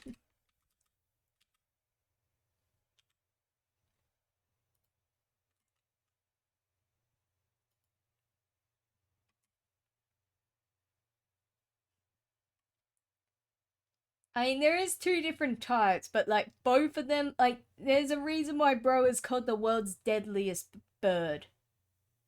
It ran off celebrate. Yeah, it literally celebrated, and it swallowed it whole, so the like a seagull, so the other so its other fellas could not get it.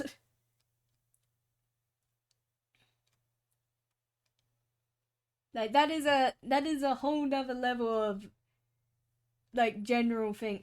And like the other thing, which is honestly terrifying, which I didn't like, which happened a few days, like I'm pretty sure it happened on New Year's Eve. Sorry, not New Year's, Christmas Eve. But my fellas out there decided to, like, they killed a mouse for context, but they left just enough of the fella like existing. Like they just left just enough of the remains that I could solve it like an actual bloody murder case. I know the fact that, like, I know that I have a dog and whatnot, like my dog actively hunts mice. But like she doesn't go inside their chicken coop, and like I just saw just a straight up half of a mouse. Bro did not even, like, they just took bro. And like they just gave just enough to identify buddy.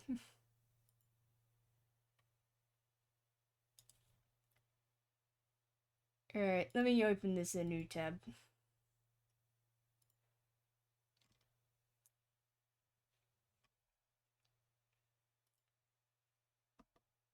But yeah, this, if it does come up, which hopefully it should. Okay, it did not. Right? Ah, that's why. Yeah, this is the cassowary.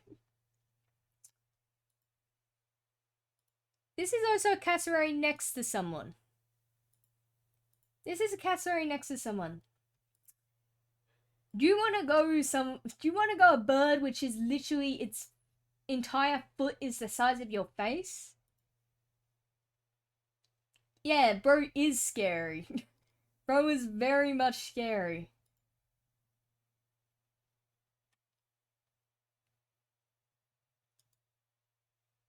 Like, literally, look at this image. Look at the size of those nails. That is, like, next to a person, that is nearly the size of your, like, your hand. Those nails are that big, and those are dulled down. Like, bro is literally a big bird. Like, he's literally a big chicken. But yeah, this fella has taken out a lot of people, these types of birds. Like, they do a lot of murdering.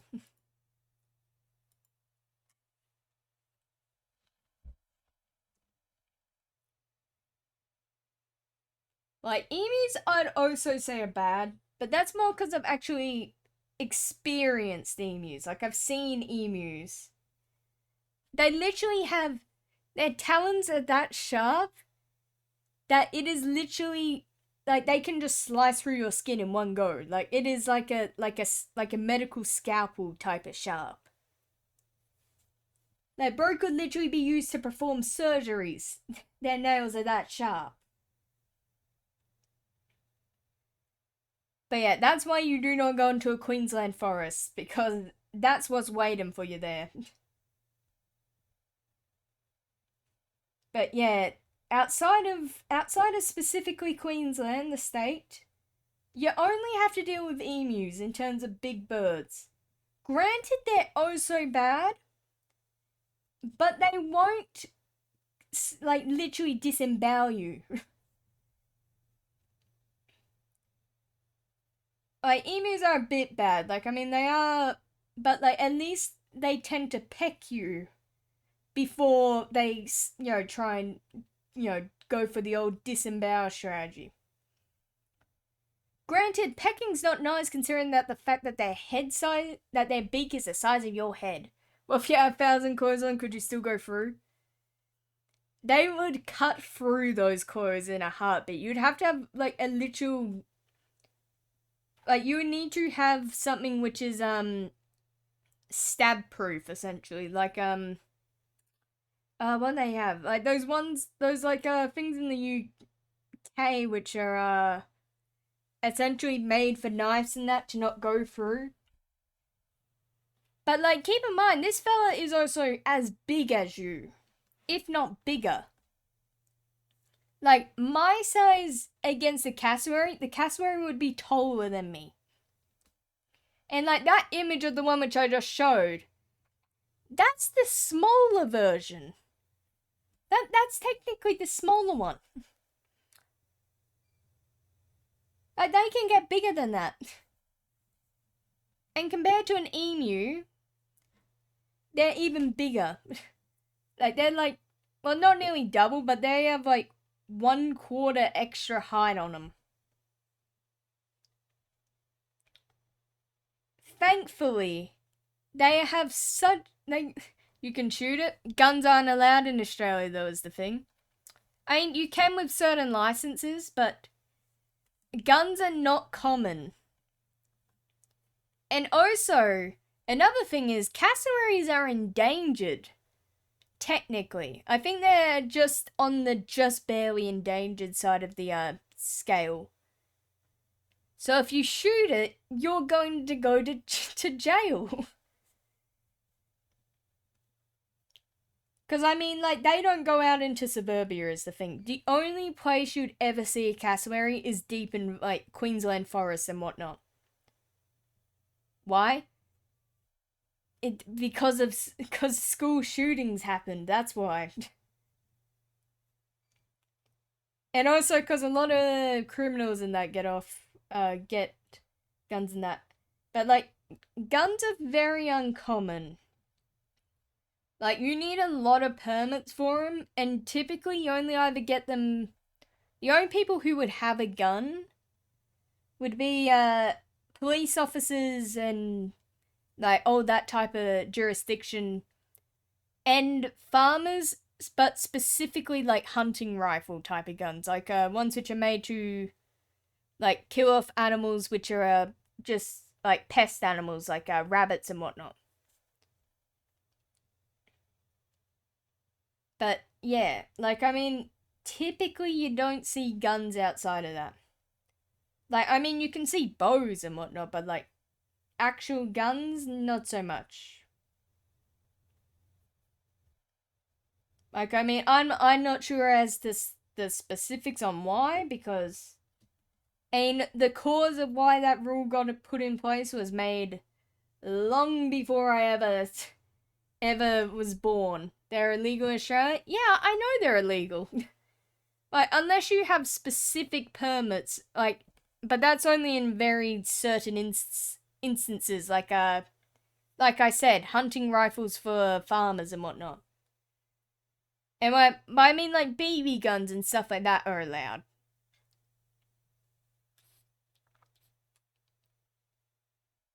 I mean, like, salt guns too, but, like, actual guns, not so much. And also, a BB gun would not do anything against a cassowary.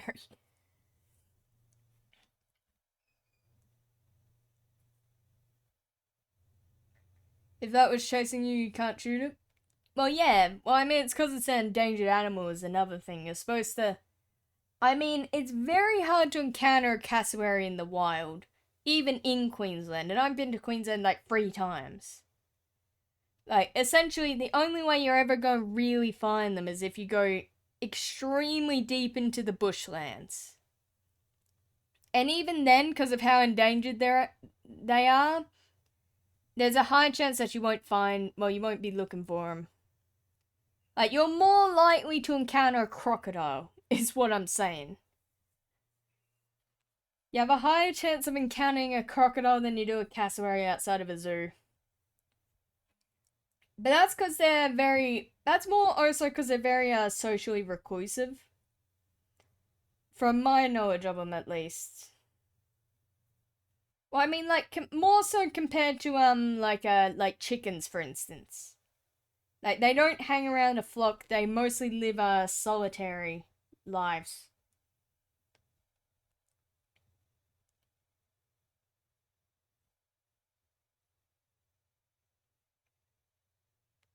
But yeah, like if there's one, I mean, all I'm saying is we lost the war against emus. Did you think we were gonna take our chances with the cassowaries? We lost against their younger sibling. Do you want to take their chances with the bigger brother, right?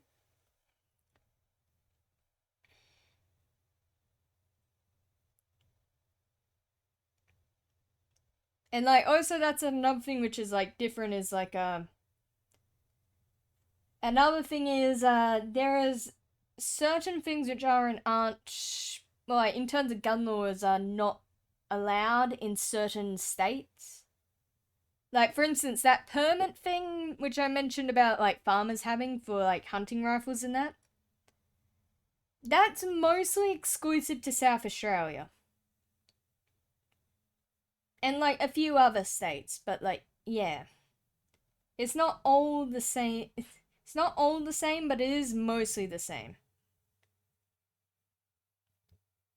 The what the hell is that? But yeah, I mean to be fair, it is. I mean, if you got into a car, you could like get away from it. But like on foot, you are not outrunning, bro.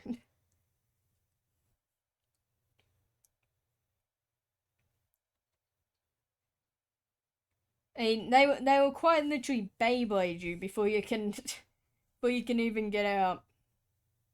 Well, even get away. 1 second, guys.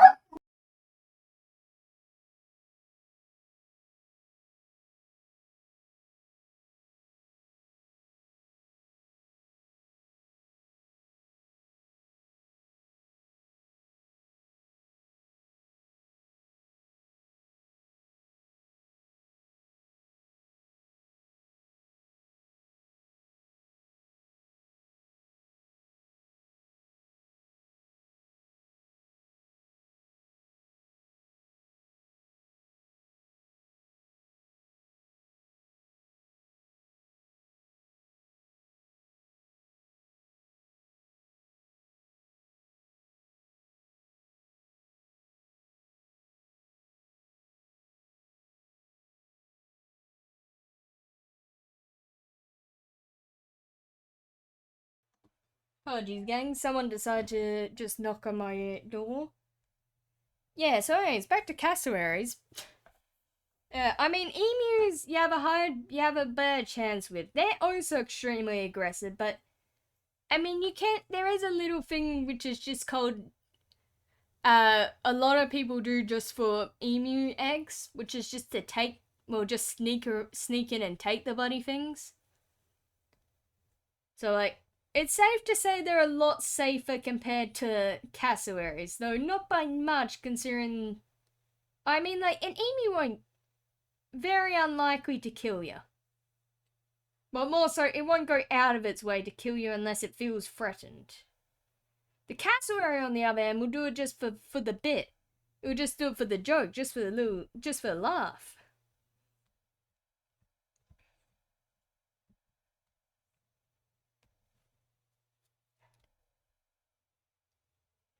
But yeah, I mean, to be fair, I'm not surprised at all that it's one of the most dangerous birds on the planet, considering how it's related to chickens.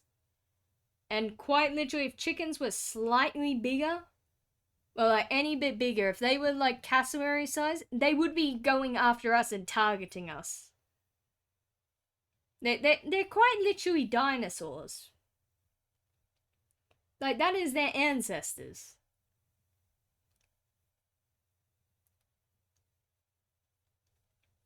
But yeah, I mean, considering how my chickens act when they see something they can eat, I would really sure as shit hope that they are not any bigger. Because they would be cassowaries, practically, in terms of how they act. But yeah, anyways, I think we are almost done with this before we can move on to Cowflix.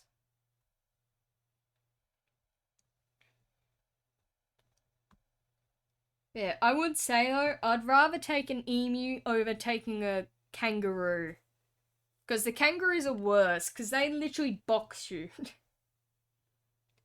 And I mean, I'm gonna be honest, I don't particularly feel like getting into a WWE like championship match. Because I know for hell, like I know, and also kangaroos are a lot more common than emus too. But like, an adult one is bigger than me. I'm not winning that fight. I am not winning that fight in the slightest. But again, I mean, technically, it's also the funny thing is like, technically speaking, kangaroos are related to like mice and that, like marsupials. Which is the funny thing considering how the fact that they are fucking henched. Like, bro goes to the gym more than I do, and I don't.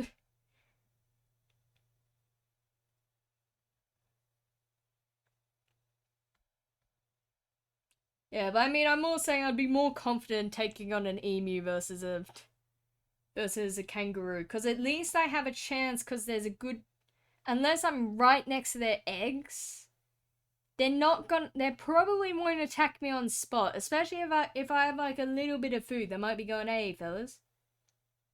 Though the kangaroo very might just try and box me.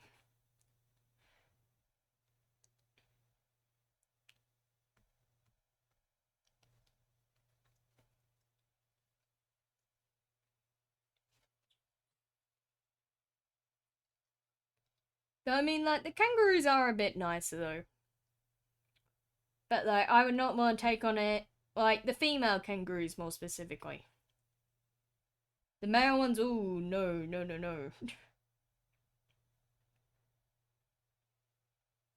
Like, it's literally the equivalent of like, of, of like an XL bully, but in mouse form.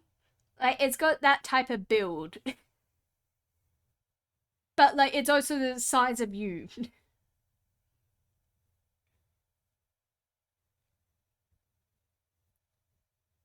Which sounds like an absolute wild statement to make, but you know, anyways.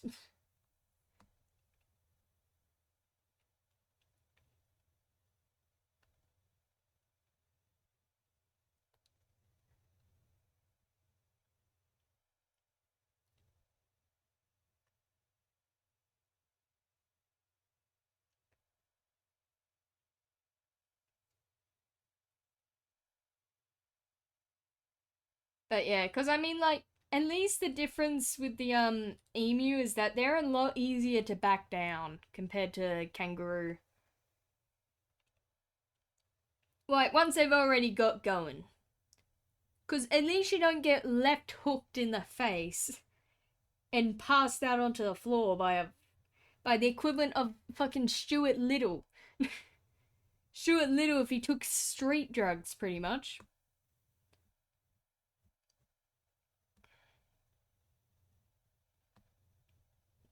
Well, no, more specifically, Little after taking steroids.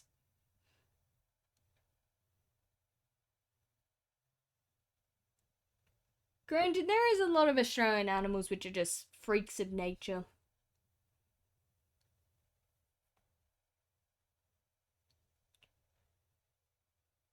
Like, I mean, you got the usual suspects of the kangaroo, the emu, the cassowary, because, I mean, what the fuck was... Who thought they were cooking making the cassowary design? Or, I mean, like, what's another one? Like the, tiger snakes? Yeah, the tiger snakes, which, are extremely venomous. Or, you know, like the Sydney funnel spiders, which literally come out of the bathrooms. At least they're not everywhere too. At least that, though they did find a bigger one apparently recently. Well, I mean recently, I mean like a few months back, but like, yeah. Those fellas are assholes. Or like the redback. The redback's everywhere, and the redback is an absolute little fucker. Extremely venomous, too.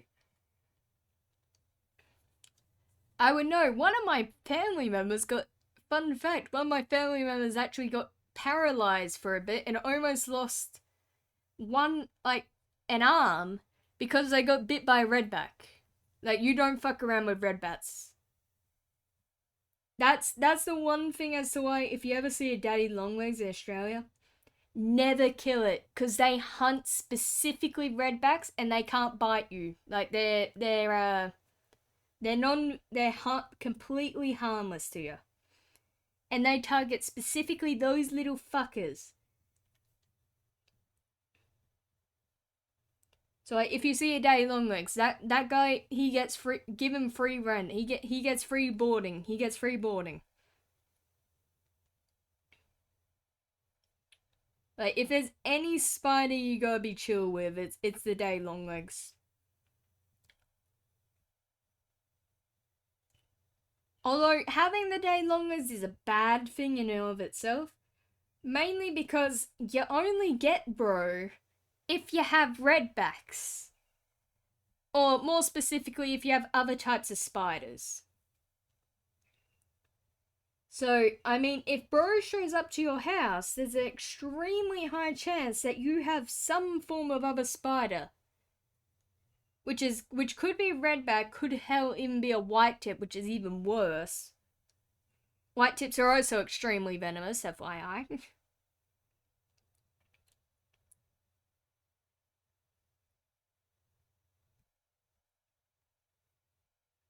But yeah, just never kill Buddy, because even though he is a warning sign to get the exterminators over ASAP. Especially during heat waves, because the spiders really like to crawl down and just climb on top of you whenever there's a fucking heat wave, just for funsies. Just for the bit, just for a silly goof. A little bit of banter, you know?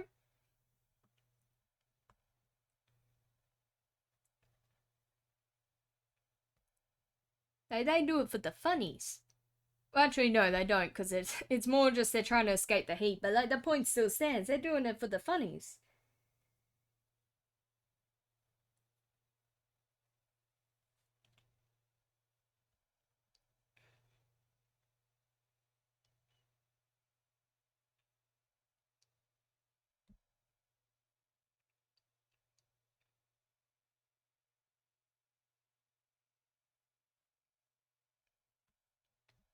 Yeah, there is just so many deadly things.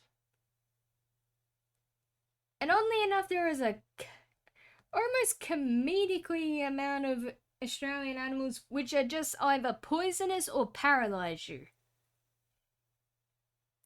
Like, you know, you got the blue ringed octopus, who, I mean, looks like a cute little guy, but like when he stings you, you're already dead. Congratulations, you passed the afterlife.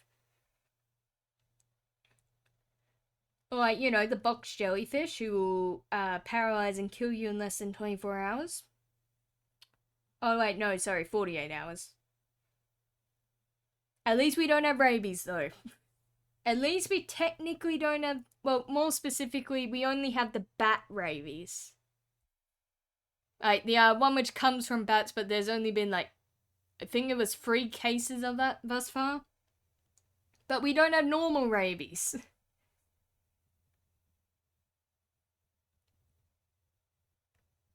I mean, with the state of how many animals we have, even though it would never happen, I really wish at some point the Fallout series did at least one part of Australia, or like had like a DLC where you're going to Australia.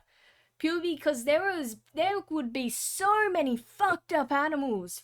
Like, it would be perfect. Like, it would be perfect for a Fallout universe. Like, well, I mean, for like a Fallout setting. Just because of how many absolute, like, we got ones which already look like they're irradiated.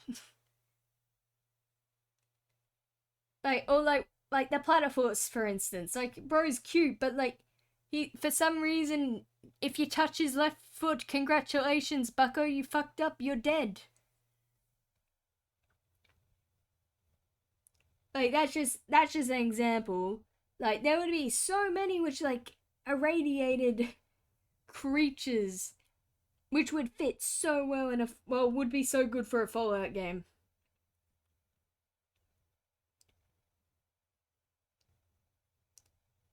Like, I mean, the kangaroos could practically already be irradiated mice, which are just mutated to be hench.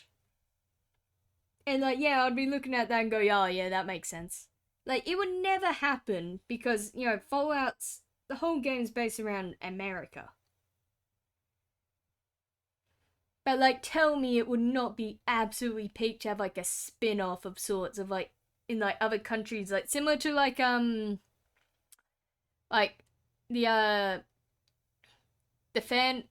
mod of Fallout London. Like having one of those in Australia, like it would be like just based in like Australian type of setting in that. Like it would be so peak. And also the funny thing is that Australia is, I mean, more depending on the type of, depending on what state you're in, is usually extremely hotter than like America and that. So there is a like, especially like New Vegas's setting, which commented a lot on that. But yeah, it would be so like there is so many animals which would be like they would be perfect for like an irradiated variant of like a cassowary. Like a cassowary, for instance. Need I say more? Bro literally has Beyblades. He uses a Beyblade move to disembowel you. And like, tell me that would not be a good Fallout enemy.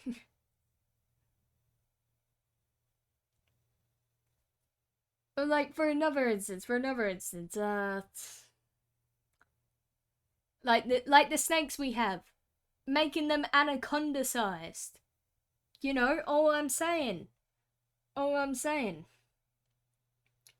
If they're ever going, if there's ever gonna be another fan mod of like well like in relation to like Fallout stuff, like as big as Fallout London, it would be an absolute travesty to not include Australia.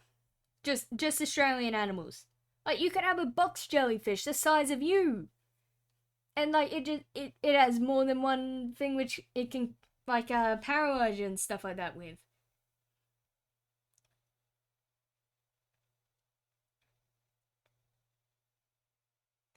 Plus, I mean, with how bad of a heat wave it is right now, it practically feels like fucking Fallout. It feels like I'm in the Fallout. Like, point blank.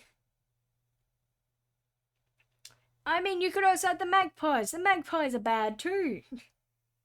I mean, granted, they don't kill you in some goofy ass way, but like, they do swoop you and like, remember your home address to teach their children.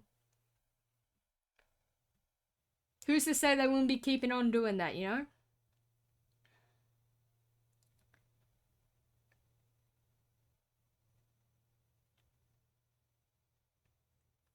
Like, it's just such a, like, I mean, Fallout London as is, I'm not complaining about Fallout London at all. I'm just saying, you have, out of all the countries they should pick next, if for any mod or that, it's gotta be Australia, just from how many fucked up creatures we have. Like, it would practically still be, realistically, it'd be practically the bloody same universe. Like, it'd probably be business as usual, just going like, oh yeah. Oh yeah, Terry's just gone out. Just been slashed in half by like a deathcore. Ah, claw. Ah, that's how it goes. Like, it would be like that type of deal. But it would be such a silly setting. That's why I reckon it would work so well. It's such a missed opportunity, I swear.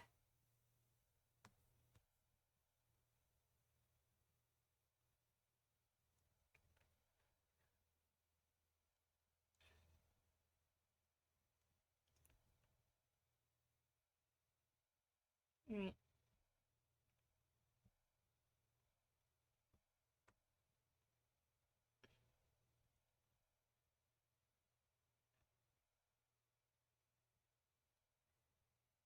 Okay.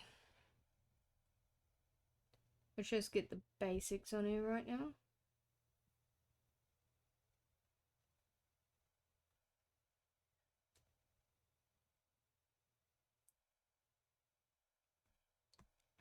Yeah, same on the other side.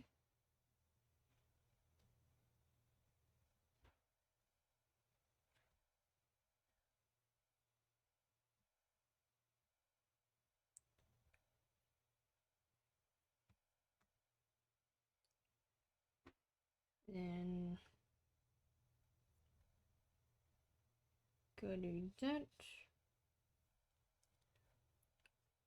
This is also gonna be on separate.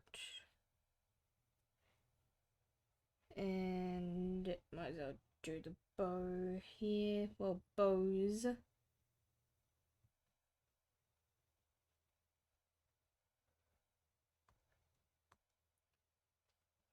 There we go. Righto. Now, that's it for all the bows. Thankfully, I won't be shading too many of those. Just from the sheer size.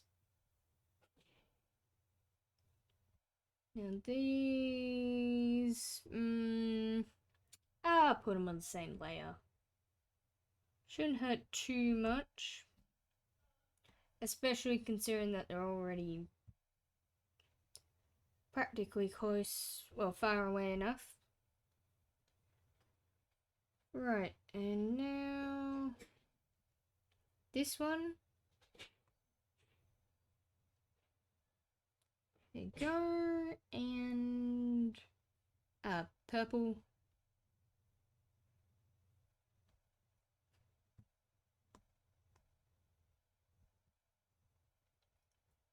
There you go, and now it is just this.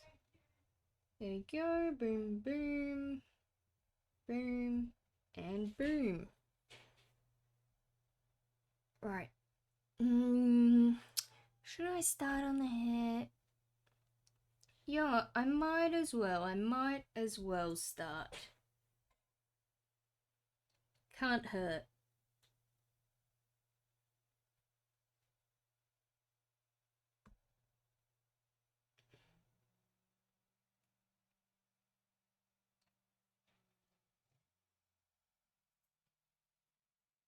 Right. Do, do, do.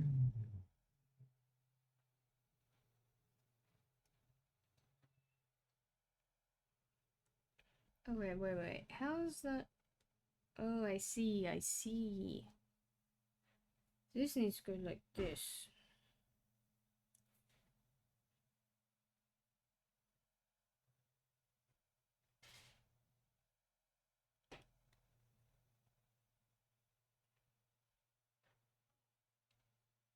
There we go.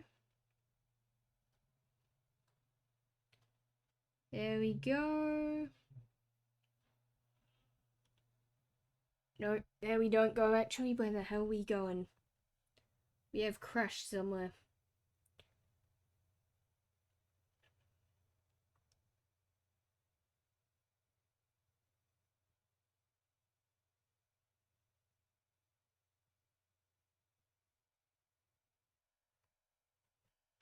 Hmm.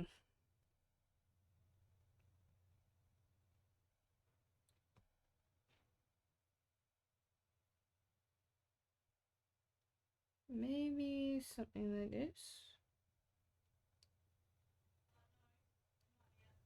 Like that.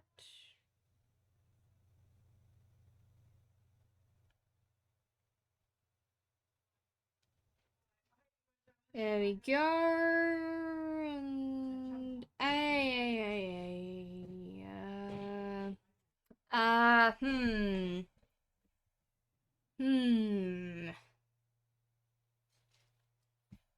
Let's see here.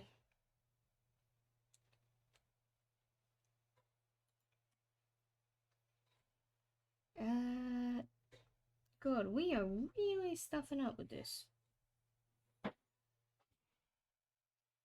We are really stuffing up.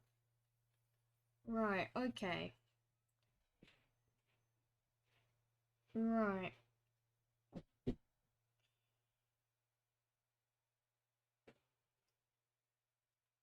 Wait. Have I cooked it? Potentially?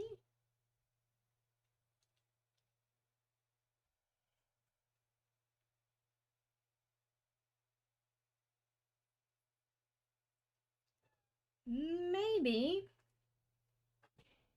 Maybe I have. Hold up. I lower the opacity on this and... Yeah, I'm not gonna start with the actual differences on this. I will do that in a post-stream type of deal.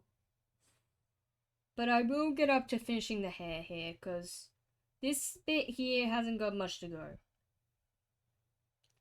And, like, we don't necessarily have time to start on all with, like, the shading and, like, other stuff and whatnot. But we do certainly have time to finish off this hair. At least I think so. Oh yeah, I also need to... Well, I remember, I should probably hide that. Just so you know, I can actually see what I'm doing.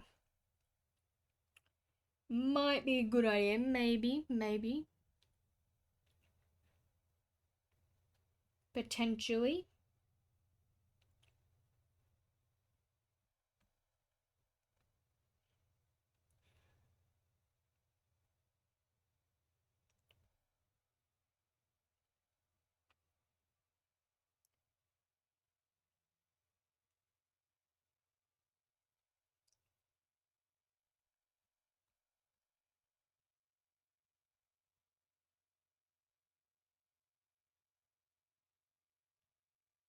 Alright, let's see.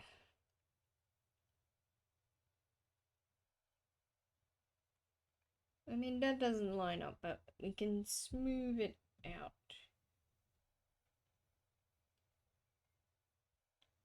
Like so.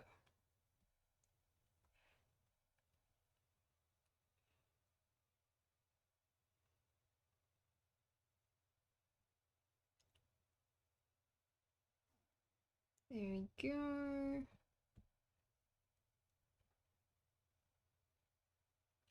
Yeah, it's only a moment of truth when we get to this issue here.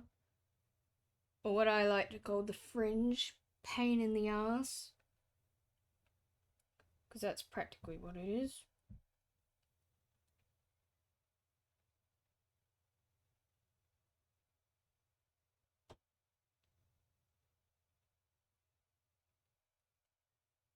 Right. There you go.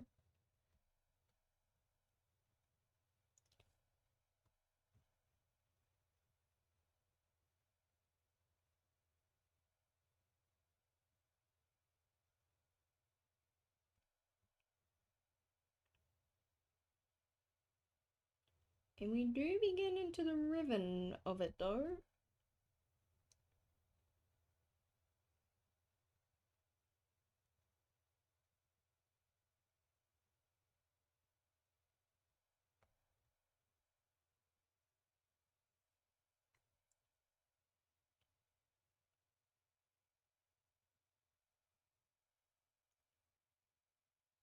Right.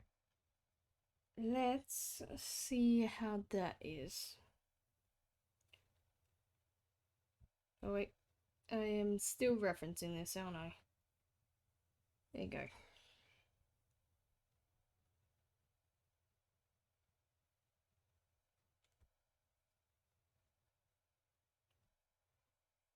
Right. Now...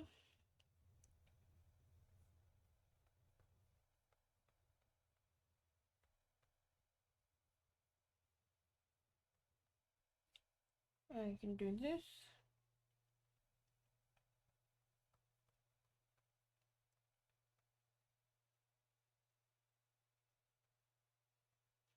Yup.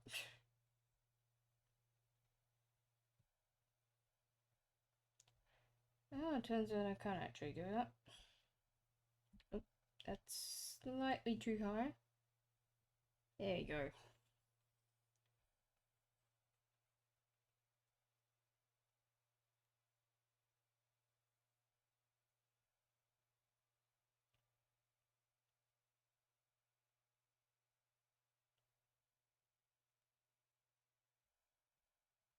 Righto.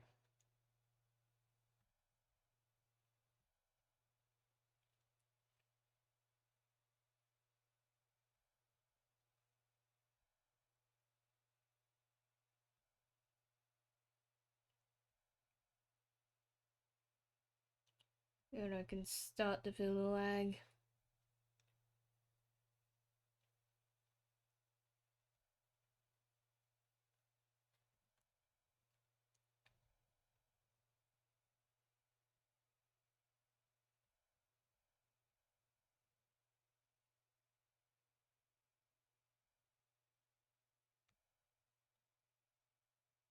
Alright.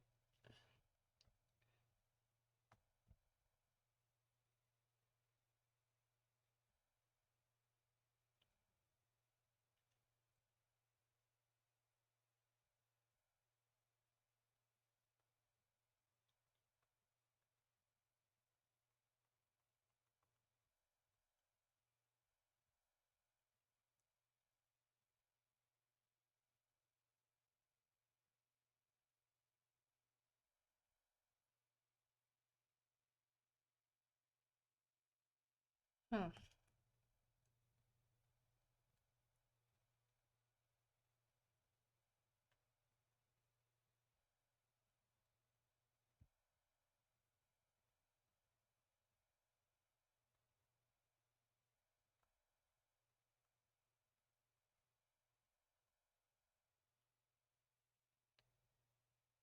Alright. Now it's just Cowlick time.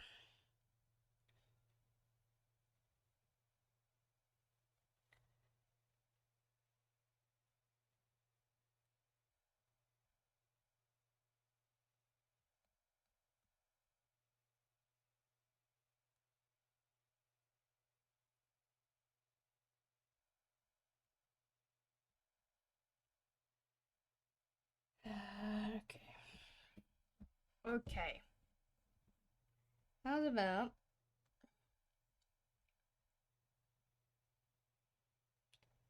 try that?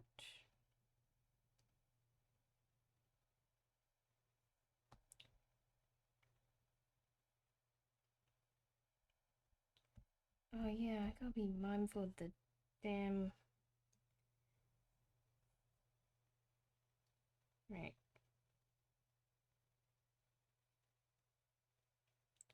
Where's that gonna be? Okay. So that's gonna be there. Give or take.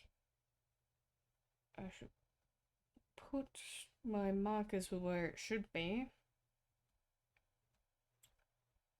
Around about here.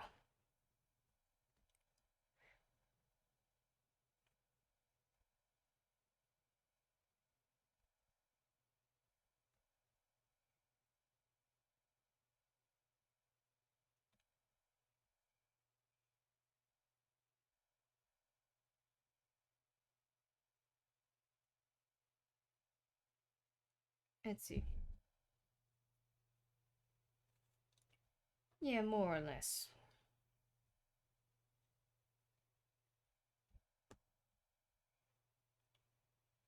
More or less. Though this does need to be bumped up a bit.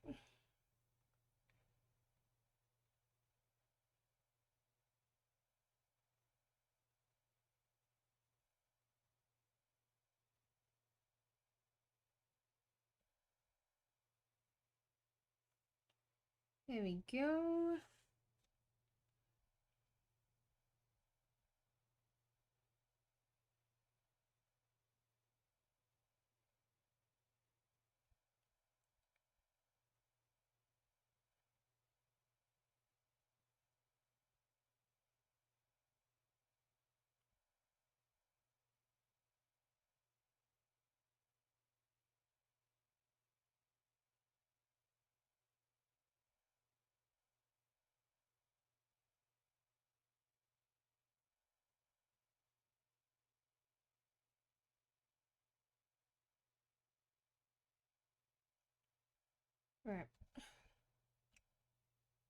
It just needs just one last one here.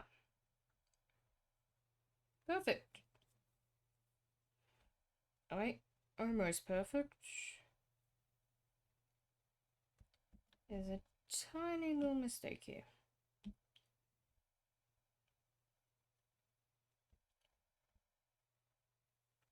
Oh, and also over here.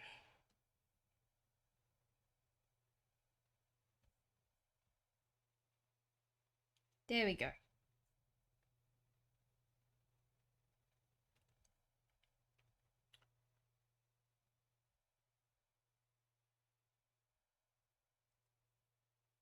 No, I need to move this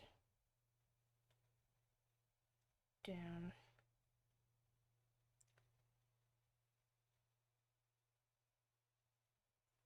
Right. Well,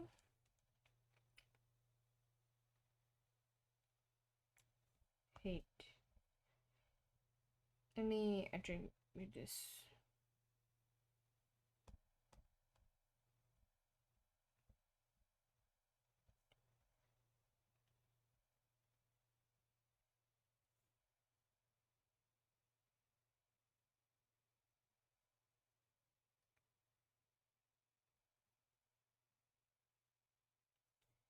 Oh, I just that's the problem I forgot.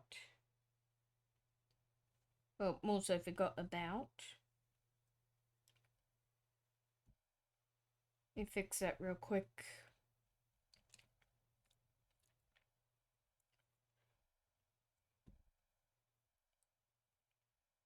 The others doesn't look like it, no.